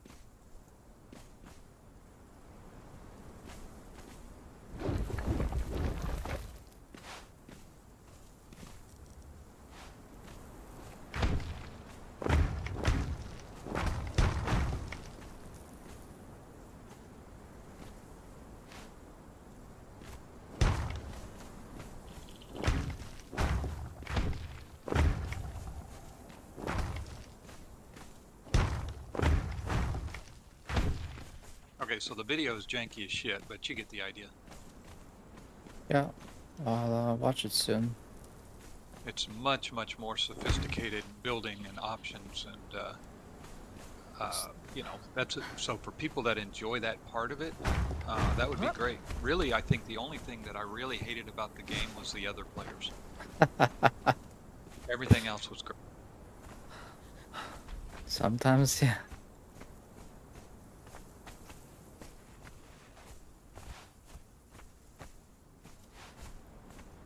Well, I mean, gamers used to be all cool. I mean, 30 years ago, man, when you were a gamer, you knew you had something in common. Now they're just filled with a bunch of douchebags. Yeah, because everybody's trying to be better than everyone, even though gaming should be inclusive. That's why, like, people are weird and bully each other and, like, do these disgusting things to each other. Like, we're supposed to play video games. It's supposed to be fun. Yeah, there's a lot of them that just missed that memo as they were growing up. And even if it's, like, supposed to be rivalry, at the end of the day, you just, you really should be a good sport and, like, say, yeah, GG, thanks for the game, and that's it. Like, not try to, like, attack someone personally because they won the game with you, and, like, they're just better.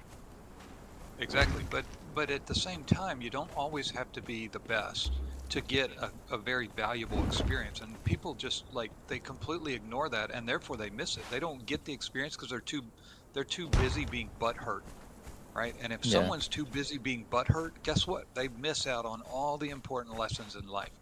And I mean, I got lots of experiences from losing competitions and such. It's like but participating in them was way better than had I not. And the gaming's kind of a small fraction of that importance. Is like it's better to play the game and lose than to not have played it at all. I mean, Yeah. should be a good way to adapt that motto. the romantics would hate me for co-opting their motto, right? But fuck them. Which, I don't know, are you familiar with that motto? It's better to have loved and lost than never to have loved at all. That's the famous quote. Yeah, and it makes sense in many Well, aspects. it's better to have gamed and lost than never to have gamed at all. And they, you know, once they get that and have that mindset, then they can be good losers, right? They'll be like, yeah, you know, I just got outplayed, you know, but thanks for the experience, because I'll come back stronger next time, that kind of thing. And it doesn't even have to be about that I'll come back stronger next time. It's just that, hey, I was glad to be there, glad to have the experience, you know, take it for what it is. Beats the fucking shit out of working or digging holes or doing stupid shit in the real world. Yeah, it's escapism. Yeah, but you know, Well, I mean, a lot of the younger people, this is all they had. I grew up where games, you know, so most of my childhood, games weren't around. We had to make our own fun, right? We built dirt bike tracks. We pissed off truckers. We, you know, knocked at people's door and left firecrackers on their doorstep and ran away. I mean, we had to amuse ourselves with crazy shit. You know, we'd ride our bikes down steep steps until, you know, the campus police would come and chase us off, you know, that kind of thing. So I had a much grander perspective. I wasn't born with this shit, right? It started during my awareness lifetime, right? You know, 9, 10 years old was the very first part of it. And this shit's bonus to me, right? It's like I don't take it for granted because it's way better than anything out there, and so I treat it as such. And when people don't, right, and trying to ruin that experience for others, like we were talking about the other day about gankers, I mean, that's a kind of sociopathic mentality that just needs to get beat out of them. I mean, they need to actually get the shit beat out of them over and over again until they stop being that way. it's weird It's the only antisocial cure. behavior. I mean, we would do that, and it wouldn't be bully. So I might have been fortunate, but we didn't have bullies in the playground. We had people that were assholes, and then we beat the shit out of them for being assholes. If they weren't assholes, if they shaped up, well, then we let them in. They were part of the group. It was like the people, you know, the kids that wanted to grow up to be good human beings versus everybody else. If you were an asshole, you would not get in. You would get your ass kicked.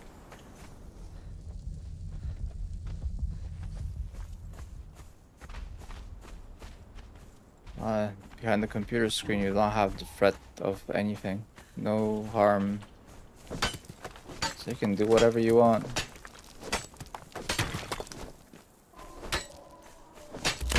Which, once you understand what self-harm really means, that's not true at all. It's like there's a scorekeeper in everyone's head judging them to be worth a shit or worthless. And every time they do stupid stuff like that, they're marked down. It's as simple as that. It's a subtle thing, but it happens, you know, thousands of times a day. Yep, people take note. That scale changes. If They you take note inside their own person. Their self-worth and their value and what they think about themselves will keep going down if they keep doing dumb shit. Simple as that. And it's always been that way. I don't know why people have forgotten that. It's like you will hate yourself if you do dumb shit all your life. And that's punishment enough. To actually be trapped in a body where you hate yourself. eventually they'll be ostracized by their own design. It's like it's a self-fulfilling circle. You bully and like be a bad person online, you eventually will end up surrounded by bad people and bullies that will be even more vicious than you. The good people will not stick around you. Yeah, and they'll have a miserable life versus a successful, happy life. And I mean, what fool signs up for a miserable life when they can have better, right? Yeah, you attract exactly what you are as a person. So if you're like negative all the time and try to beat people down and like mess them, you attract the same personalities as you. That leads to a very unmiserable life. With no support, no friendships, no real friendships. It's never gonna work out. Yep, and they will never know what it feels like to actually have a successful life. You know, successfully, quote unquote, successfully ganking someone in PvP will never do it for them. It will always be hollow. It doesn't matter. They win in a game, no one cares. Even the bullied person gets to move on, and Yeah, and that's what I'm saying, is that it won't do it for them. Whereas if they were a good sport and you know, enjoyed it and had a good attitude, they'd benefit from it. I mean, even if it's just digital stuff, it doesn't matter. It still supports your own character development. I just don't understand why that isn't, why people don't get that. That's like the basic fundamental understanding of the way life works. And for people to be clueless about that and to act up and to be, you know, to not understand that and not understand that, especially if they feel bad, how easy it is to take steps to make yourself feel better. It just, I don't know, it blows my mind. It's like, you can't convince me that humans are smart when they can't master the most basic level stuff, right? If they can't master, for example, what their emotions do to them, then they don't actually deserve to be called smart.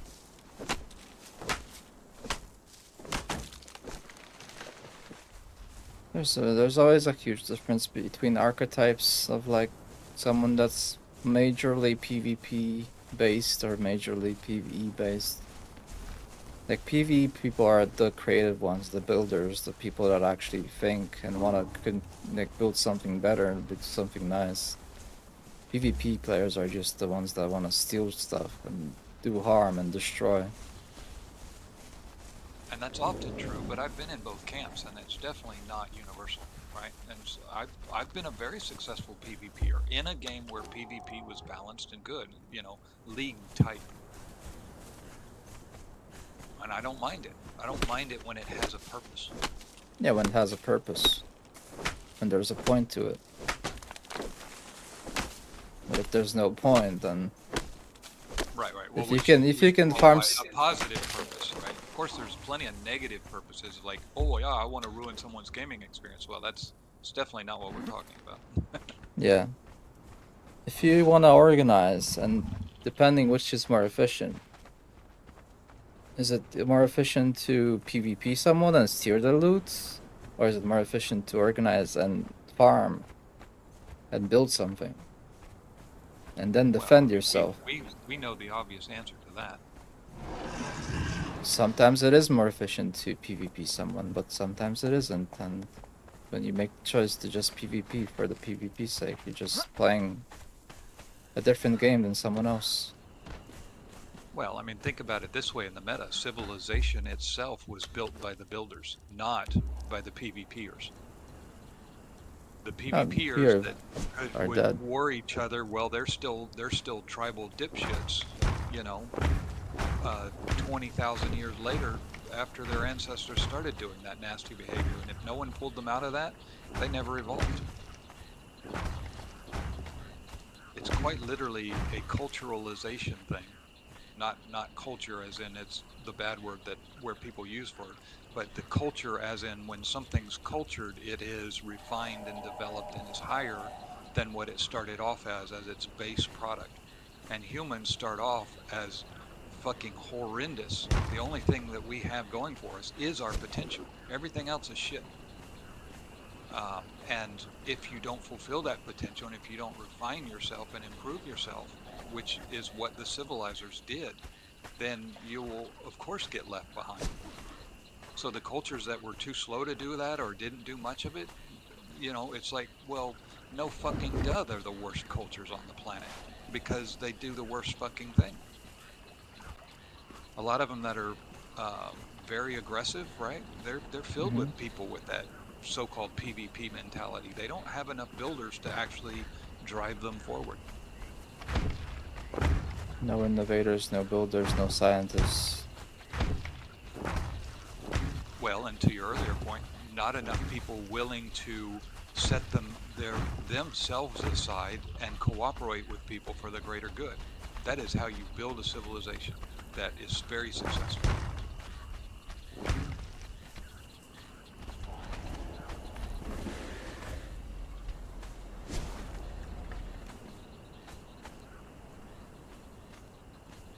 Even in real sports, you'll see this, right? You'll see a team that with one or two really great players that are hot shots, and they just try and do everything, and it's all about them and me, right? And they run up against a team that's less talented than those star players, but they're better organized, and the better organized team will beat them basically every single time. Yep. That's how it works. You can't. You also, if like the fallacy of like putting all the stars on one team, soccer team would not work out that great as people think.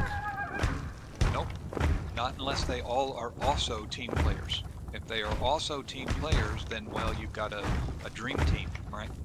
Yeah, that's rarely the case. That's why they literally called the American basketball Olympics winners the dream team, is because they had a bunch of hotshots in there, but they were all focused on a same goal, and they all put their egos aside or balanced them somehow where they could all work together and they didn't mind supporting each other. And so there was a really good example of how it's kind of how the meta is supposed to be, how it's supposed to be, even in things like games. That you'll get way more success and satisfaction out of a game from that level of cooperation, collaboration, really. And say especially in a game like this, in a game like Conan or Dune. Right, the collaboration is supposed to be in the design a major part of what makes the game successful for people.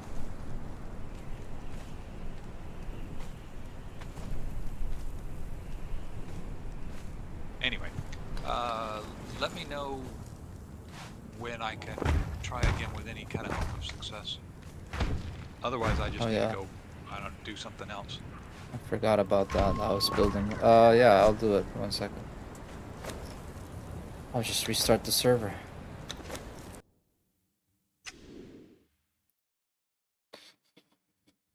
Okay.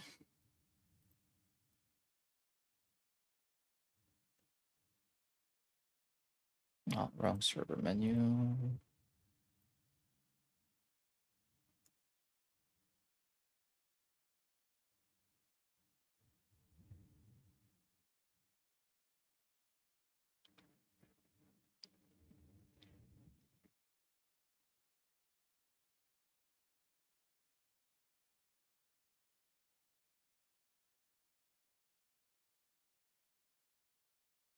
Stop server.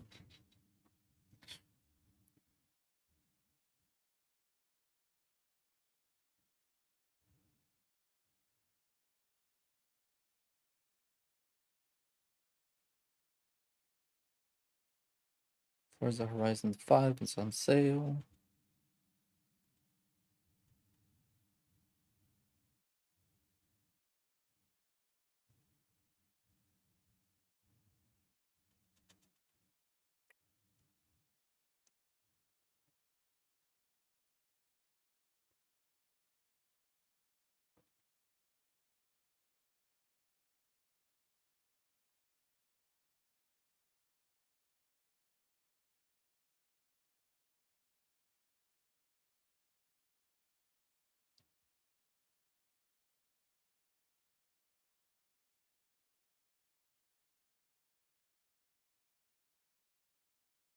Alright. Try to update the server as well.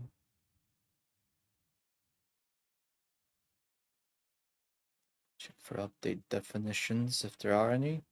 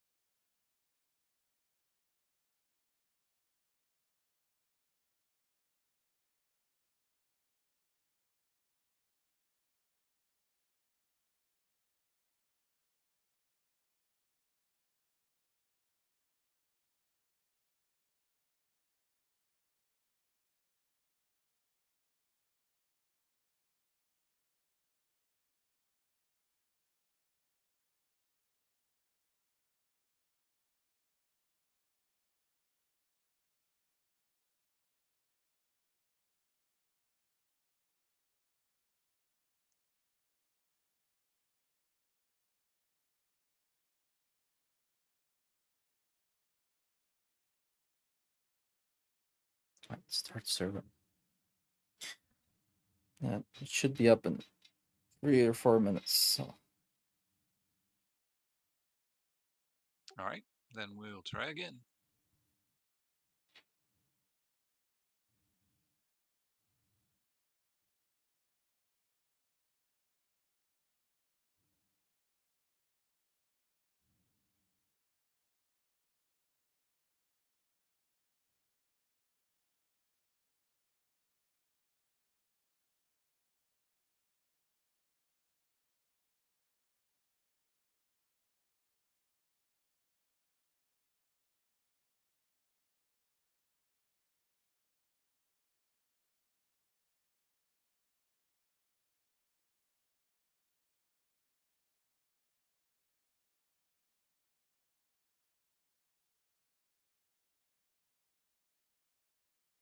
Did you see this crazy thing that Russia now orders or requires all new devices to be pre-installed with the state-backed Max Messenger app, Rooster Marketplace, and Lime high-definition TV starting in September 2025. This follows restrictions on WhatsApp and Telegram affecting over 97 million Russian users. What the Max does is it collects extensive user data, including location, contacts, messages, sharing it with authorities. The move gives the government unprecedented control over Russians' digital communications and media consumption. Mm. Sucks to be a Russian. Well, it's already happening, but in reverse. And Yeah, WhatsApp but is it's just absolutely overt, right? It's out in the open. It's like that, if you're a Russian citizen and you're going to use the digital stuff, we're going to be able to see everything you do. yeah. Bottom line. WhatsApp is encrypted end to end, and it's hard to also read the messages even if you have access to the device for various means that the FBI and CIA can subpoena this information. They cannot read the messages usually if they're being sent Right. over the So network. the subpoena process is important because they have to go through a judge whose authority they have to, well, in theory, they have to respect, and that Yeah, judge is supposed to review each case individually and will not, and make sure that there's no frivolous or misuse of it, because that's their job. Otherwise it backfires on that judge.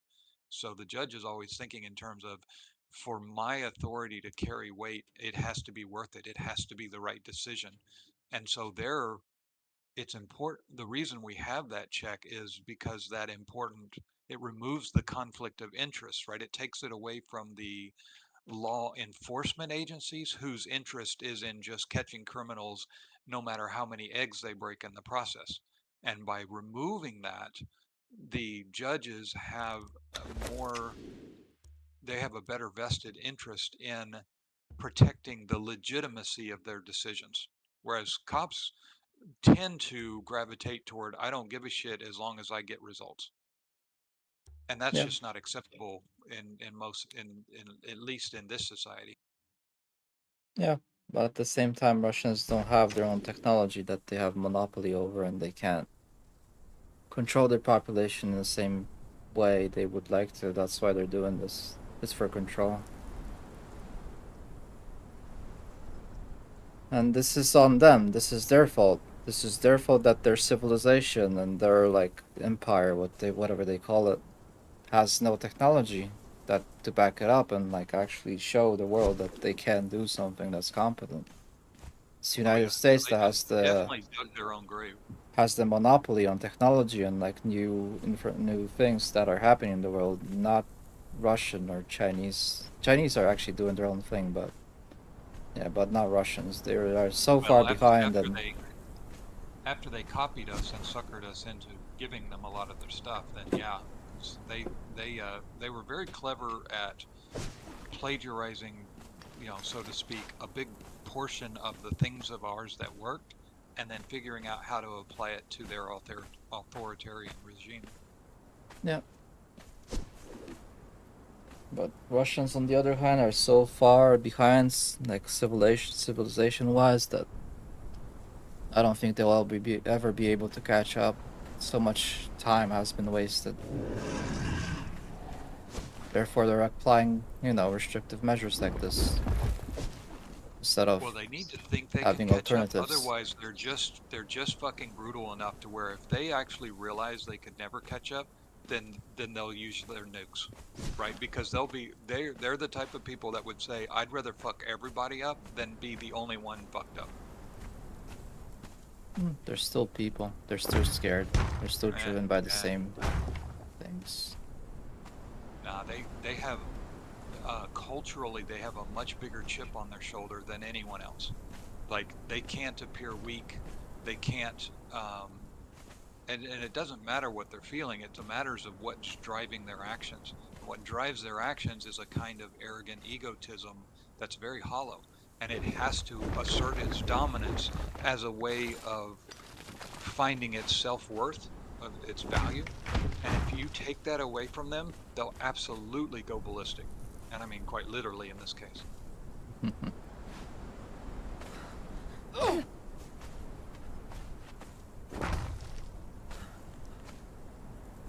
Like with this war, right? They need to bully someone, and they need to be seen as a successful bully, because that is what feels to them that it gives them worth. It doesn't make sense to a lot of people, but that's the way they think. And that's why you can't reason with them, you can't talk them around, and you certainly can't bully them, because all they'll do is double down on whatever they're doing. That's why we had to spend a lot of time, during my parents' lifetime, basically, we spent a lot of time just outspending them and outgrowing them. And that was the only thing that we could do. We certainly couldn't outcuss them. We certainly couldn't outbully them, right? We couldn't do any of those things without annihilating everything. So we just had to make it, we had to keep pushing until they just toppled. They'd keep trying to push to keep on top of us, and they would eventually just topple because their structure is not flexible. Some very, very smart people over here realize that, and that's the game that they forced the Russians into, is the game where you have to be flexible to win it, and so that they knew that the Russian Empire wouldn't win that.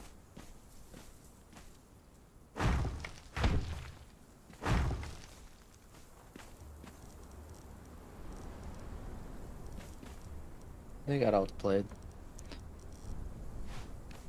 Exactly. That's the bottom line, is they got outplayed because we were the ones that set the rules for the game.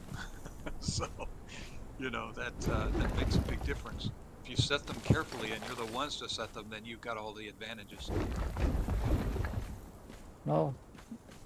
People got easier convinced by diplomacy and, offering trade and, participation in this good civilization that seems, looks very good from the outside, or the alternative would be the Russian way of life, which is unappealing to most countries.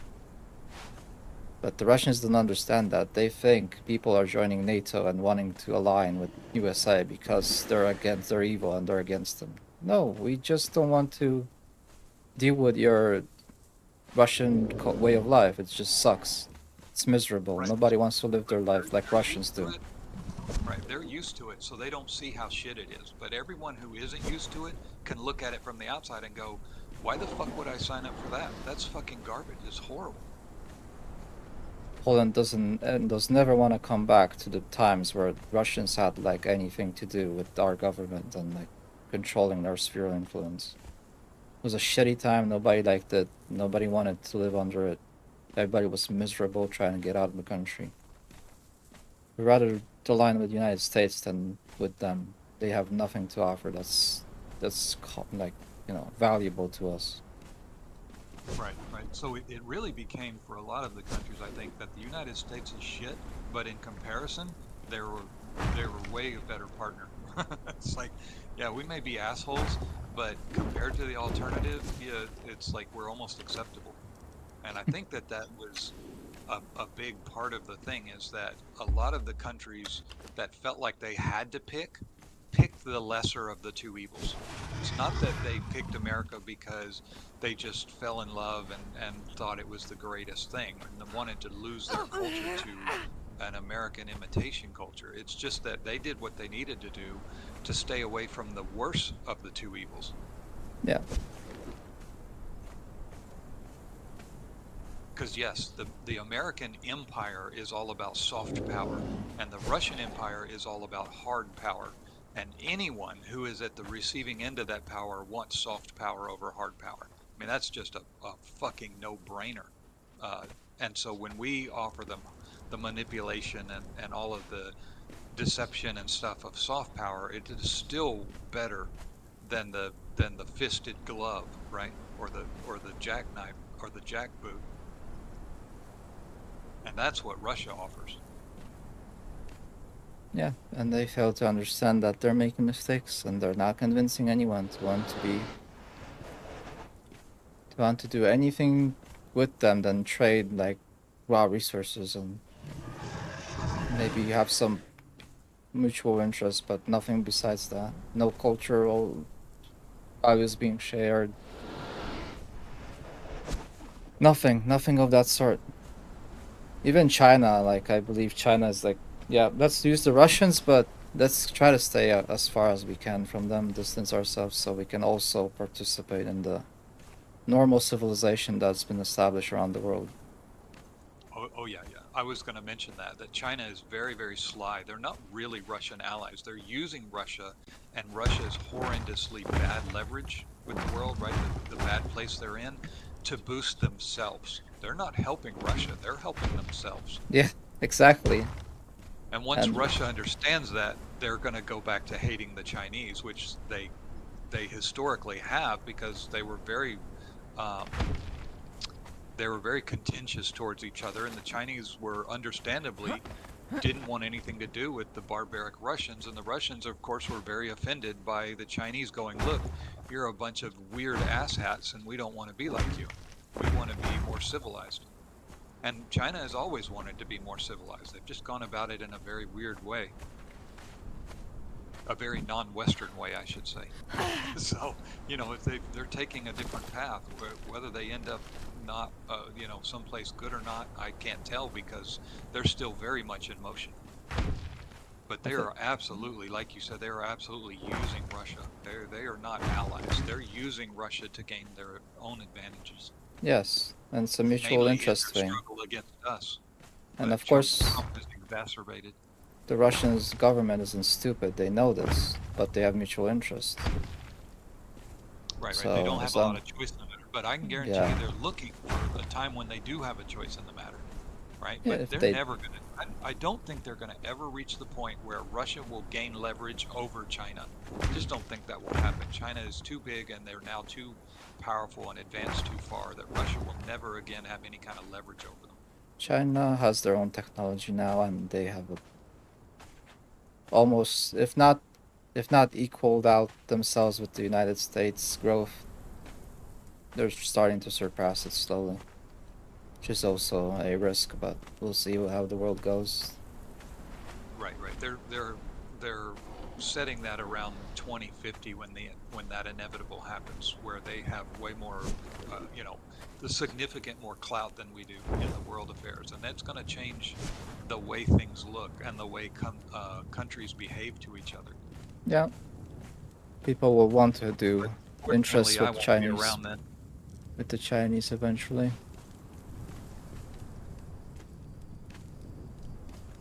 I'll be very comfortably in a grave by then. No, I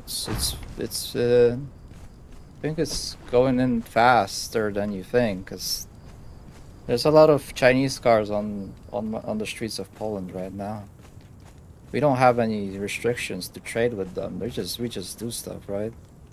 So if their product is cheaper and of the quality that people expect, then they buy it and they trade with China and they import those goods.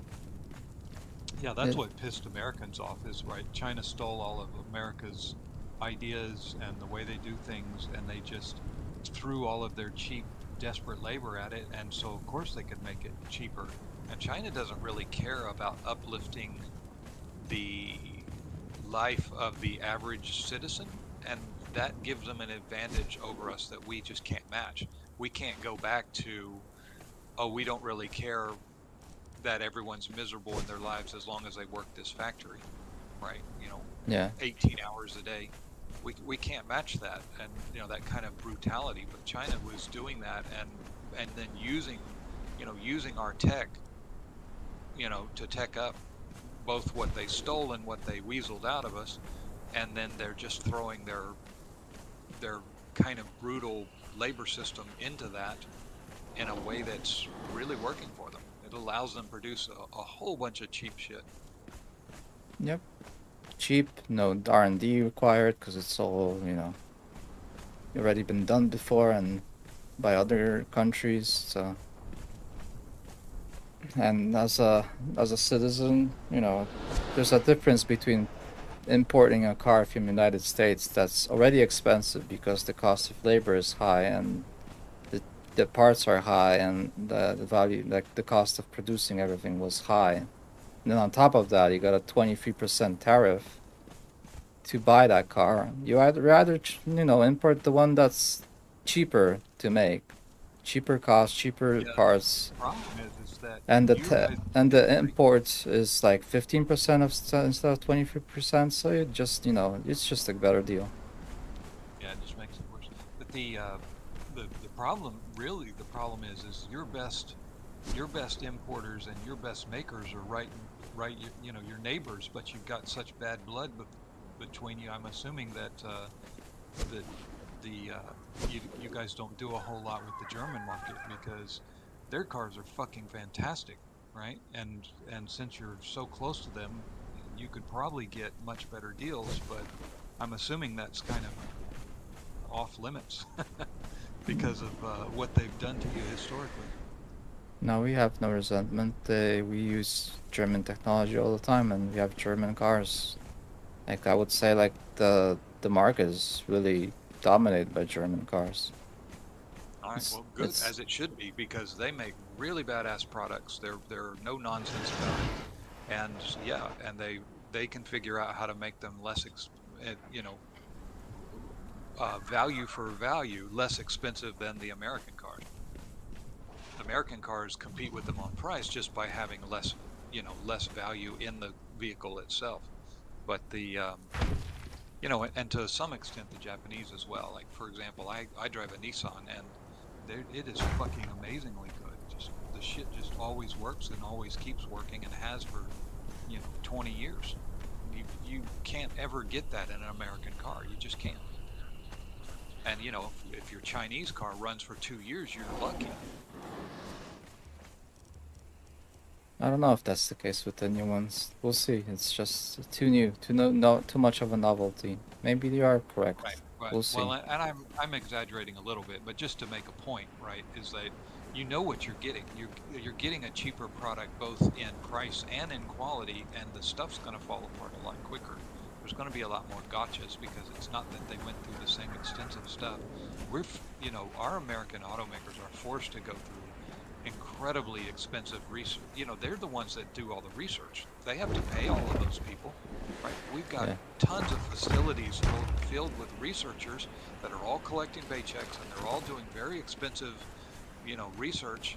And then all of that gets published, and the Chinese just take all of that published information and apply it to their lines without ever having spent a penny.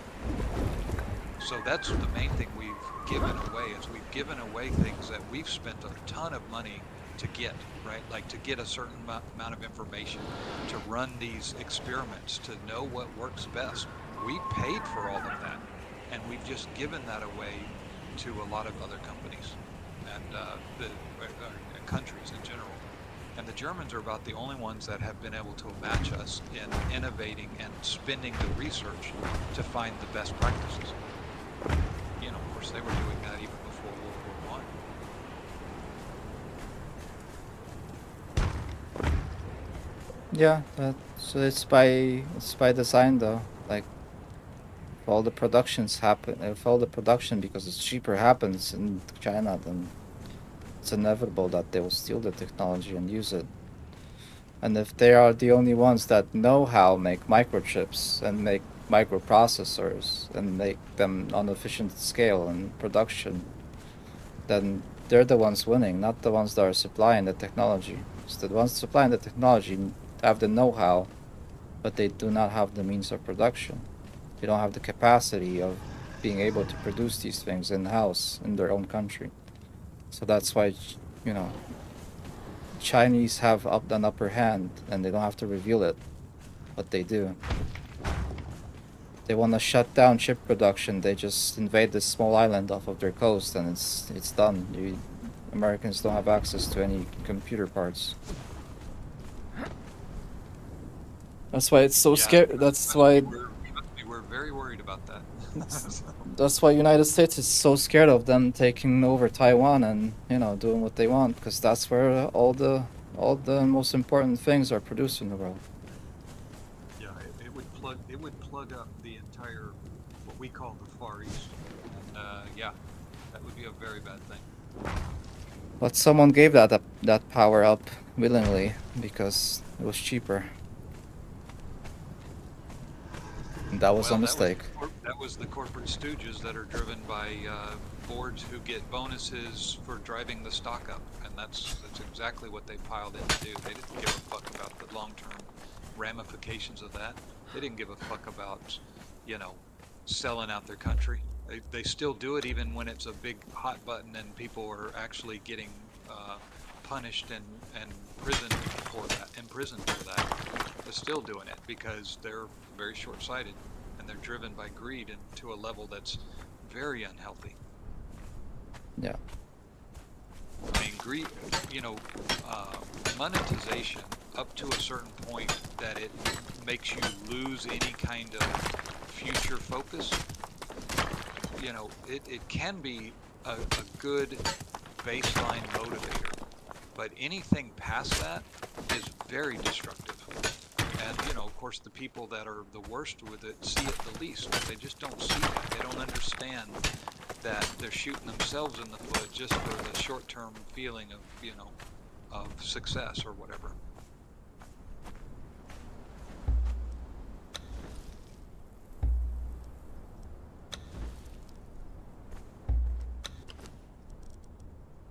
I don't know. To be honest, if I was an American company, I would much rather have a production line in-house in country than to have it ship it all over the world through the shipping, you know, paths, just to get it around the world. Well, they control a lot of the shipping, and they have very deep alliances with people who control a lot of the shipping. So it's a really complicated web because they can't just pull out of that. Even though Trump's trying to force them to, with the tariffs and stuff, he's trying to force them to all come back and stop shipping everywhere and stop making them from everywhere. But that shakes up a whole bunch of alliances that normal people don't really see. Well, you still have to ship stuff out of the country to like Europe and stuff to sell the goods, but it would be a different dynamic because all the ports, all the traffic, shipping traffic will go through the Atlantic, not the what do you call it, Pacific Ocean. What are we talking about? Trade, I guess. Global difficulties in general. All right, so the server should be back up, right? Yes, yes, yes. It's been a while. Was the server down? Yeah, I updated it, It got restarted. reset.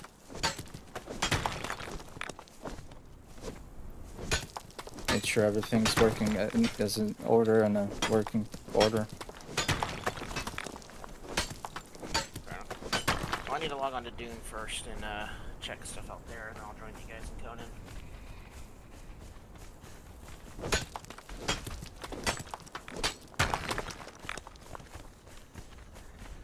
Well, I have a building issue that I have to solve.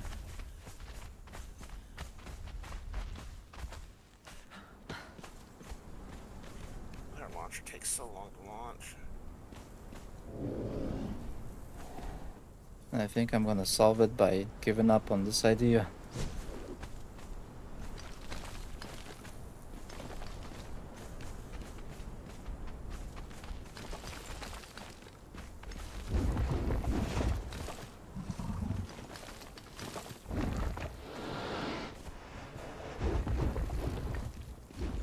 when it comes time to like moving the base or going out and harvesting more stone and wood and stuff, let me know.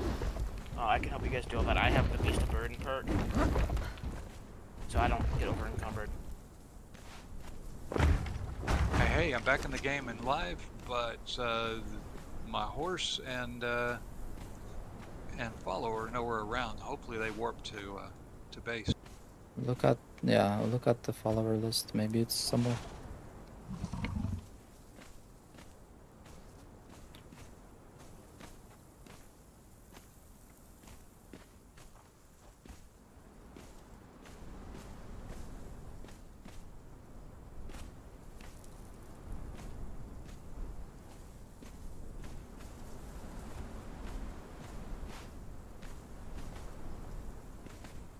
Yep, the horse is here now. I just need to find my berserk.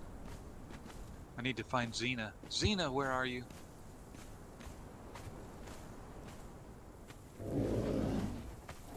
She's right there where she was when I first logged in. That's good news. Yeah, fantastic. So no sandstorm came along to kill me while I was disconnected. Xena, I know there was a TV show like Xena the something warrior. Yeah, warrior princess.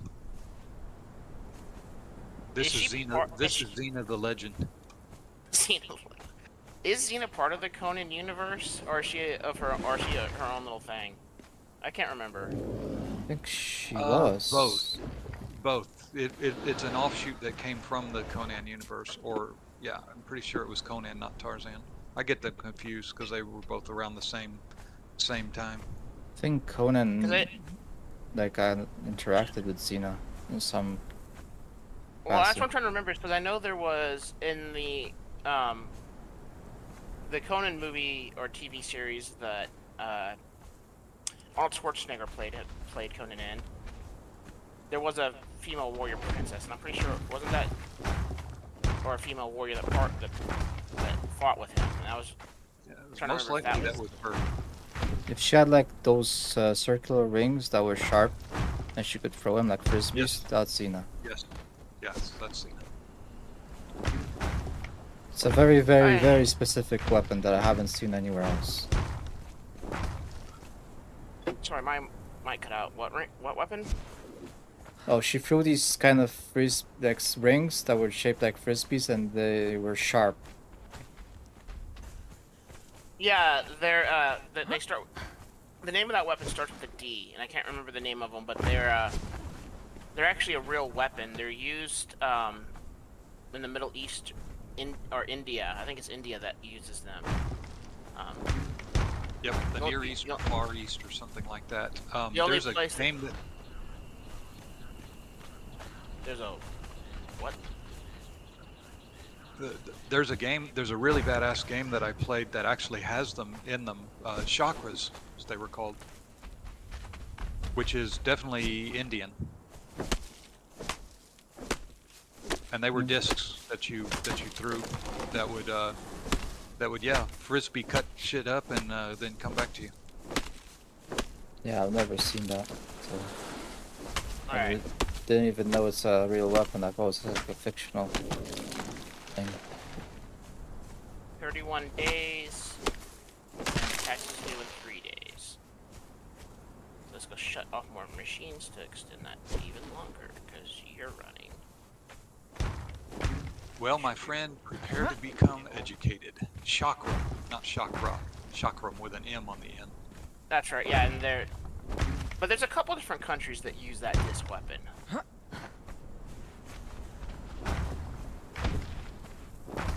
It is from the Sanskrit chakra, Punjabi chakra, which is different spelling, is a thrown weapon from the Indian subcontinent.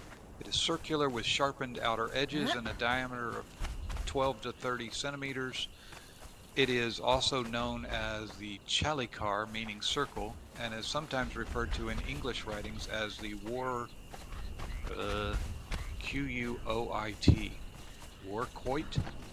Anyway, yeah, it's primarily a throwing weapon, but also can be used hand to hand, as she did in the show. A smaller variant called a chakri is worn on the wrist. A related weapon is the Shakri Dong, a bamboo staff with the Shakri attached to it at one end. Anyway, I'll post a link just for shits and giggles. Yeah, I know I watched a documentary a while back on, or it was a TV series that was about like just weird weapons and stuff throughout history. I'll just put it under the share it. Interesting. Did you guys raid the resources out of the?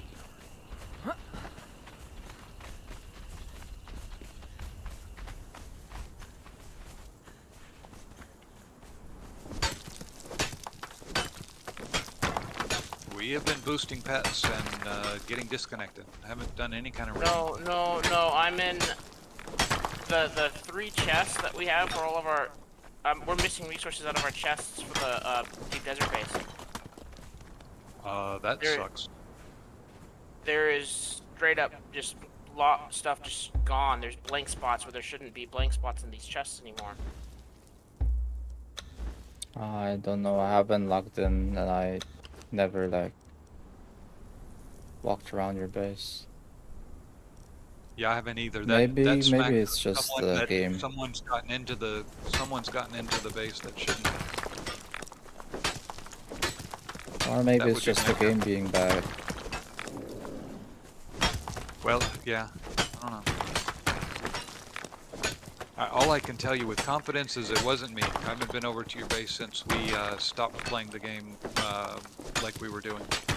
Yeah, and my last event log in the game is my assault ornithopter being destroyed by Shai Halud. Yeah, exactly.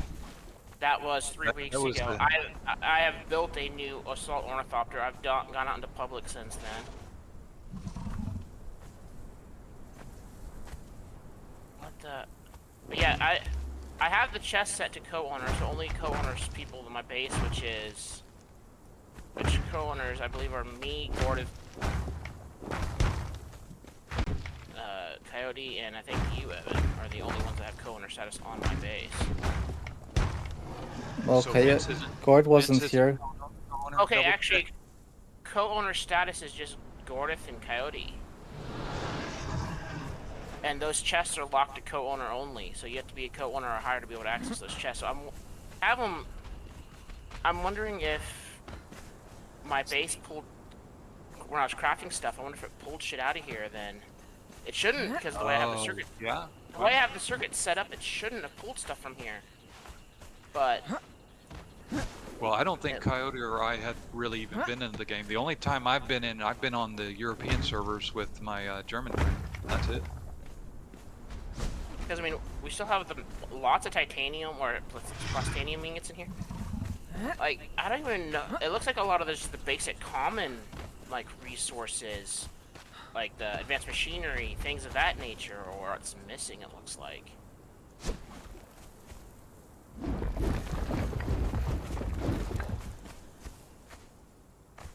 Like, I don't even know what we had in here, so I don't even know what is missing now. It's been so long since I've looked at this. I don't even know what. All I just know there's these 2 last chests were completely full on weight, but now there's void spots. But oh well, whatever. Wonky Yeah, game it's code. weird. I would blame it on the game, to be honest. Because I mean, it shouldn't be pulling if. Because yeah, they shouldn't be pulling stuff out of the circuits. The circuit shouldn't be working like that. I know that for a fact. Yeah, I remember we set that aside so that it would be much easier when we did go back out to deep desert. If we go back out to deep desert, that is. Well, the thing is that, I mean, if we start doing the deep desert stuff again, I'm not. I mean, there's the massive bases that we have been building are worthless. There's no point in building a base like that. The large ore refiner or spice refiner, there's no point in having that out in the deep desert. Why? I've Because spice I've is watched- really heavy to transport back and forth. Yeah. Refining it if you out have- there is the only thing that makes sense. Refining it in Haga doesn't make sense because you're wasting a tremendous amount of resources and time getting it there, getting Yeah. it back to Haga. Just to turn it into melange, that's easy to carry. And Sandcaller does not transfer between servers with inventory or even by itself. Well, now, Right, you oh, know that all too well. Is that puts you to that exposes you to huge risk. Two very dangerous zones and changing servers. well, the thing is they're building a massive. One of the changes they're adding, which I think might be live now, is I don't know if it was supposed to be with this new update that just happened or if it's down the road, but there's the new shipping container that you can build.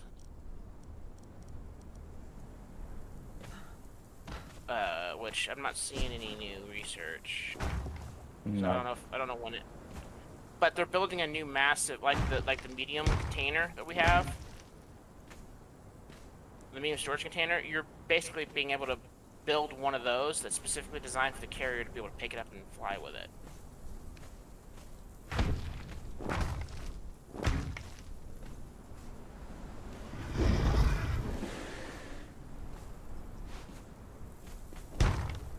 And from my understanding is that thing will be able to be used both I think you can cross the servers with it. I doubt it, but we'll see. I hope From what so.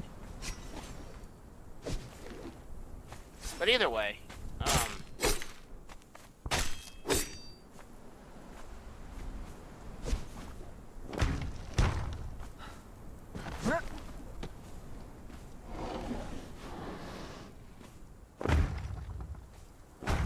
turn off all of these because this is a lot of power.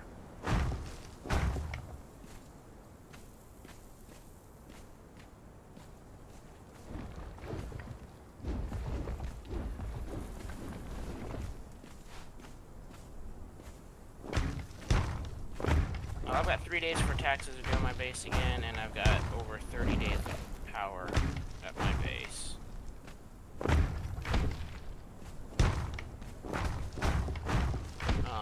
While I'm in, I'm gonna run over and check Coyote's stuff. Where's y'all's? Do you remember where he put his self-eth at, Scott?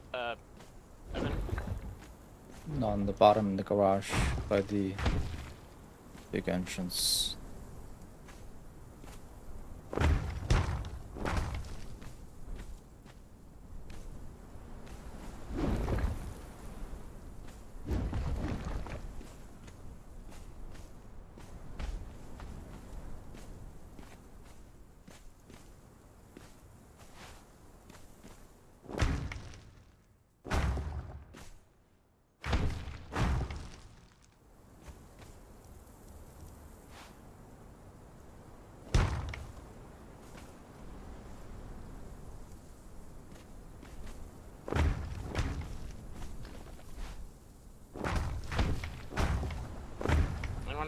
Garth, did you guys delete half your base?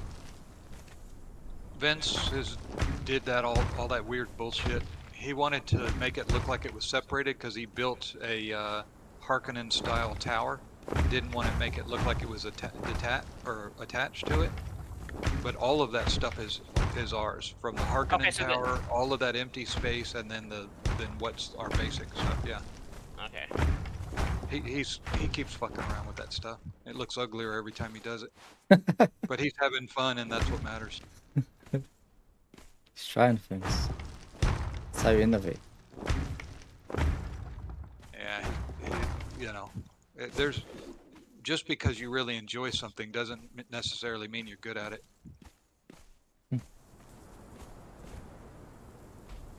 All right, you guys don't have any fuel to put into your generators. Bacardi's got 10 days of power and 3 days before his taxes are due, same as mine. I'm gonna. Oh, did you go in and check our generators to see? Because I haven't been there for a few days, and I was the only one loading in batteries. But last time I did it, it was back up to like the 20 days. I don't think I have It access couldn't have to been longer than a week. I don't know if Okay, I have yeah. access to check that on y'all's base, but I will find out. I'm in Coyote's base right now, and I'm just shutting off all of the. I'm disabling all of the fabricators and everything. Stretch out the power as much as I can for you guys. That's already Thanks. disabled. Yeah, that's what I did too, and ours. I shut down a lot, including the generators, just because we weren't using the power, so everything's off, and you know we're not doing any processing right now. There's something in here that is oh, it's all the death stills. I bet you that's what it's gonna be. It's all the death stills. Yep, yeah, I turned all of ours off as well because yeah, those constantly draw power and you know suck up stuff, even if there's absolutely nothing that they're doing. Yeah, everything you place uses power. Yeah, it's kind Whether of it's frustrating that there's no kind of power saving mode. It's like, oh wait, this is an advanced civilization, and there's no power saving mode when we have it as like a general thing we don't even think about now. It's so common. Like, what the fuck? Did being slaves to AI make us forget all that basic stuff about like saving power in a desert planet? So, yeah, it just to make the game more annoying from my standpoint rather than challenging or anything. It's just more tedious that shit always uses power, and so you have to play to get any benefit from all the shit you built because it's always sucking at resources.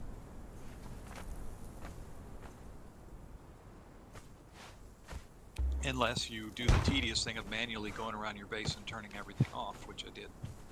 I wish the sub VF could actually disable, turn on and off everything that draws from the power grid. Well, except for the pentashields, of course. All right. Well, you guys were basically here at Coyote's. Evan, you guys were. This base was basically maxing out its power. It was using almost 100% of what it could produce. Yep. Probably. And No one turned it off. And I just shut everything down, but I think pentashields are all that's left for drawing power. And if that is, then good God, those things are. Yeah, we have massive pinta shields, yes. Because I went from. Okay, you still only have 10 days of power usage, unfortunately. I don't know why it should have given you more time, unless this didn't refresh for me for some reason.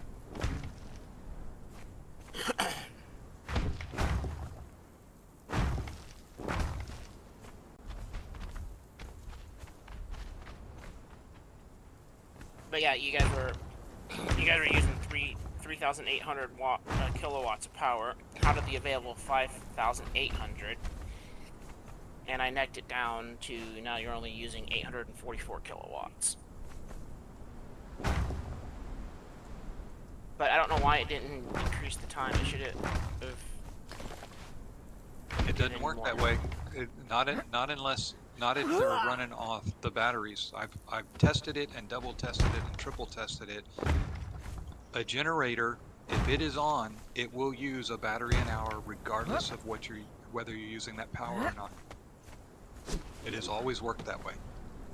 Yeah, the generators, yes. No, but I know in my base, I turned off my generators, or I turned off like all of my stuff that was sucking up power, and it actually increased how long my power would last for, because now the only thing using the power is the generator. I'm just telling you, in my experience, that has never been the way it actually works. I have paid very careful attention to it, been miserly about power, and whether the stuff is on or not did not increase the power at all. Like how long it would last. The fuel cells. It's like it did not increase fuel cells. When you put them in, you can watch the counter. It's like it will use one fuel cell an hour on those basic generators, regardless of what you're doing with that power. Yes, yeah, because it uses that to produce. Where's y'all selfie at? Downstairs. Yeah, downstairs. Okay, well, I'm in the main garage where you have your advanced. I'm in Gortys Space. Yeah, in the I'm corner in- he has it. I don't see it down here. It's near the front pentashield. You'll see a little ramp down, and that's where all of the bodies are kept. And it's down there by the bodies in that front corner.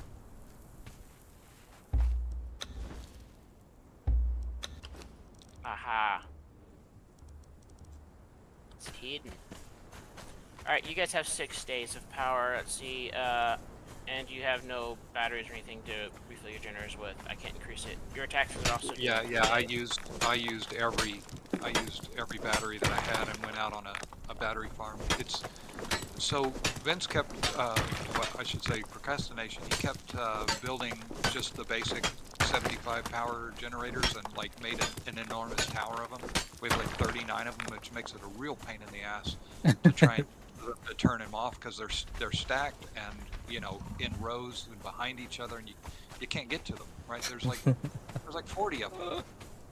So it's like using 40 batteries an hour of real life time, regardless of whether anyone's in game or not. So I have to go on a run and farm like 3,000 batteries, and that will increase, you know, 3,000 batteries only increases the time in that base, with everything off, by the way, only increases it, you know, by like 6 days. Right, so I can go fill up a buggy, and I might go from that 6 days of power to, you know, 13 or 14 days of power. It's so wasteful. It's like, but you know, it's like whatever. I didn't build it. I didn't plan it. I didn't design it. I just wanted to play the fucking game. Well, he's online, so I'm assuming he's aware of all his power restraints. He's actually building at a completely different place now. He's got a new hair up his ass. He's gone back to the anvil base, and he's taken that down and is redesigning that. Ooh. Oh, well, he just landed in front of me at y'all's base. Okay, perfect. Well, he'll so definitely be... He's there, if nothing else. So... Alright, now where the hell is Scott? Then he's definitely aware of it, for sure, because he'll check when he comes in. Of course, we all do. We'll come in, you know, just kind of check it to see where we're at. I gotta find where Scott put his at. I don't remember. His base is such a clusterfudge in a maze.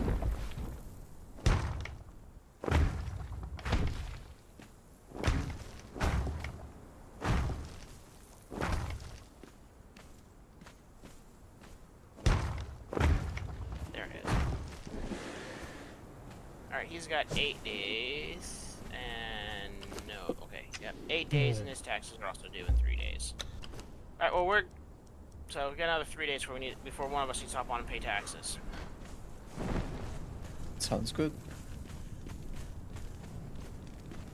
And then you guys, Coyote's got 10 days for power, and Scott has got 8 days for power.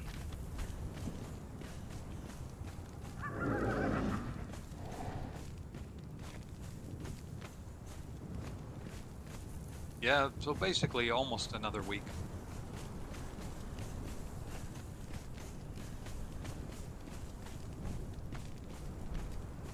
But I'm probably gonna I'm gonna get in and play at least a considerable amount over the weekend when you guys are busy with different games. Yeah. Kind of take a little break from Exiles and then come back to it next week. New spot, new challenges, so on and so forth. I mean, I'm to the point, like, I would start playing this again right now, but I'm not doing it solo. Right. I mean, you know, solo, you can do everything solo because you now have the game knowledge, but it's not fun. Yeah. There's none of that teamwork element in solo.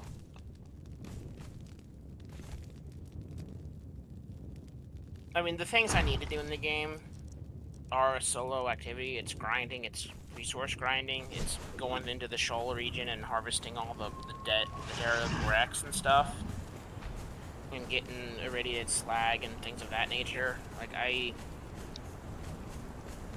but I don't want to do it.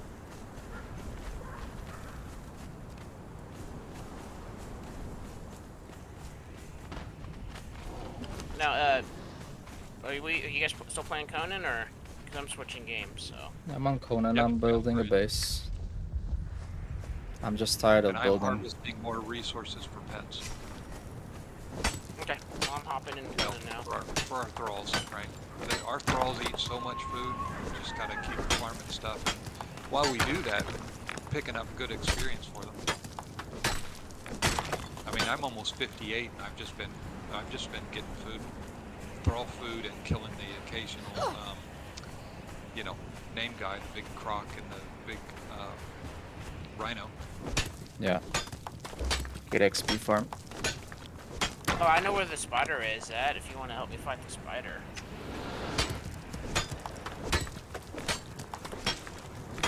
There's an achievement for killing the spider, too. Yeah, well, I can. I'm around doing that kind of stuff. I do think I need to kill the rhino. I need to kill, I actually need to kill all the world.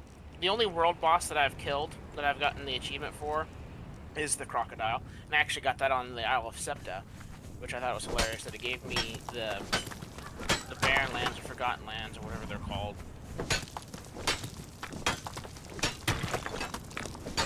Oh, it's tied to the creature, and that DLC came out much later. Yep. Still need to look up and see if there's magic in both maps, or if it's just Isle of Septa.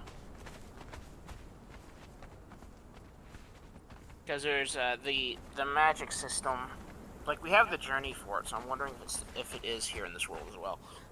The sorcery. The reason being is because one of the cool things you can do with the sorcery table is you can transmog gear. So you can make, so if you don't like the appearance of some of your gear, you can change the appearance to look like something else. Oh, let's see.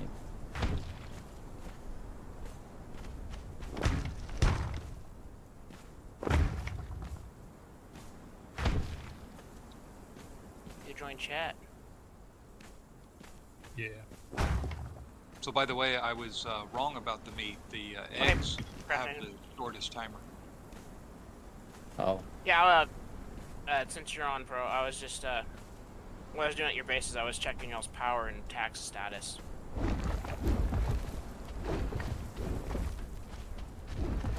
Making the rounds. Yeah, Paul paid the taxes. All the tradies? Yeah. No, I don't. That's how much he loves the Spanish tradies. Kiss the ring. Kiss the ring. Duke of Arax.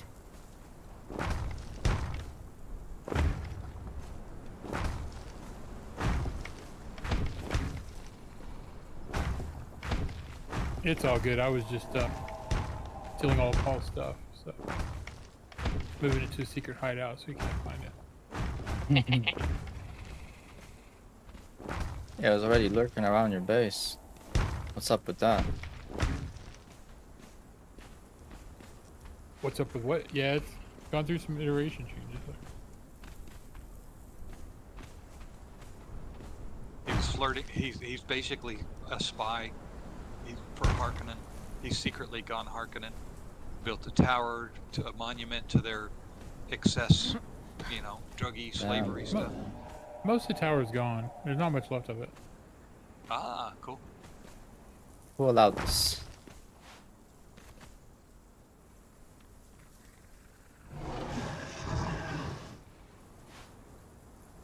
Yeah, what I told Paul, build a cryo base that uses the normal fief, so there's no taxes, and a bunch of storage, so I can just dump stuff and check on it every 20 days for power.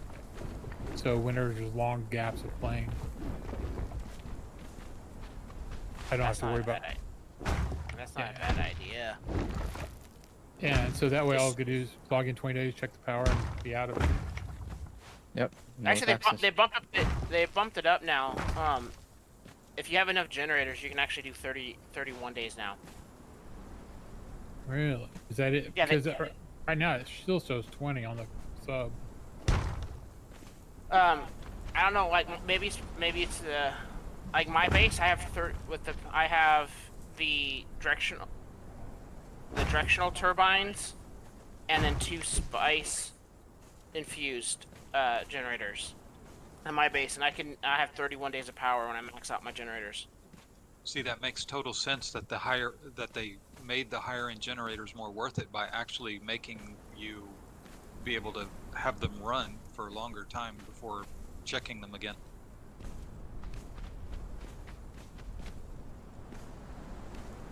My companion's missing. Are you in here, Hivius? Are we going for Yeah, the spider, or do I need to go do something else? I just logged into the world. Let me check. Well, I let's have no go idea. kill Spider Mama.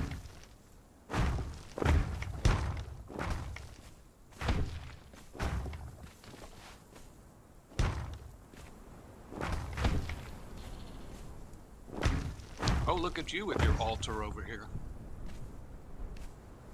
Yeah. Nice. Quite Egyptian. Well, sort of. Death Egyptian. Yeah, no. I yeah. mean, the onks and the Forget it. cats are definitely Egyptian in flavor. Yeah, it's And the wing. definitely Egyptian themed. I have no idea where my my companion when I logged out was in my base here with me, and she's now gone. So I got to figure out where my companion is, and I need to grab some healing items. You can track her, right? You know what her name is. You can go to your map. Well, or go to the followers menu right Oh, hey, next to your map Amazon. and make sure to highlight them. Scott is Click now. on the eye. He's not on. Wait, what? Yeah, I'm No, surprised. that's the butt of a rhinoceros, not Scotta. Nice. He was getting confused. He was looking at the backside of this rhinoceros. No. I was looking at the map. I know that's. No,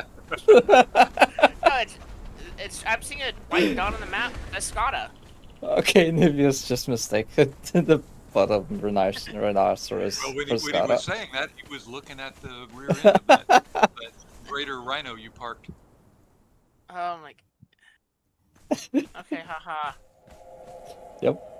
Aha. Right, okay, I found my companion. Let's see. She has no food. Do we have food? Yes, absolutely. Quick, make it, use it before it spoils. I just brought in some more eggs.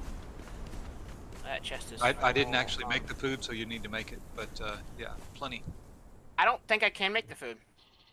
Oh, well then here, let me make it for you. Yeah.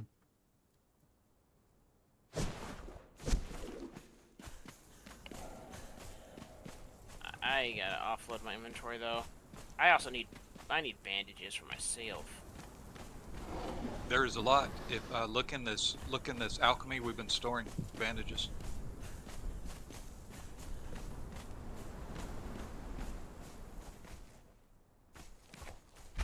Okay, so let's And grab potions, of course. aloe and one thing of bandages. And then I will queue up more aloe extract.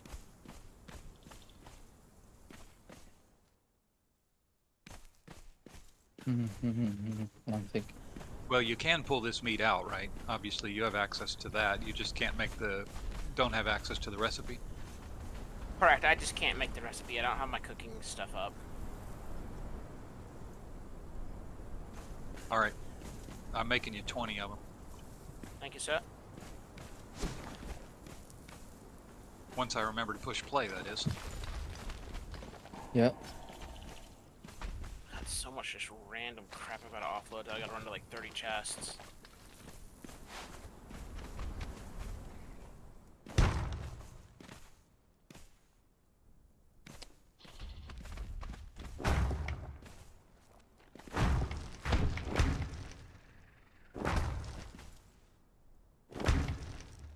That's weird that your pet doesn't wear her weapon. I mean, your thrall.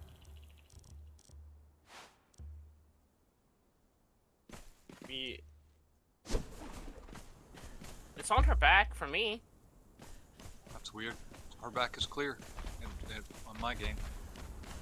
Yeah, Can you see the axe on mine? Yeah, it's there for mine as well. Just it That blends in is with that armor. It blends in with the armor really well though. Well, no. I mean, it's just armor. Not that I want to look too carefully at your thrall's backside. Don't want you to get jealous or anything, but that's not there.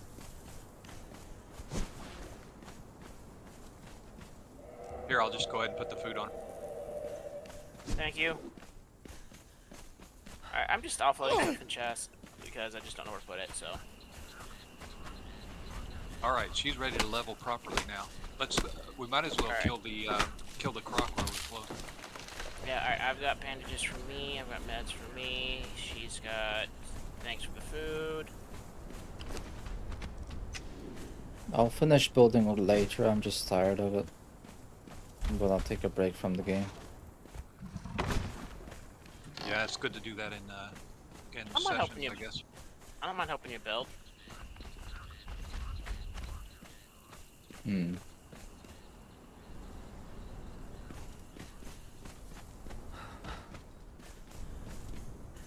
How to...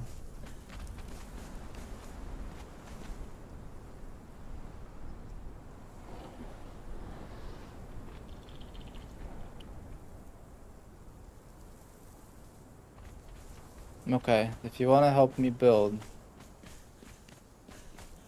the blueprint is ready. You just have to mirror the right side, kind of copy what's going on, or even redesign it. I don't mind if you like have a better idea.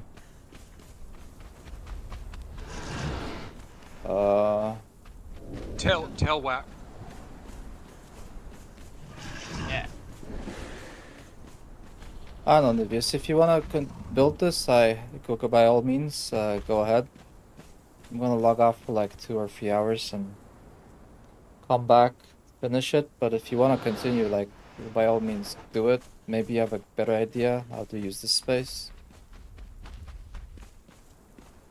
But I definitely want a storage room on the ground floor, and then crafting rooms on the second floors. But yeah, also like storage for rhinos and horses and elephants and everything on the bottom floor. Okay. I don't even know where you're building the new base at. You can see me on the map probably. Oh, okay, you're way up there in grid 8A. Yeah. Okay. Alright, the spider lair is over here. It's the Chittering Cavern. Thank you so much, guys, for watching. I'll Down take a along break. this way. I'm gonna end the stream. I'm gonna continue building, but off stream, and I'll see you next time. Game on, gamers. All this iron.